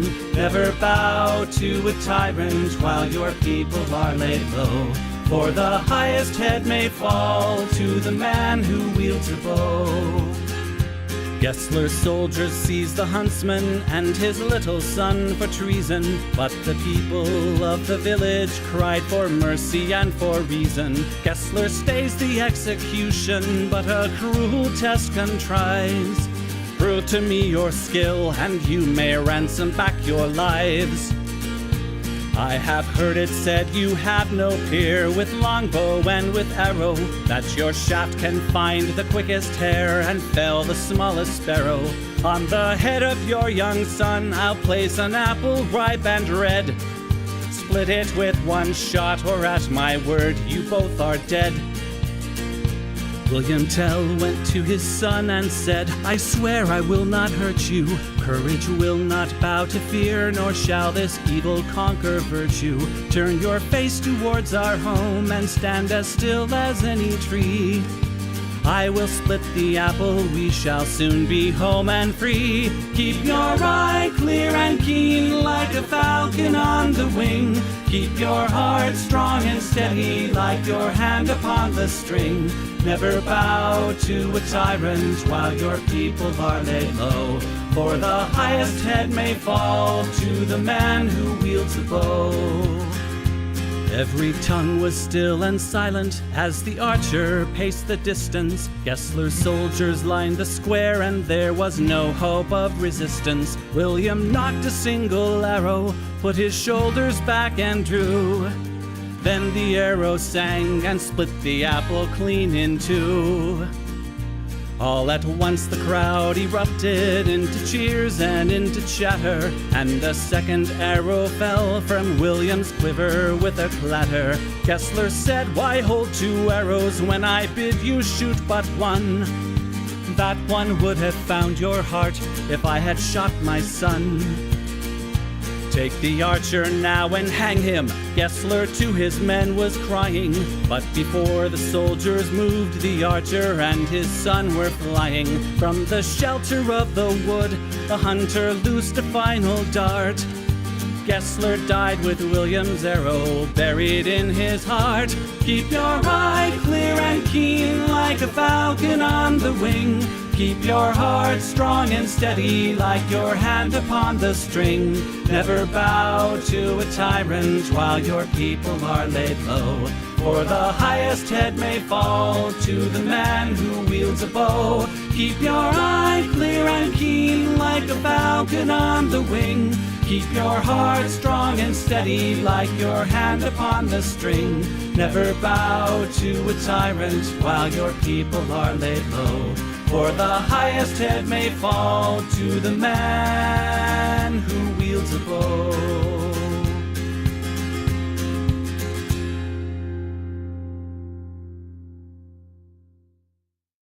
Those who make peaceful revolution impossible will make violent revolution inevitable. Yes, we have to deny so many claims per month to meet our shareholders' expectations.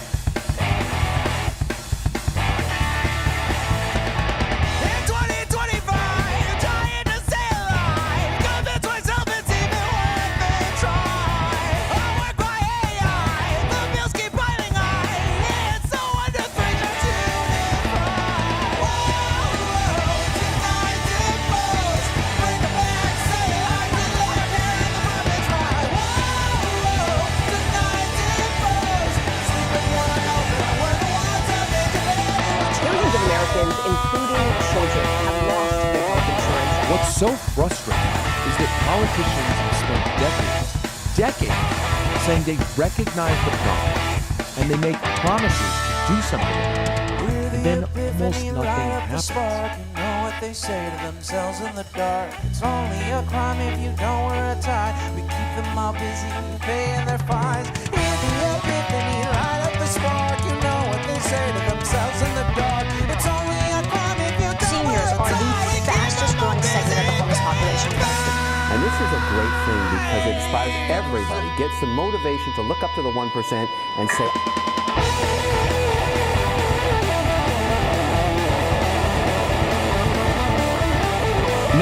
they're looking at your posts, they're looking at your anger, and they're moving to apprehend those who say something in anger.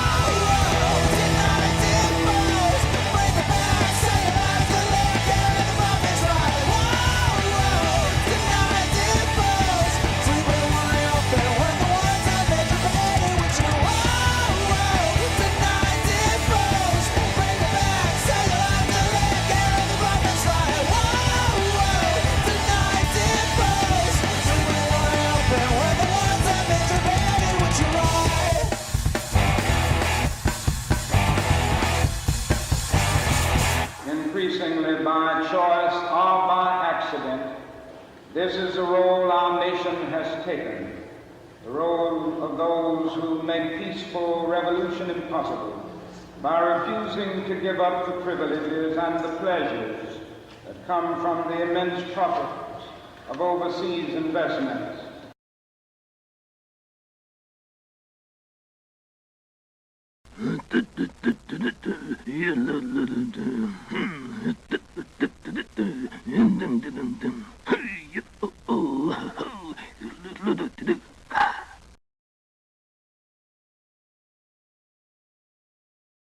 Hello. Everybody's favorite genre, jizz. Hey, Sweet Myths. Thank you for helping out the stream by letting us use your music. I really appreciate it. Also, everyone should go listen to Sweet Myth's music and check out their new music video. It's fucking dope as shit. Was that from The Great Mouse Detective? No, that was from Star Wars Episode 1 Pod Racer, a video game for the N64.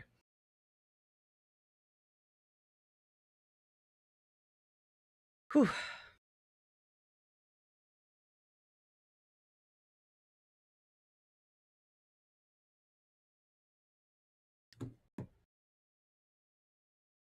Also, hi. How we doing, folks? How we doing? I just remembered I have a meeting in the morning, which is not to say we're gonna stop the stream. It's just to say that I'm saying that out loud so that I actually set an alarm so I am awake for said meeting and don't simply miss it.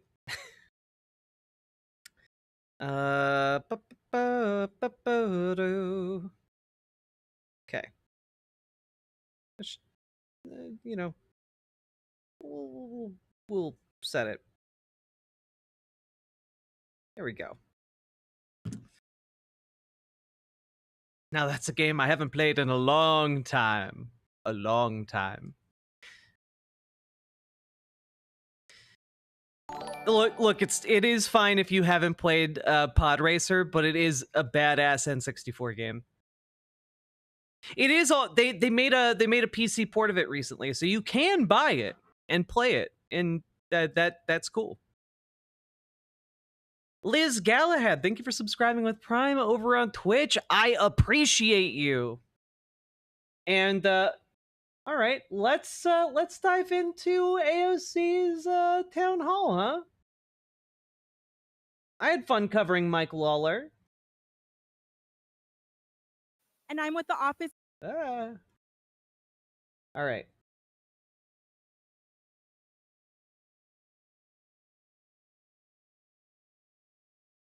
Ugh. Makeup after 4.5 hours of stream. Betraying me.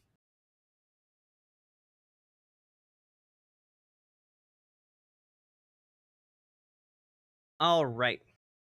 Here we go!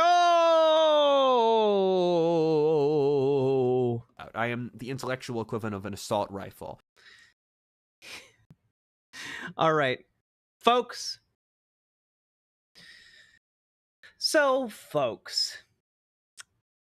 As some of you have pointed out, you guys are enjoying these town halls that we've been covering because, you know, oftentimes on social media, you'll see like a 30-second clip or a 1-minute long clip or a 2-minute long clip, but these things are a bit longer than that in real life. And often I've found that a lot of you guys seem to like watching the full things. And that's fair. I like watching them too. You know, it gives me a sense of hope to see how people are rallying around their communities and standing up to conservative representatives. I enjoy seeing that. One thing I haven't seen quite as much is the Democratic town halls. And I figure a perfect place to start with that would be Alexandria Ocasio-Cortez's town hall. So we're going to check that out. But before we do, remember to like, comment, and subscribe. It's very important. My editor keeps telling me to tell you guys that. So do it to help me and to help me, I guess. I didn't have a second thing. I thought I would come up with the second. I didn't. Anyway, let's go. This is from 4 days ago. And I found you guys the good audio version too, okay? No complaining about leftist audio in this house. Okay, let's We'll work with it. I'll be louder. Okay. After hearing from Congress. Here. Hi everyone. How are we doing? Hey, everybody. Thank you. Thank you, everyone, so much. Thank you. Thank you. Thank you, everybody. Thank you. Thank you, everyone, so much. Can you all hear me okay? Can you all hear me right? Okay, great. Thank you all so much for coming. I so appreciate it. This is our largest town hall ever in the history of this district. We've got about 450 people here in this room, and we also have people in the overflow in the gym that are also, we're kind of piping it in over there. So it's so exciting and wonderful when our community is so vibrantly engaged and excited and ready to organize for this time in our democracy, because that's what this moment really calls for, in order for us to come together and defend our rights, defend our neighbors, and defend everything that we're here, that we hold dear for this country. So thank you all so much for being here today. I really appreciate it. Okay. So, Is it loud enough for you guys? So is this anyone's first town hall here with us today? Yes, give yourselves a round of applause. Thank you. So usually the way that we go about these is that at the top of the town hall, I'm just going to run through some updates in terms of what we've been doing in Washington for everyone here. I'm going to run through that kind of quickly so that we can then move to the Q&A, and I'm able to answer as many questions as I can from you all. But in terms of some overall updates with respect to what we will be covering today, I'm going to talk a little bit about the Trump and Doge impacts in our neighborhood and community specifically. Yeah, not great. It's terrible, but that's the preview. But I want us to also know with some detail what are some of the things that we're going to be seeing and experiencing, so that we know where to direct our energy and our attention. I'm going to talk about something known as reconciliation. These are all the budget cuts that we've been talking about. When they're going after Medicaid, Medicare, Social Security, those budget cuts are done through a legislative process known as reconciliation. And so I'm going to talk a little bit about what that means and how that intersects with my new assignment in this Congress on the Committee on Energy and Commerce. A little bit of a preview. All of the Medicaid work and all of the Medicaid fight is going to go through the Energy and Commerce Committee, which is the committee that I was just assigned to this Congress. And we're going to fight for that. And I feel like we're going to win. I feel like we're going to win on that. But it will not be without a lot of work. So we'll talk about that. Then we'll talk about some immigration updates that we have in the district, as well as some additional district updates. I'm going to try to breeze through that as quickly as I can so that we can then get to the Q&A at the very end. So we'll just get started right that. Let's go to our first slide in terms of Trump and Doge's impacts on New York 14. Let's go. So right now, let me see. Can we get the slide to move? Do I need to do that? Is there a clicker here? Okay, here we go. So it is nice hearing someone actually talk about, like, hey, this is how this is going to affect you, you know? Oh, how can I make this smaller so that you guys can see, like, the...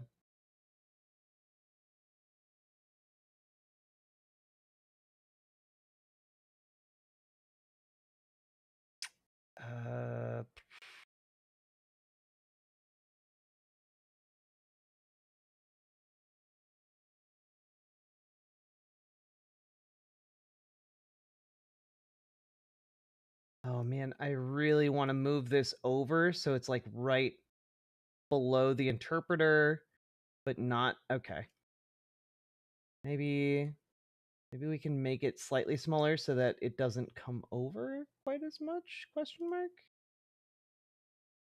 I've never had this problem before.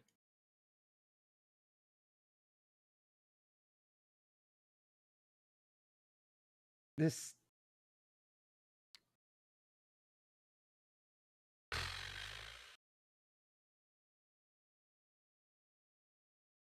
This seems like it will be too small, though. Like 150 seems like Is that big enough? Or should we go 150? I know this is not like a terribly interesting question to ask you guys, but can you put it on the bottom? 100 is legible? Okay, cool. We've heard about Doge going in and cutting and slashing and burning on all sorts of federal programs across the country. We've seen many federal workers that have been fired and summarily dismissed. And this has been tremendously concerning for overall things across the country, from medical researchers to folks who are giving our veterans care at the VA. People have been impacted across the board. But in terms of our neighborhood, right here in our backyard, in Jackson Heights, in the Bronx, in other areas of Queens, this is what we're seeing in terms of our immediate community. We've got funding that is now under threat, and then we have funding that has officially been terminated.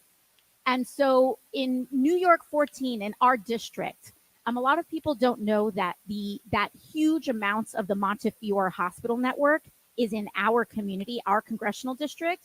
And of course, we have New York hospitals, H&H. Elmhurst Hospital is just outside the district, but of course, so many of us rely on Elmhurst Hospital and Jacobi Hospital as well. And so we actually have a lot of healthcare workers, healthcare providers. Yeah, of course, I'm always happy to use subtitles when it's an option. District. And that includes healthcare research. So right now we have about $255 million of healthcare research in our community that is under threat. It has not been canceled yet. And I've been working very hard to defend and Q&A. We'll get to that in the Q&A. We'll get to that in the Q&A. Listen, I am happy. Okay, this must be what you guys were talking about earlier, where like someone started yelling something, but like the audio is genuinely clipped so much to her that I can't really hear anything that's being shouted about. I am happy. Yes, I understand. We will take your I will take your question. I'm happy to take your question. We're happy to take your question. I'm happy to take your question. Okay, here's the deal. I'm happy to take your question. I'm happy to take your question. Listen.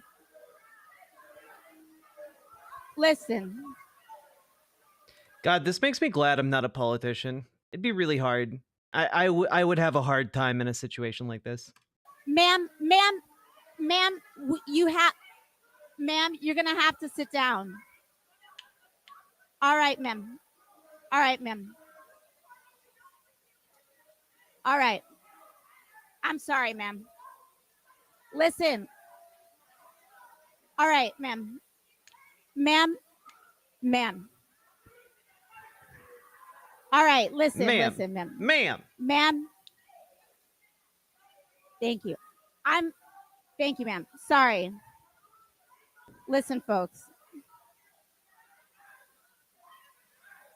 All right. All right, folks. Okay. Thank you. Listen, folks. All right. I mean, here's the deal.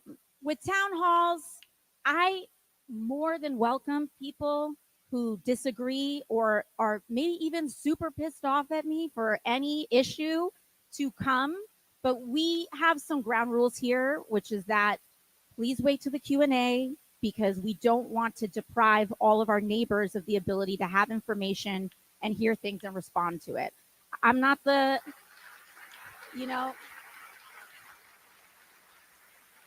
trust me, I'm not a person that's going to not call on someone that I think is going to that's going to ask a tough question. We're more than happy to do that, but we need to be able to have this conversation. So thank you. One of the key differences between like Mike Lawler and AOC, having now like we just watched Mike Lawler's town hall, right?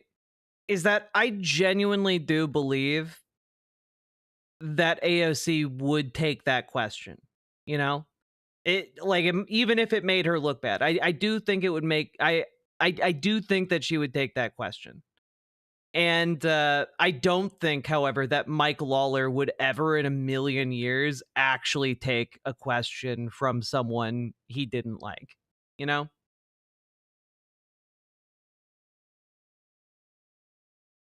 She's calling her a war criminal.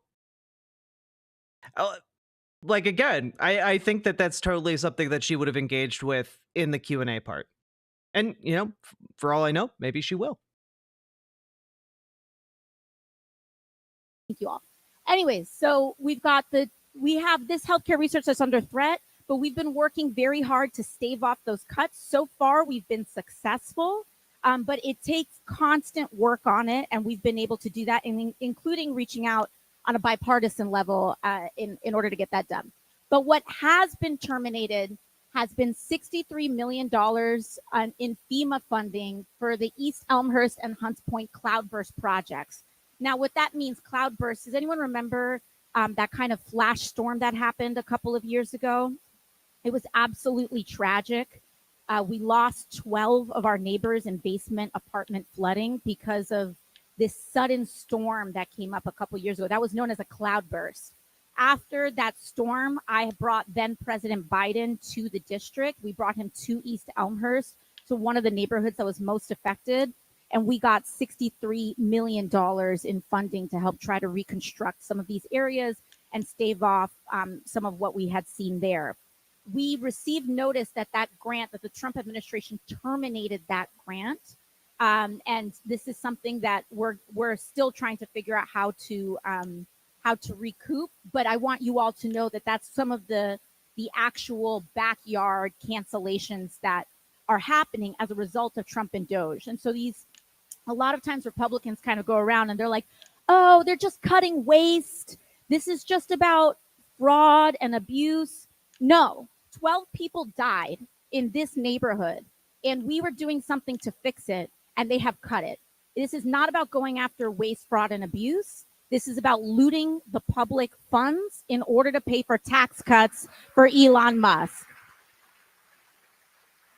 Boo. And Elon if Republicans Musk, really want to go after waste, fraud, and abuse, I sat on the oversight committee for 6 years. They need to go after and allow for an actual audit of the Pentagon and an audit of defense contractors.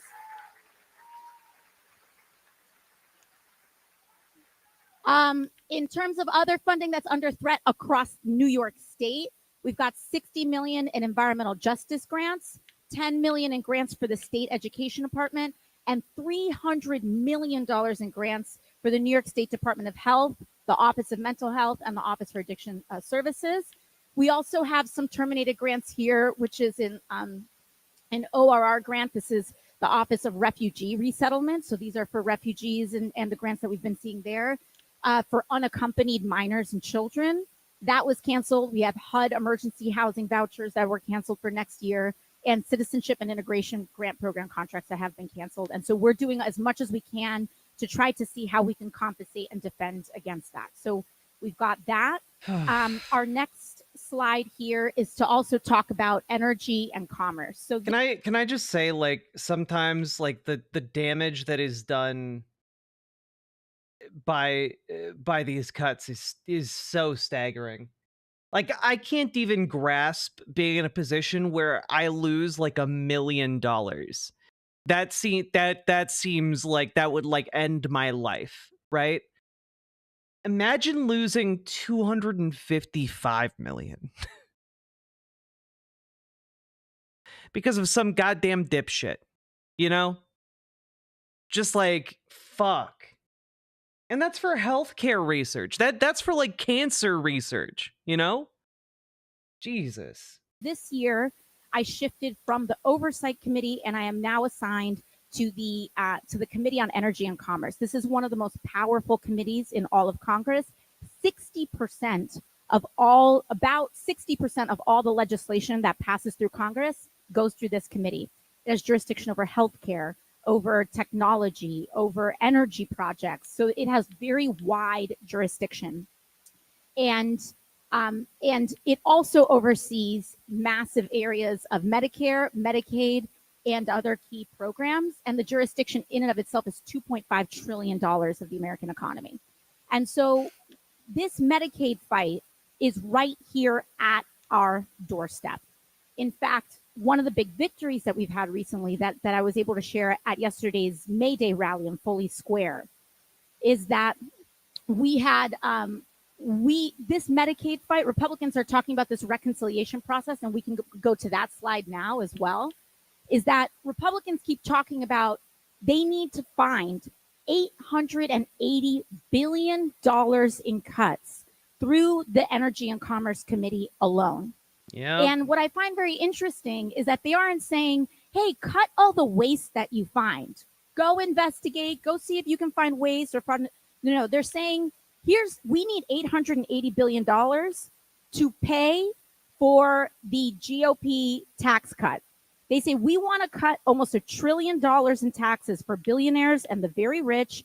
And they found the E&C committee, Energy and Commerce, and they're saying we want $880 billion of that to come. Yeah, that's exactly what I mean, Simric. Like, she opens this with like a presentation. There's a PowerPoint. There's like an interpreter to make sure everyone can understand what she's saying. All of her constituents, none of them are left out.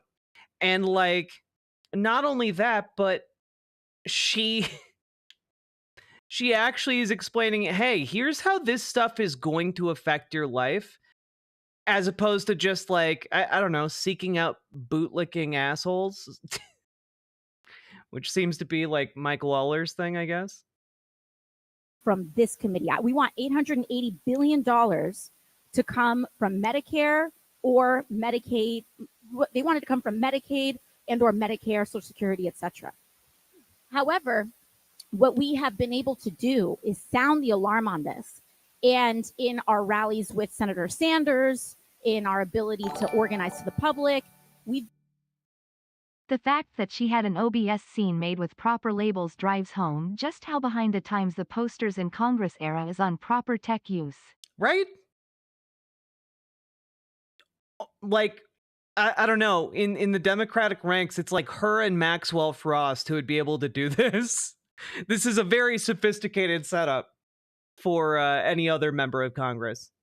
Been sounding the alarm on this. Also, Sake Tanuki, thank you for the 5 tier 1 subs. You wonderful, wonderful bean, you. Their own constituents are on Medicaid. Yep. Everyone is on Medicaid. Everyone's on Medicaid. I mean, not everybody, but huge amounts of people are on Medicaid. Colloquially, a lot of people don't everyone. know. Yeah. If you could guess, out of every baby that is born today in the United States, 40% of them are covered by Medicaid. Oh my God. How is that?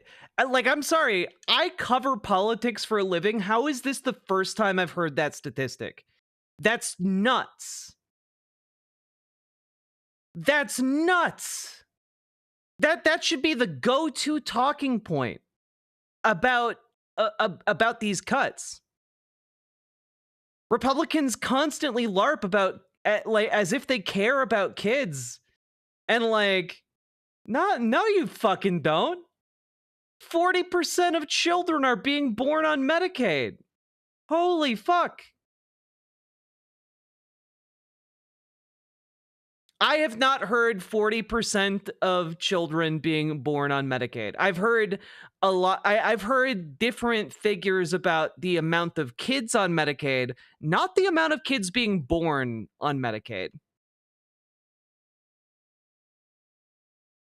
Damn. Huge amounts, 30% of Medicaid disbursements 40% go to people who receive Medicare. And so people think that these programs are these small little things. Medicaid is one of the largest sources of health coverage in the United States, point blank, period. In fact, the ACA, the Affordable Care Act, is an extension. It relies on extending Medicaid disbursements in order to help finance the ACA. So even if you have even if you're covered by ACA insurance, that is also done through a Medicaid mechanism as well. So these cuts to Medicaid are very serious and they're very real. And next week, the Republican caucus here in the House we were supposed to have our markup. This is when they finally give us the legislation and we go through line by line all of the cuts that they wanted to make. And so that was supposed to happen on Tuesday. I was prepping for this. We were doing all of our research. I think they're scared. Out last night that we had turned the temperature up, the political temperature up on this so high that they canceled next week's hearing for the cuts. Good. And they're moving it for 2 weeks. Hell yeah. So they are on the defense. They are on the defense, and it is very serious. And so we're going to be doing that. But they have rescheduled that for 2 weeks from now. So we have to make sure that we continue to keep them on the run and rally around Medicaid and Medicare. Keep them on the run, girl. But overall, what they're trying to do is that they're trying to cut $880 billion from that.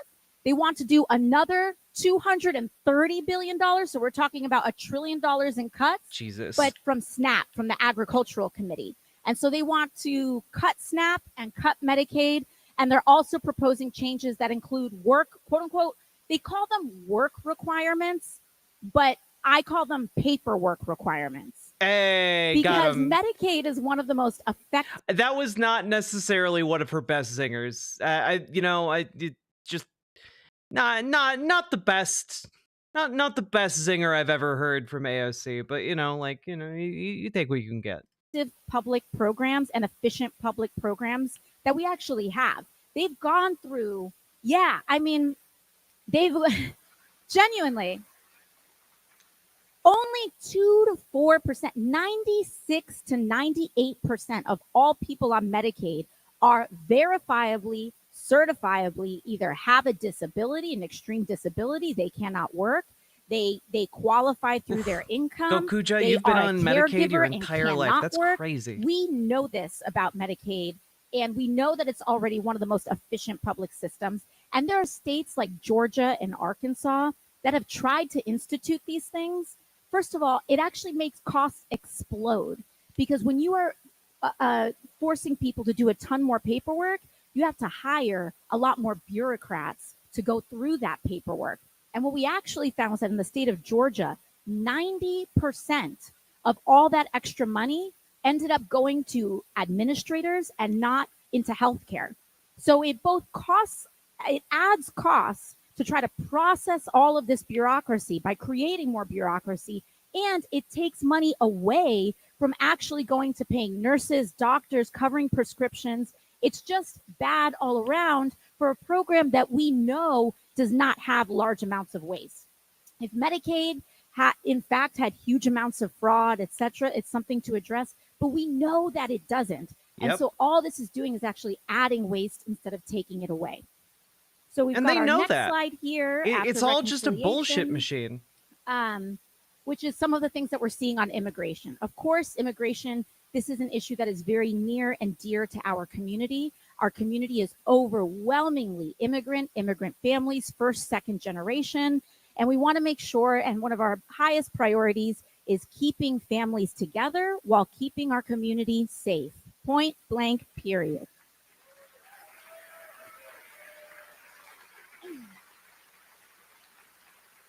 And I want everyone here to know and to understand that my office is a safe place for casework if you need or have any questions about your status or your family status. We are able to process things. We will not share any information. If we need to do an inquiry on your case, we will ask for that permission to do so. And we have been able to clear up a lot of casework and a lot of issues in people's status through my office. So if you know someone that you think or they feel like they're hiding in the shadows, that they're afraid, that they don't know who to reach out to, that they either maybe have lost their status through some sort of missed deadline or something like that, please encourage them to reach out to our office. We have a great track record, and we are very, very often able to help people get on the right track, regularize their status. Larry David is a guest sign interpreter.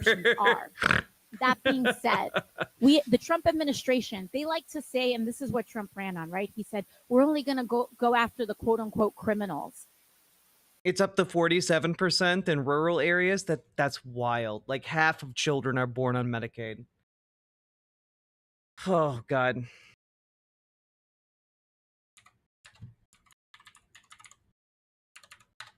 comment. Yeah, exactly. We're only going to go after the quote unquote criminals. However, their position is that everyone undocumented is a criminal. Yep. That's what they think.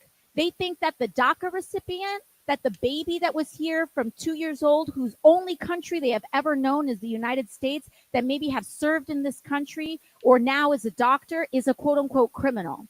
They think that folks who are undocumented are that. But on top of that, they're not even just going after undocumented people. They are making people undocumented by revoking legal Actively status. making them undocumented. And they are starting that with TPS, something known as temporary protective status and parole programs. That is an area in which people that have where there's huge amounts of political or other kinds of instability at home, the United States agreed to officially create almost like a legal status by which people from those areas fleeing some of the harshest conditions in the world can come to the United States and offer for status. In fact, we fought for TPS for Venezuelan. Yeah, I'm surprised that like half of all children in this country are born on Medicaid. I am genuinely surprised about that. I knew use of Medicaid was very high. I didn't know it extended to that extent to all children born in the country. You know?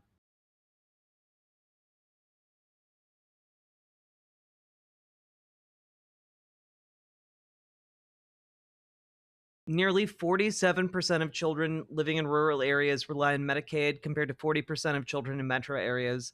Medicaid and CHIP are critical to ensuring families that live in rural areas have access to health care. What's the percentage on CHIP?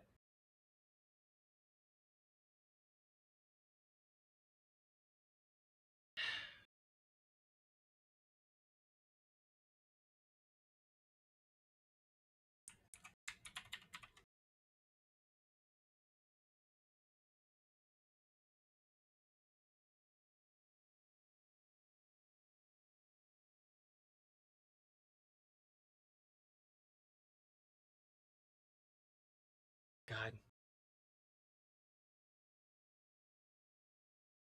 It is so bad. Refugees not too long ago. And honestly, it's shocking that we've been able to limp along this long without like a revolution of some kind, you know? And they are canceling TPS programs. So people who are here lawfully, they are canceling these TPS programs to make them undocumented in order to go after them.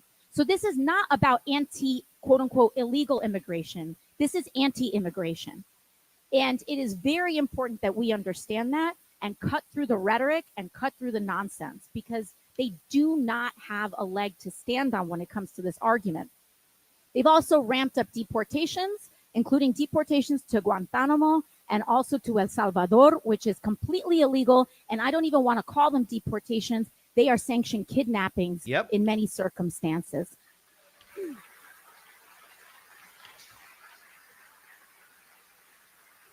You know, they want to talk about why America is great or making America great. Our civil liberties and our civil protections are part of what makes America great. It is our democracy. And when you want to shred up our Constitution... Yeah, look, it's not high enough for the GOP. Saki Tanuki is completely right, okay?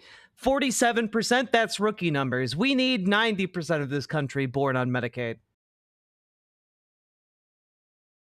JK, we need no one born on Medicaid because we shouldn't have Medicaid in their eyes.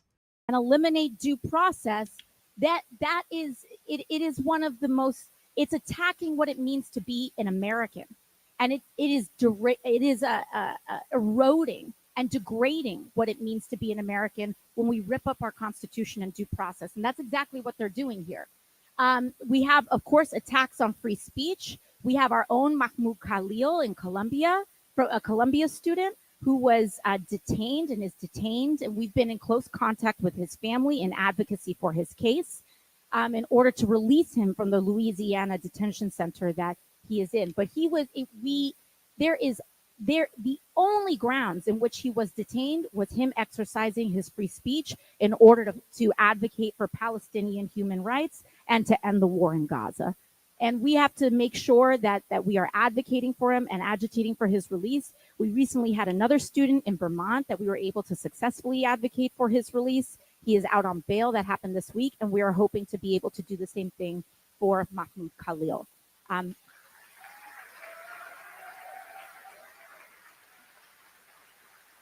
Let's get him out. And I want you all to know that my office is personally tasked and assigned with that case. Mahmoud was a Columbia student, but our office has been able to take the lead on that case for the New York City delegation, and we have been doing that.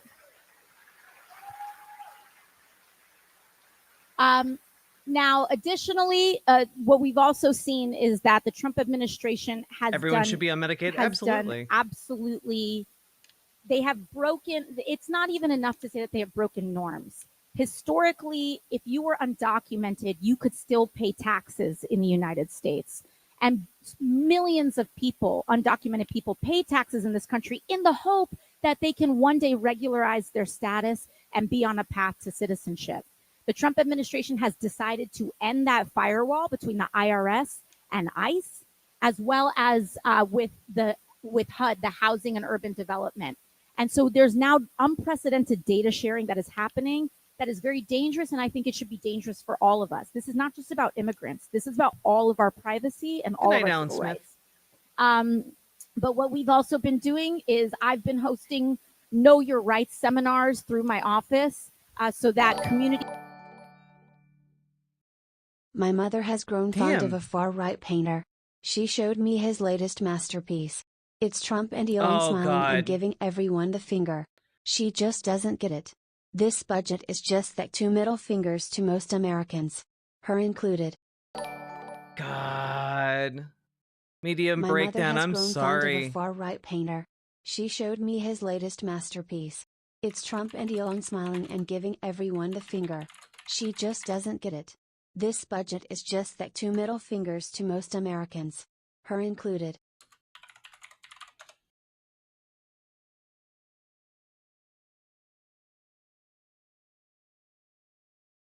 God.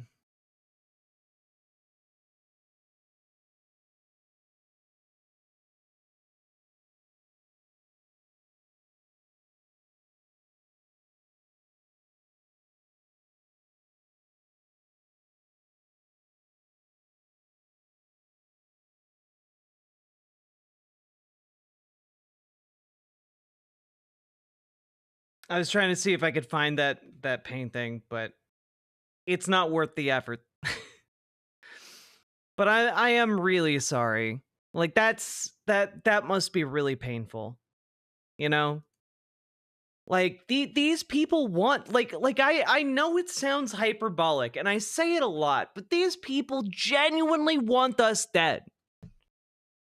Their policies are designed to kill people like us, and it's, you know, they're designed to choke the life out of workers. They're designed to anyone who steps outside of like the conservative norm. They want punished until they conform. It is grotesque.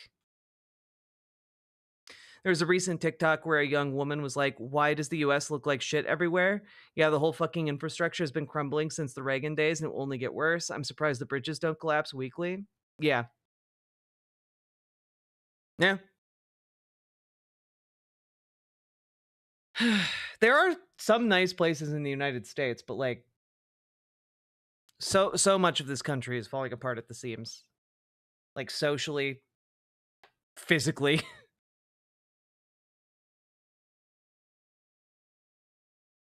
Across our district understand what their rights are. If ICE knocks on your door, they do not have carte blanche to enter. Point blank, period. And if they do want to knock on your door or knock on anyone's door, including your workplace, you can tell them, show me a warrant. Show me a judicial warrant. And if they don't show you a warrant, you can say you can come back with a warrant. You have the right to turn them away unless they have the proper paperwork or are coming in the proper way. And when we first did one of these seminars, Tom Homan, then acting director of ICE, said that he was going to threaten to refer me to DOJ because I'm using my free speech rights in order to advise people of their constitutionally guaranteed protections.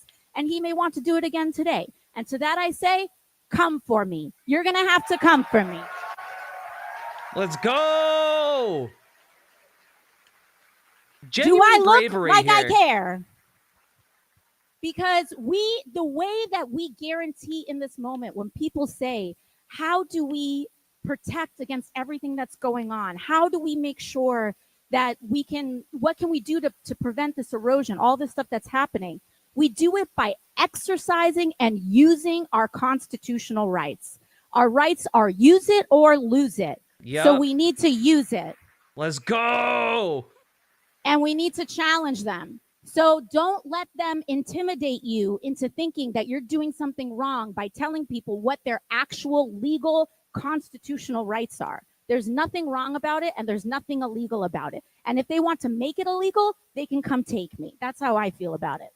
Let's fucking go. Love that attitude. Next. Some brief district updates. We do have new district lines this cycle because of the court. New York State court redrew some of our district lines last time. So this area of Jackson Heights, I'm back.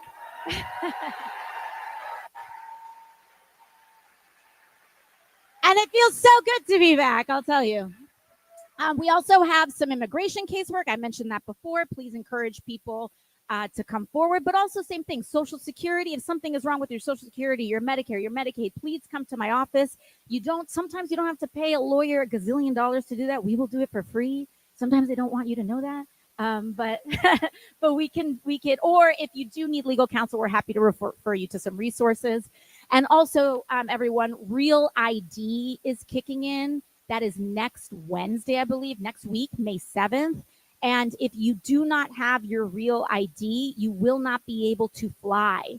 And so if you have a flight coming up, please make sure you stop by the DMV. The lines are really long right now, unfortunately, because everyone's rushing to do it all at once. But please make sure that you do that and kind of update your Real ID, because summer's around the corner and people are going to want to travel, or an emergency, you might have to go fly, see a family member, and we want you to be able to fly. And that's that on district updates. And now we can move to our Q&A. Thank you, everybody. Let's do it.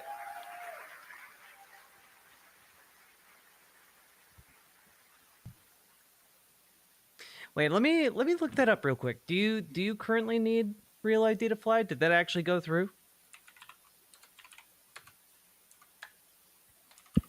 Thank you so much, Congresswoman. We will now begin taking questions from the audience.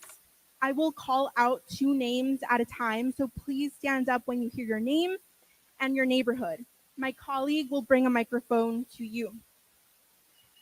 The first 2 questions are from Melissa Savala from Jackson Heights and Will from Astoria.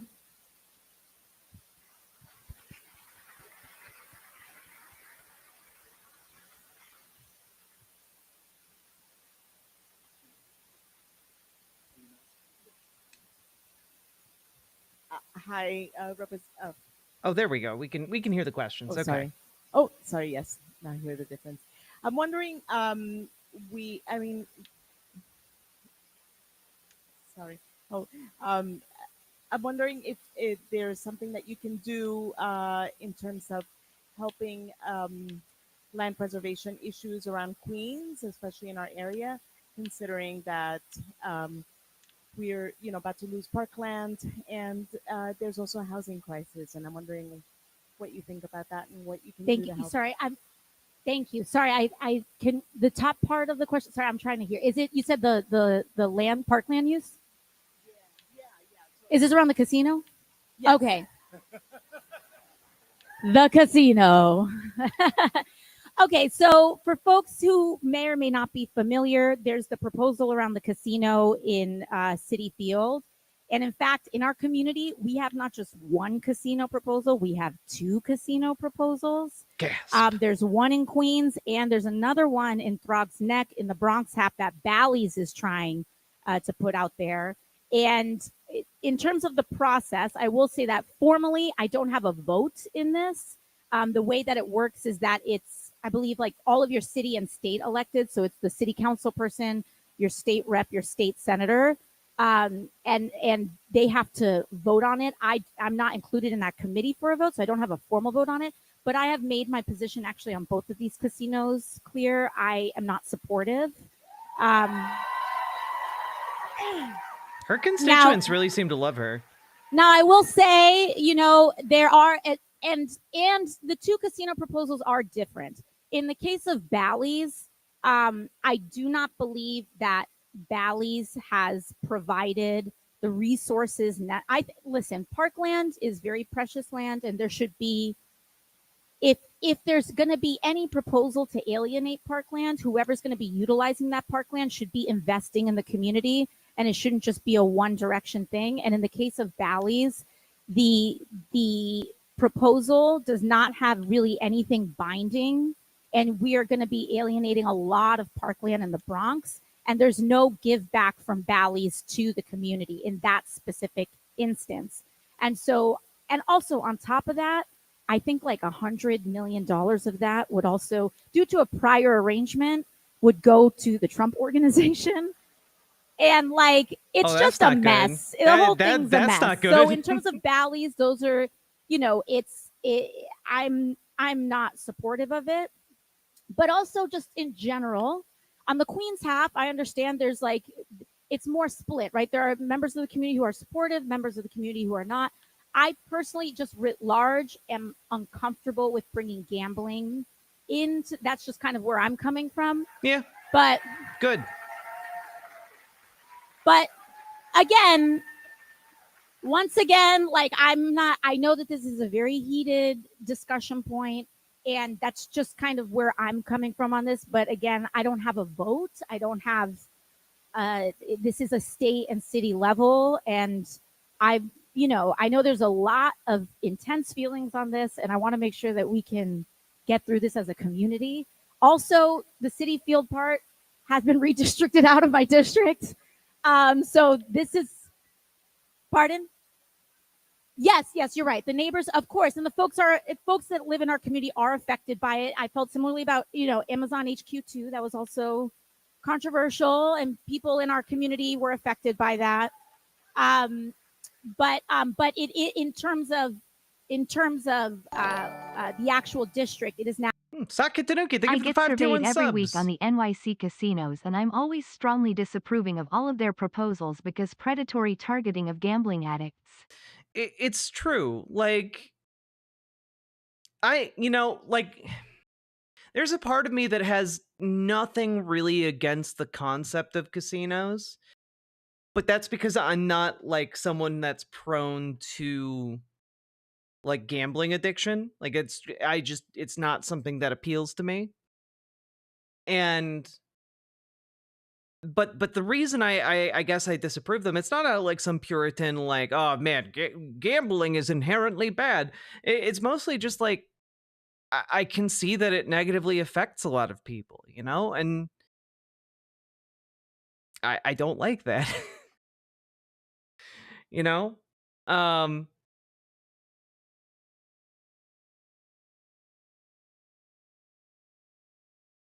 It sucks. It especially sucks because it's been like this thing that got like put onto like Native American reservations, and it's now like a really big income for reservations, and like I feel like it's predatory in like multiple ways. And it's hard for me to articulate, and I don't know how to like unfuck it,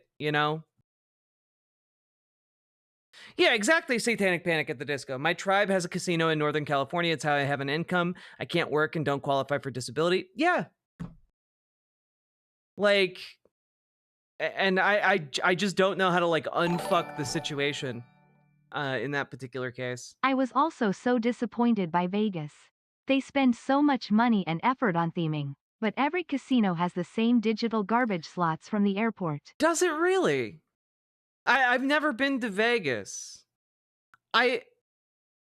Okay, maybe this is just because I'm naive, right? But I assumed that every casino would have like a proprietary gambling game, you know? Like I assumed they would have like their own proprietary machines with their own like trade secrets and not just like the same digital like garbage. That makes it even more bizarre to me. Like why I just don't get maybe this is because I was a game journalist and I just don't find the games provided by gambling to be very interesting. They're the same machines worldwide. Different countries don't even have that's wild to me. Maybe this could also be because my main exploration of gambling machines in the past has been like pachinko games.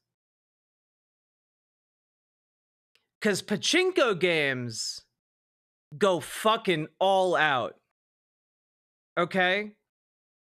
But like Japan's pachinko machines are like crazy. And I guess I just assumed in America we had like an equivalent to that in like Las Vegas, you know? So like I've seen yeah, no. Okay, just I know this is like totally off topic. I've been mad about this for like, I don't know, 10 years. I've been mad about this for 10 years. This is a trailer for Metal Gear Solid 3's Pachinko.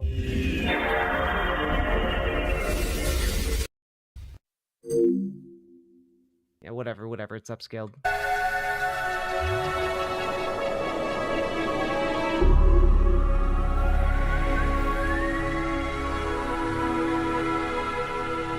Like I assumed like Vegas gambling machines would be like this.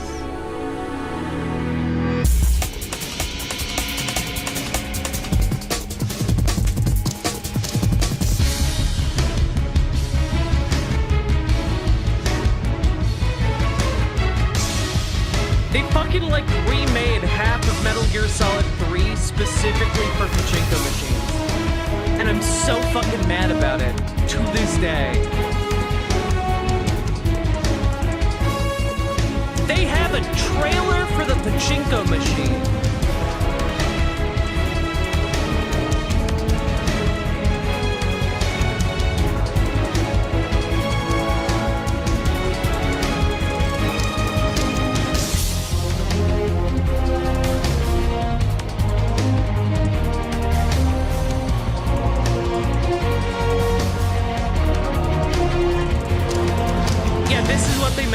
Talking about Konami Pachinko, yeah.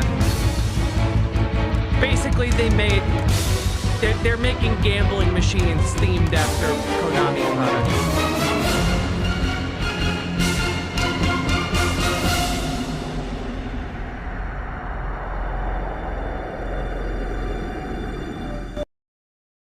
Like like, you know, I've been mad about that for a long time.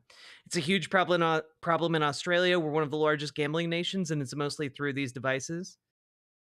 It's so much a scam. Yeah, no, of course. Like, these things are all rigged to, like, wring money out of you. God, I hope the remake is good. I hope so, too, but I'm not going to hold my breath without Kojima.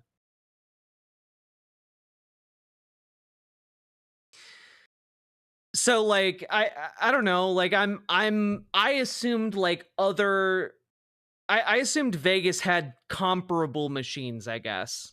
And that sucks. Also, Saki Tanuki, thank you for the 5 tier 1 subs and for the short derail. Also, I'm not gonna lie, that did make me want to play the Metal Gear Solid games on stream. Maybe I'll do that as my next big push for like playing games on stream. But back to the Q&A. Now in Congressman Meng's district, but again, neither one of us, because this is a state issue, neither one of us have a Pluvius, thank you for the $5 dono.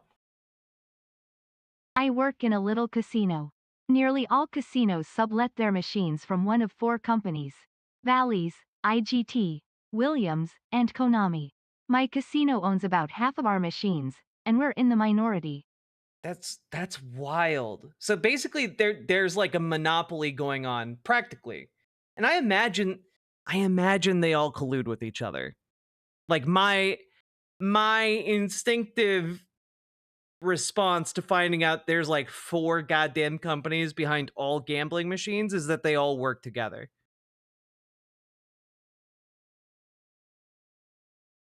Yeah, it's an oligopoly, exactly. A vote on this, but I have, respectfully kind of made my position on this known to folks who are weighing in on it. But again, that's kind of, I don't really have anything to do beyond that besides kind of making my position on that. So thank you. Next question. Okay. Right after this, we will take questions from Eric from Astoria and Liam from Astoria. Hi. It's from Will from Astoria. Hi, this is amazing because I've followed your campaign since you ran against Joe Crowley in 2018. So it's just like you've come so far. Now I get to actually talk to you. So this is awesome. My question to you is, because I'm from Astoria, if I want to go see the Yankees play. What angered me the most was that the Eastern Fortunes machine was clearly a skinned buffalo stampede. So the lack of Roman slots at Caesars was even worse.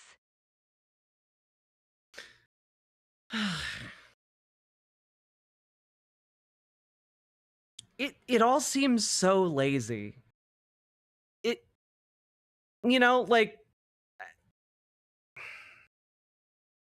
it all it disappoints me with how lazy it is.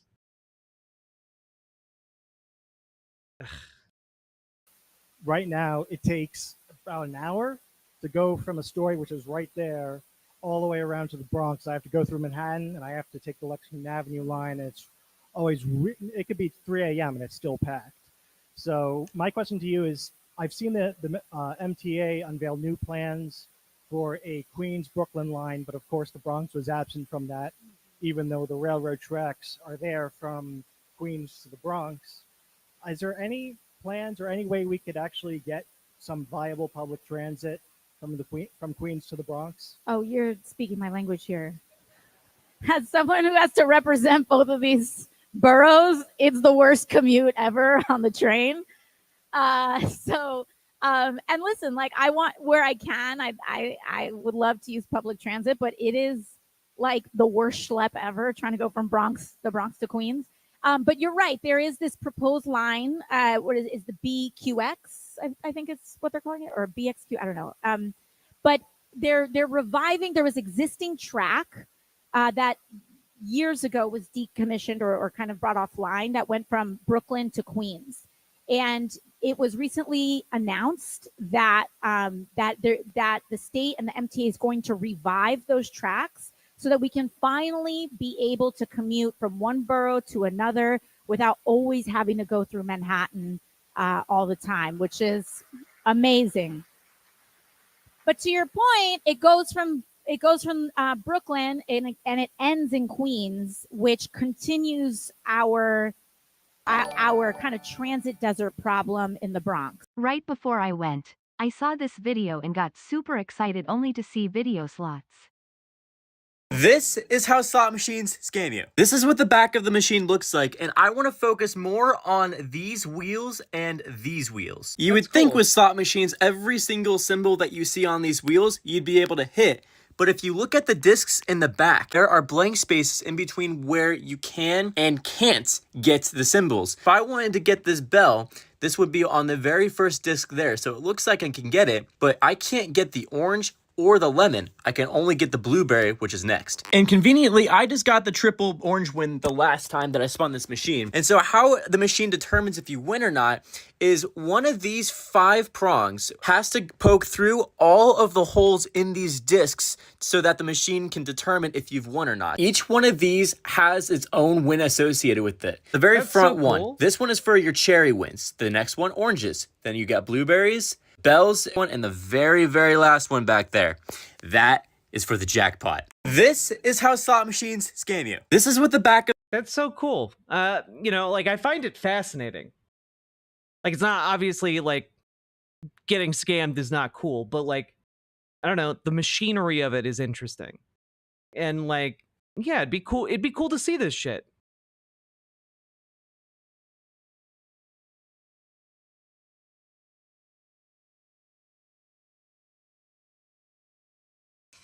If going to gamble, don't recommend it, but play blackjack or poker, far funner, and you aren't being uber screwed. Yeah, you're just being kind of screwed, not uber screwed, exactly. Socket Tanuki, thank you for the 5 tier 1 subs. So it's rigged?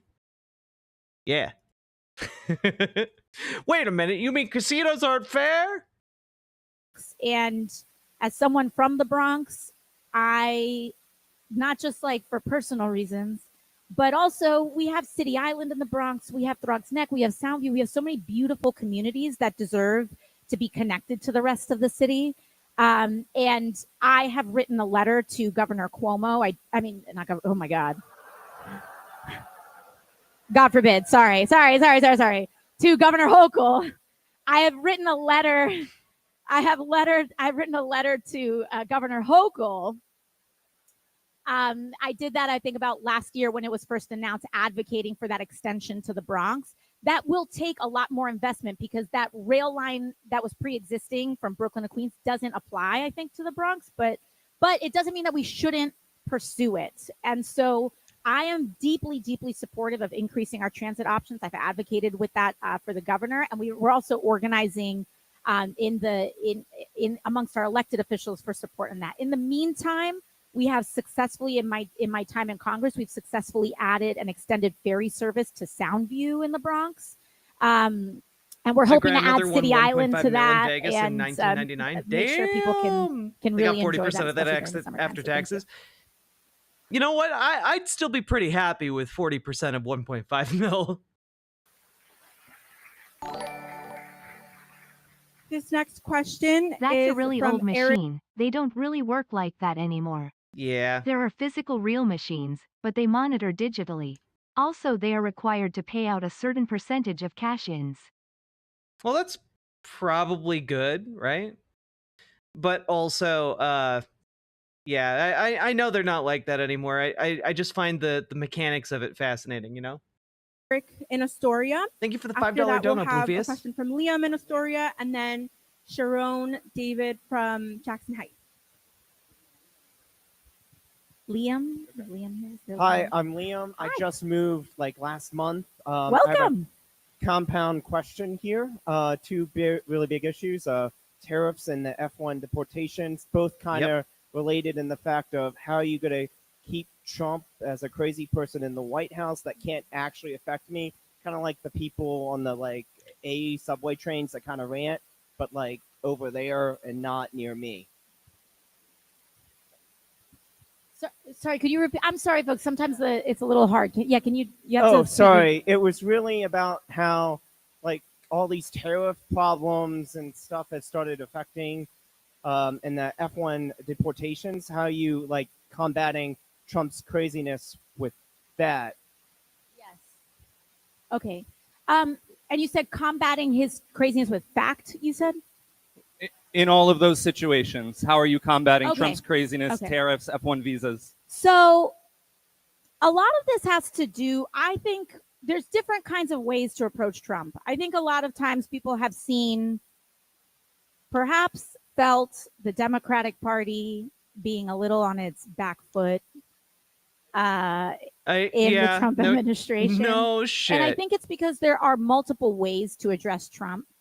And oftentimes there are a lot of people who think that we need to lean on institutions and rules and like processes in order to roll back and resist everything that the Trump administration is doing. And it's not to say that those things should be abandoned, because sometimes we do win. Like we are able to turn some of these things over in court. We are able to roll some of these things back, but also we can't rely on rules with a rule breaker. And it means that we have to get creative. And it really does mean that with a reality TV show president, that public opinion matters.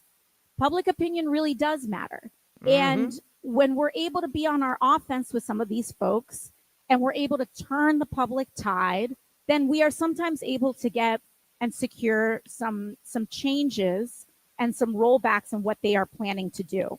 And so I think we need to have, and this has been to our point here and what we did 6 years ago, both an inside and outside strategy. And sometimes I think it has leaned too much on an inside strategy with not enough of an outside strategy. And it's very important that we be organizing and educating people right now. So on the point with tariffs, these tariffs are going to start to be, I want you all to know, we're going to really start feeling the consequences of these tariffs in about 2 to 4 weeks from now. Yeah. Because in terms of our supply chain, and we all now are much more familiar with supply chains after COVID. In terms of supply chains, when these tariffs are announced and when they start to become enacted, we don't feel the issues in our supply chain the next day. It's when everything that was from the ports coming into the ports the day that it was announced, when that gets to our shelves and after they've been bought up, it's about what is happening at the ports the day after and a couple weeks after. And as we've seen, maybe some of you have seen, some of these ports are starting to kind of empty out a little bit.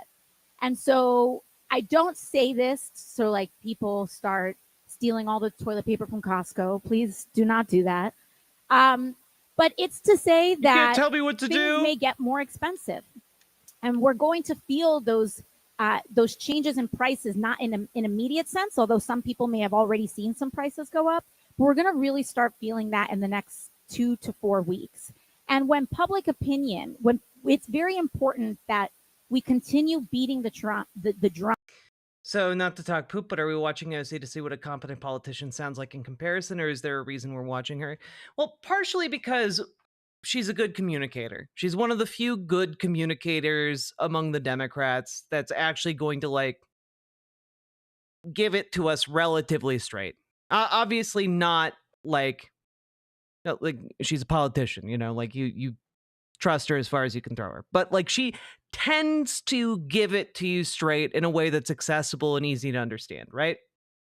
Additionally, we just finished watching a conservative town hall where he did not do that, and he lied through his teeth the entire time. So it's kind of like refreshing to see someone give us actionable information and like actually be competent at her job and like deal with some of the very hard questions that a lot of us are feeling right now, you know?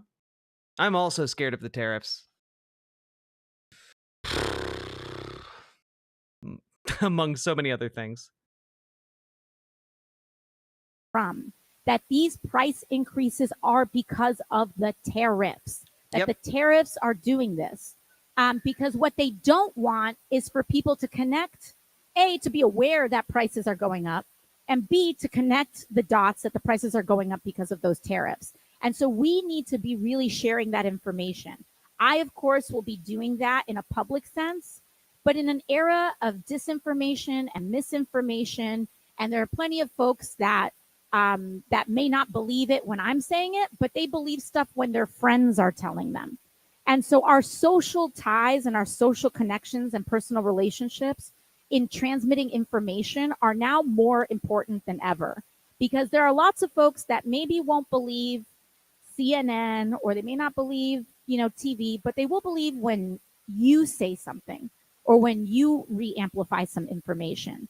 And so peer-to-peer information sharing is very important. And in fact, I think that's a big part of why they are rolling back these Medicaid cuts and delaying these Medicaid cuts, because Trump is so much on the defense with his tariff disaster that now he knows that he can't take the hit on cutting Medicaid too. And so I think that we have to just continue to lay on him with respect to that.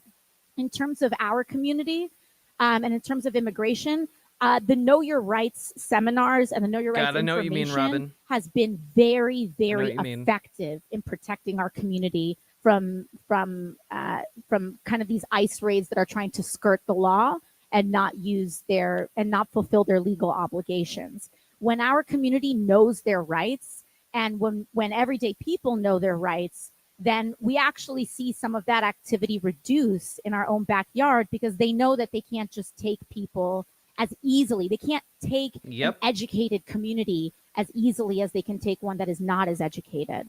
And so, again, I say this all the time, but ICE is basically like fey creatures from mythology. Like if you know the rules, you can maybe outsmart them at their own game. You can keep yourself safe from their predations.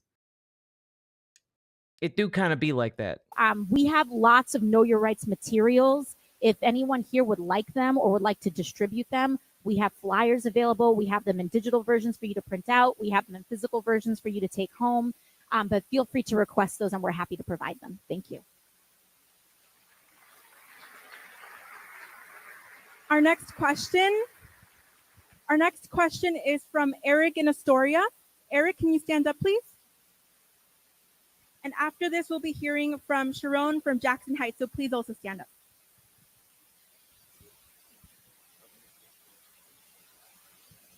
Hello, AOC. Hey, I'm wondering, what are some of the steps that we can take to raise the minimum wage to a livable wage? Yes, thank Let's you. do it. Good question. So amazing question. I think raising the minimum wage to a living wage should be one of the top Democratic priorities. Period. True. And I think it should be on the top list of any priority that anybody, whether you are seeking to be any sort of leader in the Democratic Party, I think we need to be raising the minimum wage to a living wage. And in fact, in 2018, when we last had a House majority, it was under the Trump presidency, but when we had that House majority, the House passed back then a $15 national minimum wage, but it did not pass in the Mitch McConnell controlled Senate. I think we need to reintroduce that legislation. However, that was a long time ago, and I think we need to really do an assessment of what that number should be now. But bare minimum, I think we need to be reintroducing that legislation, if not indexing it up slightly. And we were able to pass it. I think we need to work to make sure that we are, even though we are in the minority in the House, we need to make sure that we are teeing up this legislation to be able to pass in the first 100 days of a Democratic majority, which means I believe introducing it to Congress, even though Republicans may not bring it to the floor, we need to have every... I've been hearing people demanding something like a Project 2025, but for, Democrats. And genuinely, I do think that's a good idea. Like, there should be work being done right now that effectively prepares Democrats to come into power in like a meaningful and like genuine way and just hit the ground running. Like that seems like a thing we should be doing, Single Democratic member of Congress co-sponsored on a minimum wage bill, so that we know who is outstanding and who we need to get in order to pass this thing once we win the majority next year, which if I have anything to do with it, we will.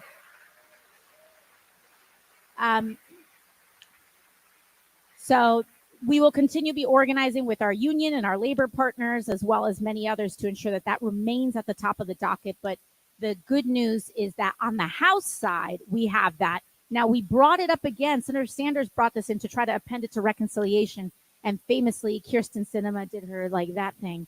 And it did not pass the Senate because of that.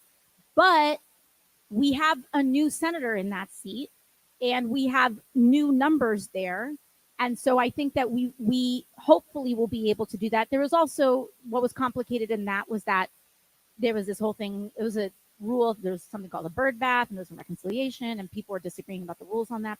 It's a long story. But the point is that I think where we need to target our organizing there is in the Senate as well, and making sure that we're getting our numbers in the Senate to tee that up for passage too. So thank you.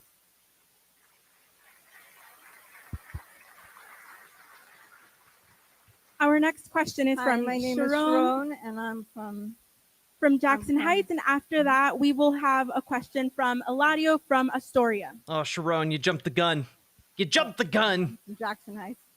So my question is, with all the deregulation, I'm concerned about like the dismantling of the EPA.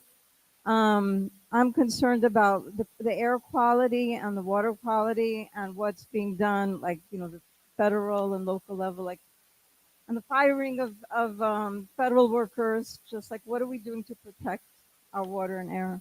Yes, this is deeply concerning as well in terms of, so the question, if folks didn't hear, the question was, she is concerned about a lot of our information and a lot of what we can do when it comes to air quality and water quality. There are cuts to the EPA, these mass firings of federal workers.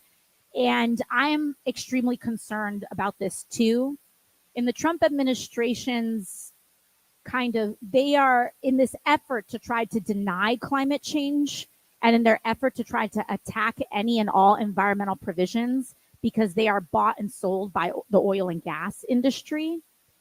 Just so we. You mean doing this doesn't help? We will win. We will win. Just stop. I'm going to cut the feed. We will win. People are aroused. I haven't seen people so aroused in a very, very long time.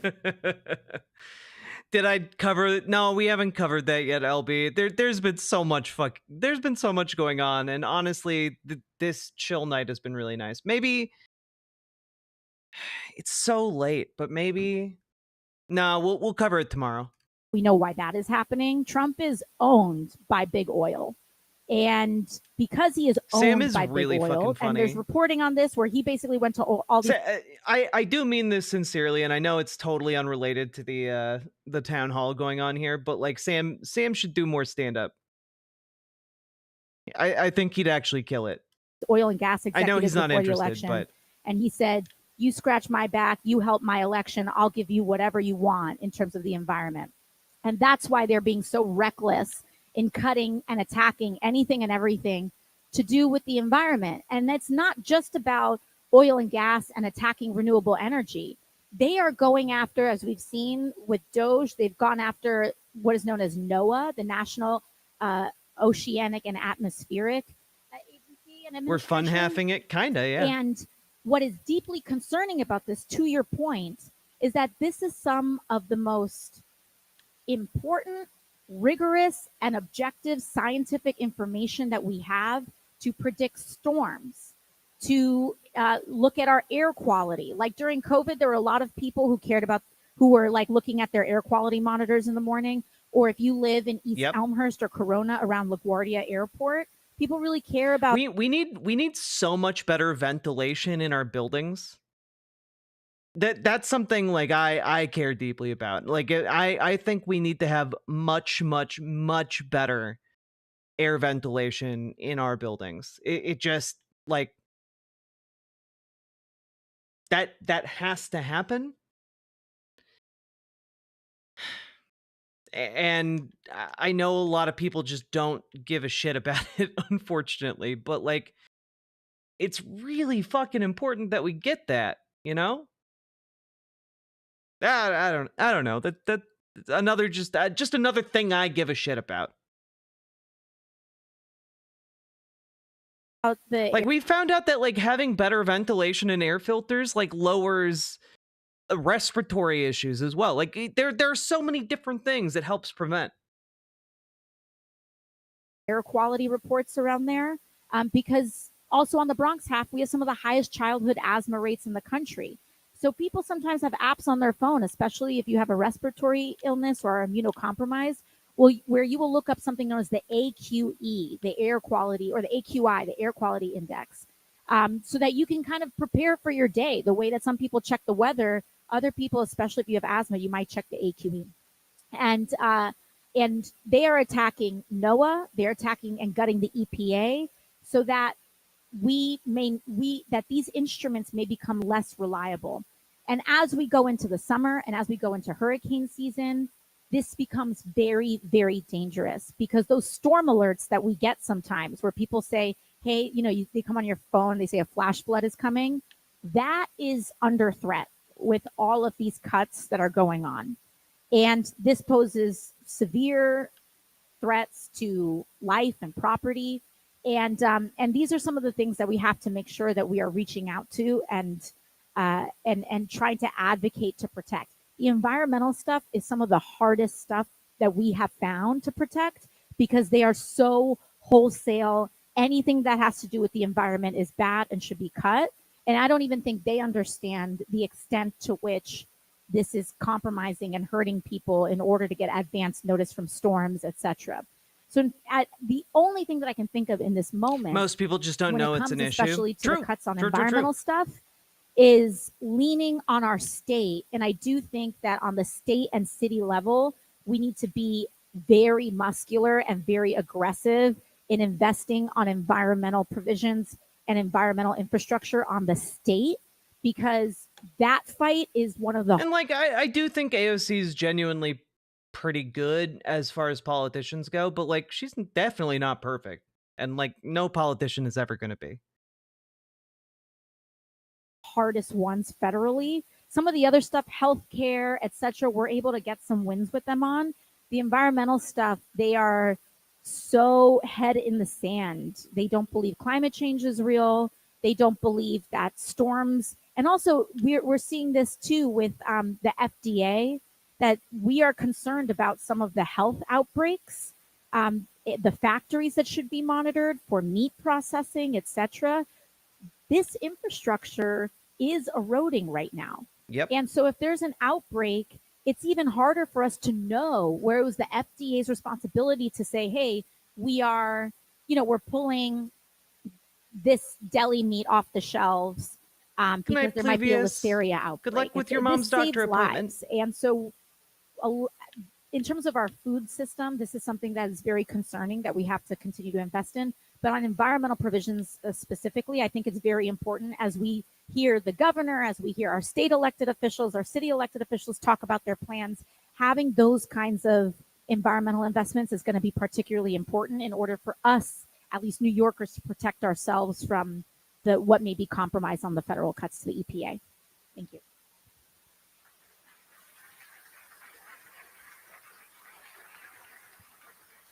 Our next question is from Eladio from Astoria. If you can please stand up.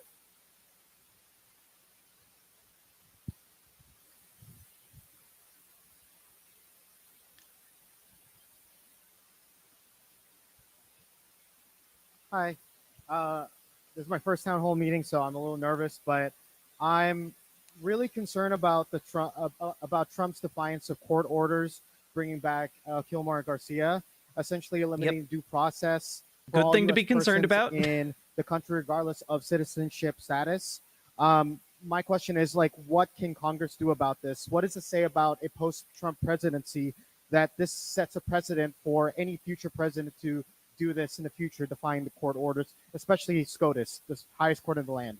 Absolutely. Thank you. Thank you. And this is one of those incredibly important questions, because what is happening to Kilmar Abrego Garcia could happen to any one of us, because that is what eliminating due process means. It means that you could point to anyone and accuse them of being undocumented, including U.S. citizens, and just immediately ship off U.S. citizens to some prison camp in El Salvador that is not subject to U.S. jurisdiction, and this sets the ground not just for undocumented people, but for political dissidents as well, U.S. political dissidents.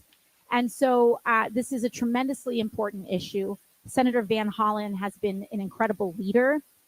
For folks who may not know, Kirmad is a constituent in Maryland, and so his congressman is Representative Glenn Ivey, and Senator Van Hollen, who's also the chair on foreign affairs, or one of the leaders on foreign affairs in the Senate, has been able to draw a great. I mean, like the thing is that, like, I know a lot of people are really scared right now, and a lot of people, what they want to hear her say is something along the lines of like, it's time to rise up, it's time to like do a revolution, it's time to take up arms, and it's just like, it's not where we're at right now. Like the organizational apparatus for that has not been created. And people in general are not willing to go that distance yet. And like, maybe they will get there, but like, it's not going to happen right now. Degree of attention to this issue.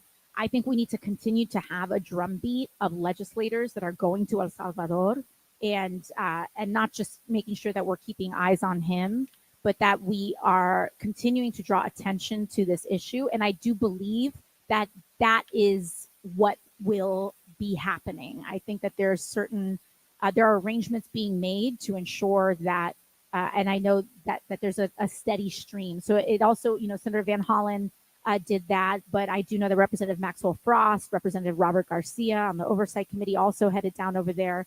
And we are in a place where there have to be political consequences for these things.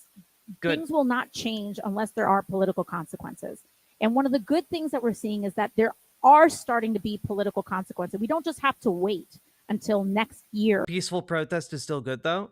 Absolutely, it's one of the number one things that's going to move the needle in the immediate sense. Like what? Again, I've been talking about this, but the next big mobilization day for people to get in the streets is June 14th. That's the next big mobilization day. The hope is that we continue to get bigger and bigger and bigger as people become more and more discontented.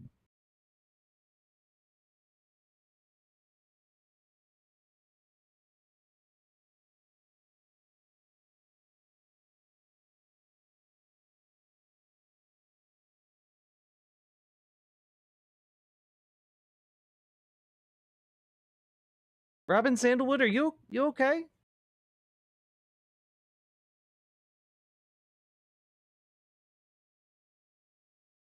I heard people say, what are they going to do? Monitor the air when complaining it's a waste.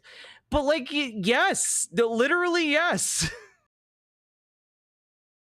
But like literally, there are people whose job it is to monitor the air quality to make sure it's safe to breathe. Like literally, yeah. Ugh. For something to happen. There have been these special elections that have been going on. We have the ability. We have Florida, the technology. Where Matt Gaetz's seat was, and where Michael Waltz's seat was. Those we will win. And those are supposed to be solid red districts. And even though a Republican won in those seats, they were supposed to win by 40 points. And they won by much less than that. And that is why Elise Stefanik got pulled from the UN ambassador nomination, which is good. It's a good development because we need to show that these actions have consequences. And it sure seemed like Representative Stefanik wanted that post, and she's not getting it because she is enabling the brutality of this administration. Do stuff with air. It's true. And that's what these people respond to, is consequences. And so it's very important that we continue to organize and that we continue to to show electorally that there are consequences for this, because unfortunately, with people who are so self-motivated, we should say, that's what they respond to. It is the FAFO theory of politics here that Republicans answer to. And so, unfortunately, appeals to compassion, appeals to democracy, we clearly are not things that they care about. But showing them that there will be limitations to their power, because they've built their power on cruelty. They've won elections on kind of this mandate of cruelty and talking about immigration and this idea that every DACA recipient, every dreamer is like a source of chaos in America. And so it's very important that we do that. And we will continue to fight for Kilmar Abrego Garcia's release as well. So thank you.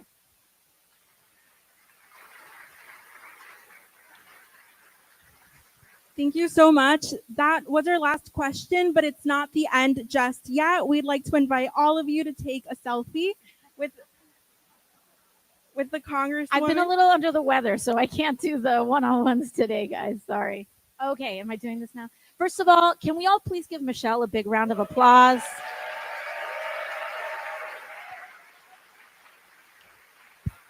And I'd like to thank all of our staff that are here today. If you could please raise your hands. If you have any questions, if you ever call our office, these are the people picking up the phone. So please thank them. They have to deal with so much all the time. And can we please thank... Oh yeah, no. Republicans don't care about democracy or human decency, at least not the politicians or billionaires. Like they do have to get hit in the pocketbook, but largely what hits them in the pocketbook are getting other people and rallying them around the ideas of human decency and democracy. Those two things tend to be pretty popular and tend to rally people against folks that are anti those things.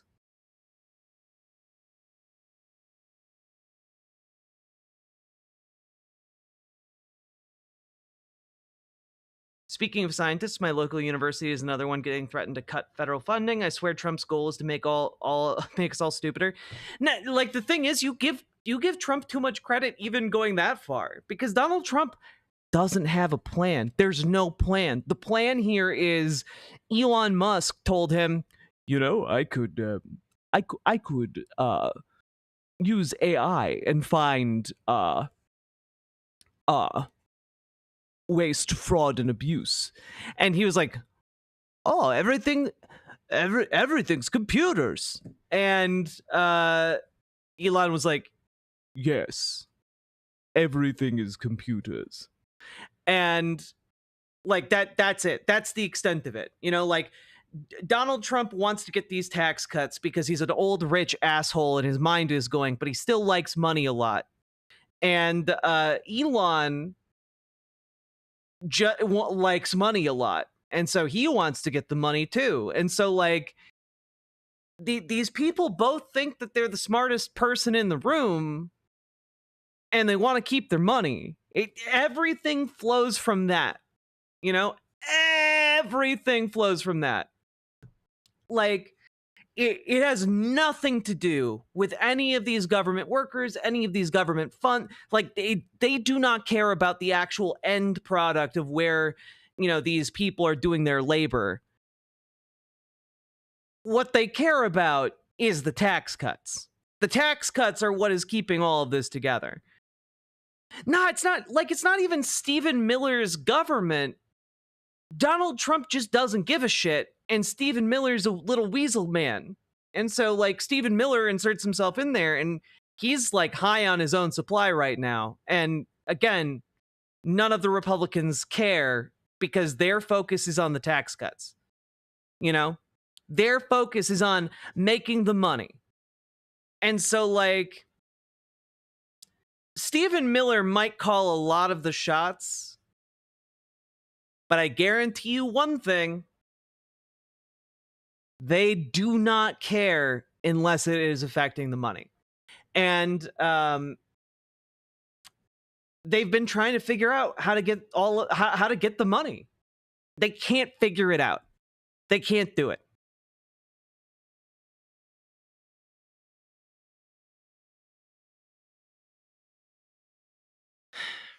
Like, I think Stephen Miller is just kind of like a rabid dog who's been let off the leash. And like, he's just doing whatever the fuck he wants. But like, I don't think he actually holds real power. I think he's just been allowed to do things. Mostly because no one around him cares. That's my take. Like, frankly, I think you can tell what I mean when you see like his press conferences, because like, dude is like, he's cuckoo for Cocoa Puffs. Like, nothing he says on television is gonna like get Republicans to be like, yeah, that makes sense. Like, it's like fucking nutso hours over there. I do think he's terrifying because of the free reign he's been given, but I don't think that's where the power is coming from. The power is coming from the money.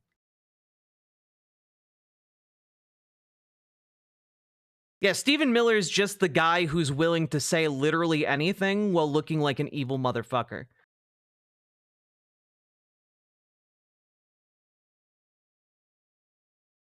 Neither of them are even the smartest person in the room when they're on the bog. God, wait, you mean scientists out there monitor stuff for our well-being? You know, one might put it like that, Van Briggs. One might put it like that, indeed. But I have my own scientists, and they say I am smarter than a bog. Our interpreter Are we all here done? today, our ASL interpreter. Thank you. I am disappointed that like that protester didn't stick around and like ask the question during the Q&A. I would have liked to have heard her response.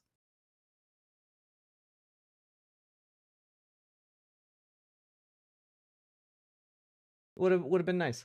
Oh well.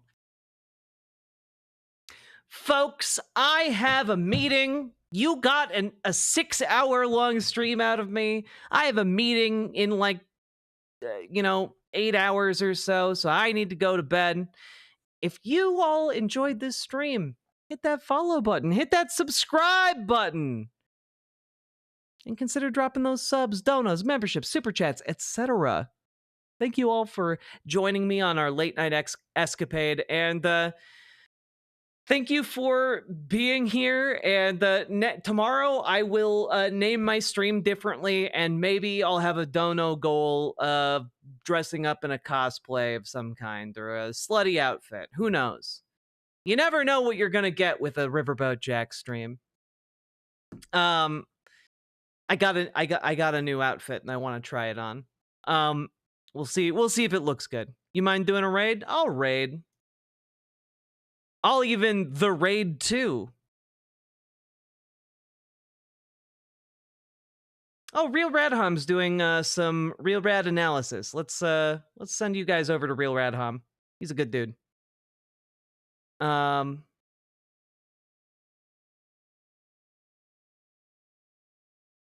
you go. Here's a link, YouTube chat. Go over there if you would like to join your compatriots. What flowers are those? I have no idea, but I like them.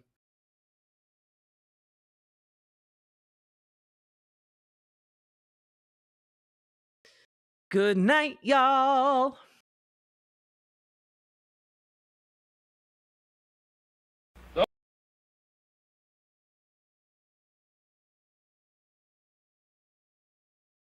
When the people's will is swayed by a con man's cheap charade, despite the crass misogyny and blatant hypocrisy, when the fascist voices swell, we hear echoes of the past. They vilify the immigrants, the leftists and outcasts, when the opposition croaks and the people just don't vote for the same old tired rhetoric of neoliberal politics. We must organize the fight for our universal rights, for democracy and empathy to permeate this life. For it's not the immigrant who labors for some bread, who's making us toil till we drop dead. No, it's not minorities or peer-reviewed authorities, or queer folks and trans folks, or a multitude of deities. I say, all are your comrades and none are your enemies, and the momentous fight against all bourgeois priorities. Freedom is not those traditional values crafted from bigotry and classist realities. Freedom is freedom to move and disobey, to rely on one another to keep would-be kings at bay. Say none of us can stand alone against their power. We must stand together and make them cower. For the laws of this land have us used and abused, owned and subordinate to our patriarchal roots. I say it's high time we reinvent this whole operation to make mutual benefit our sole occupation. Because freedom is freedom to move and disobey, to rely on one another to keep would-be kings at bay. Say none of us can stand alone against their power. We must stand together and make them cower. Here we go. Yes, freedom is freedom to move and disobey, to rely on one another to keep would-be kings at bay. Say none of us can stand alone against their power. Rise proletariat and make them cower.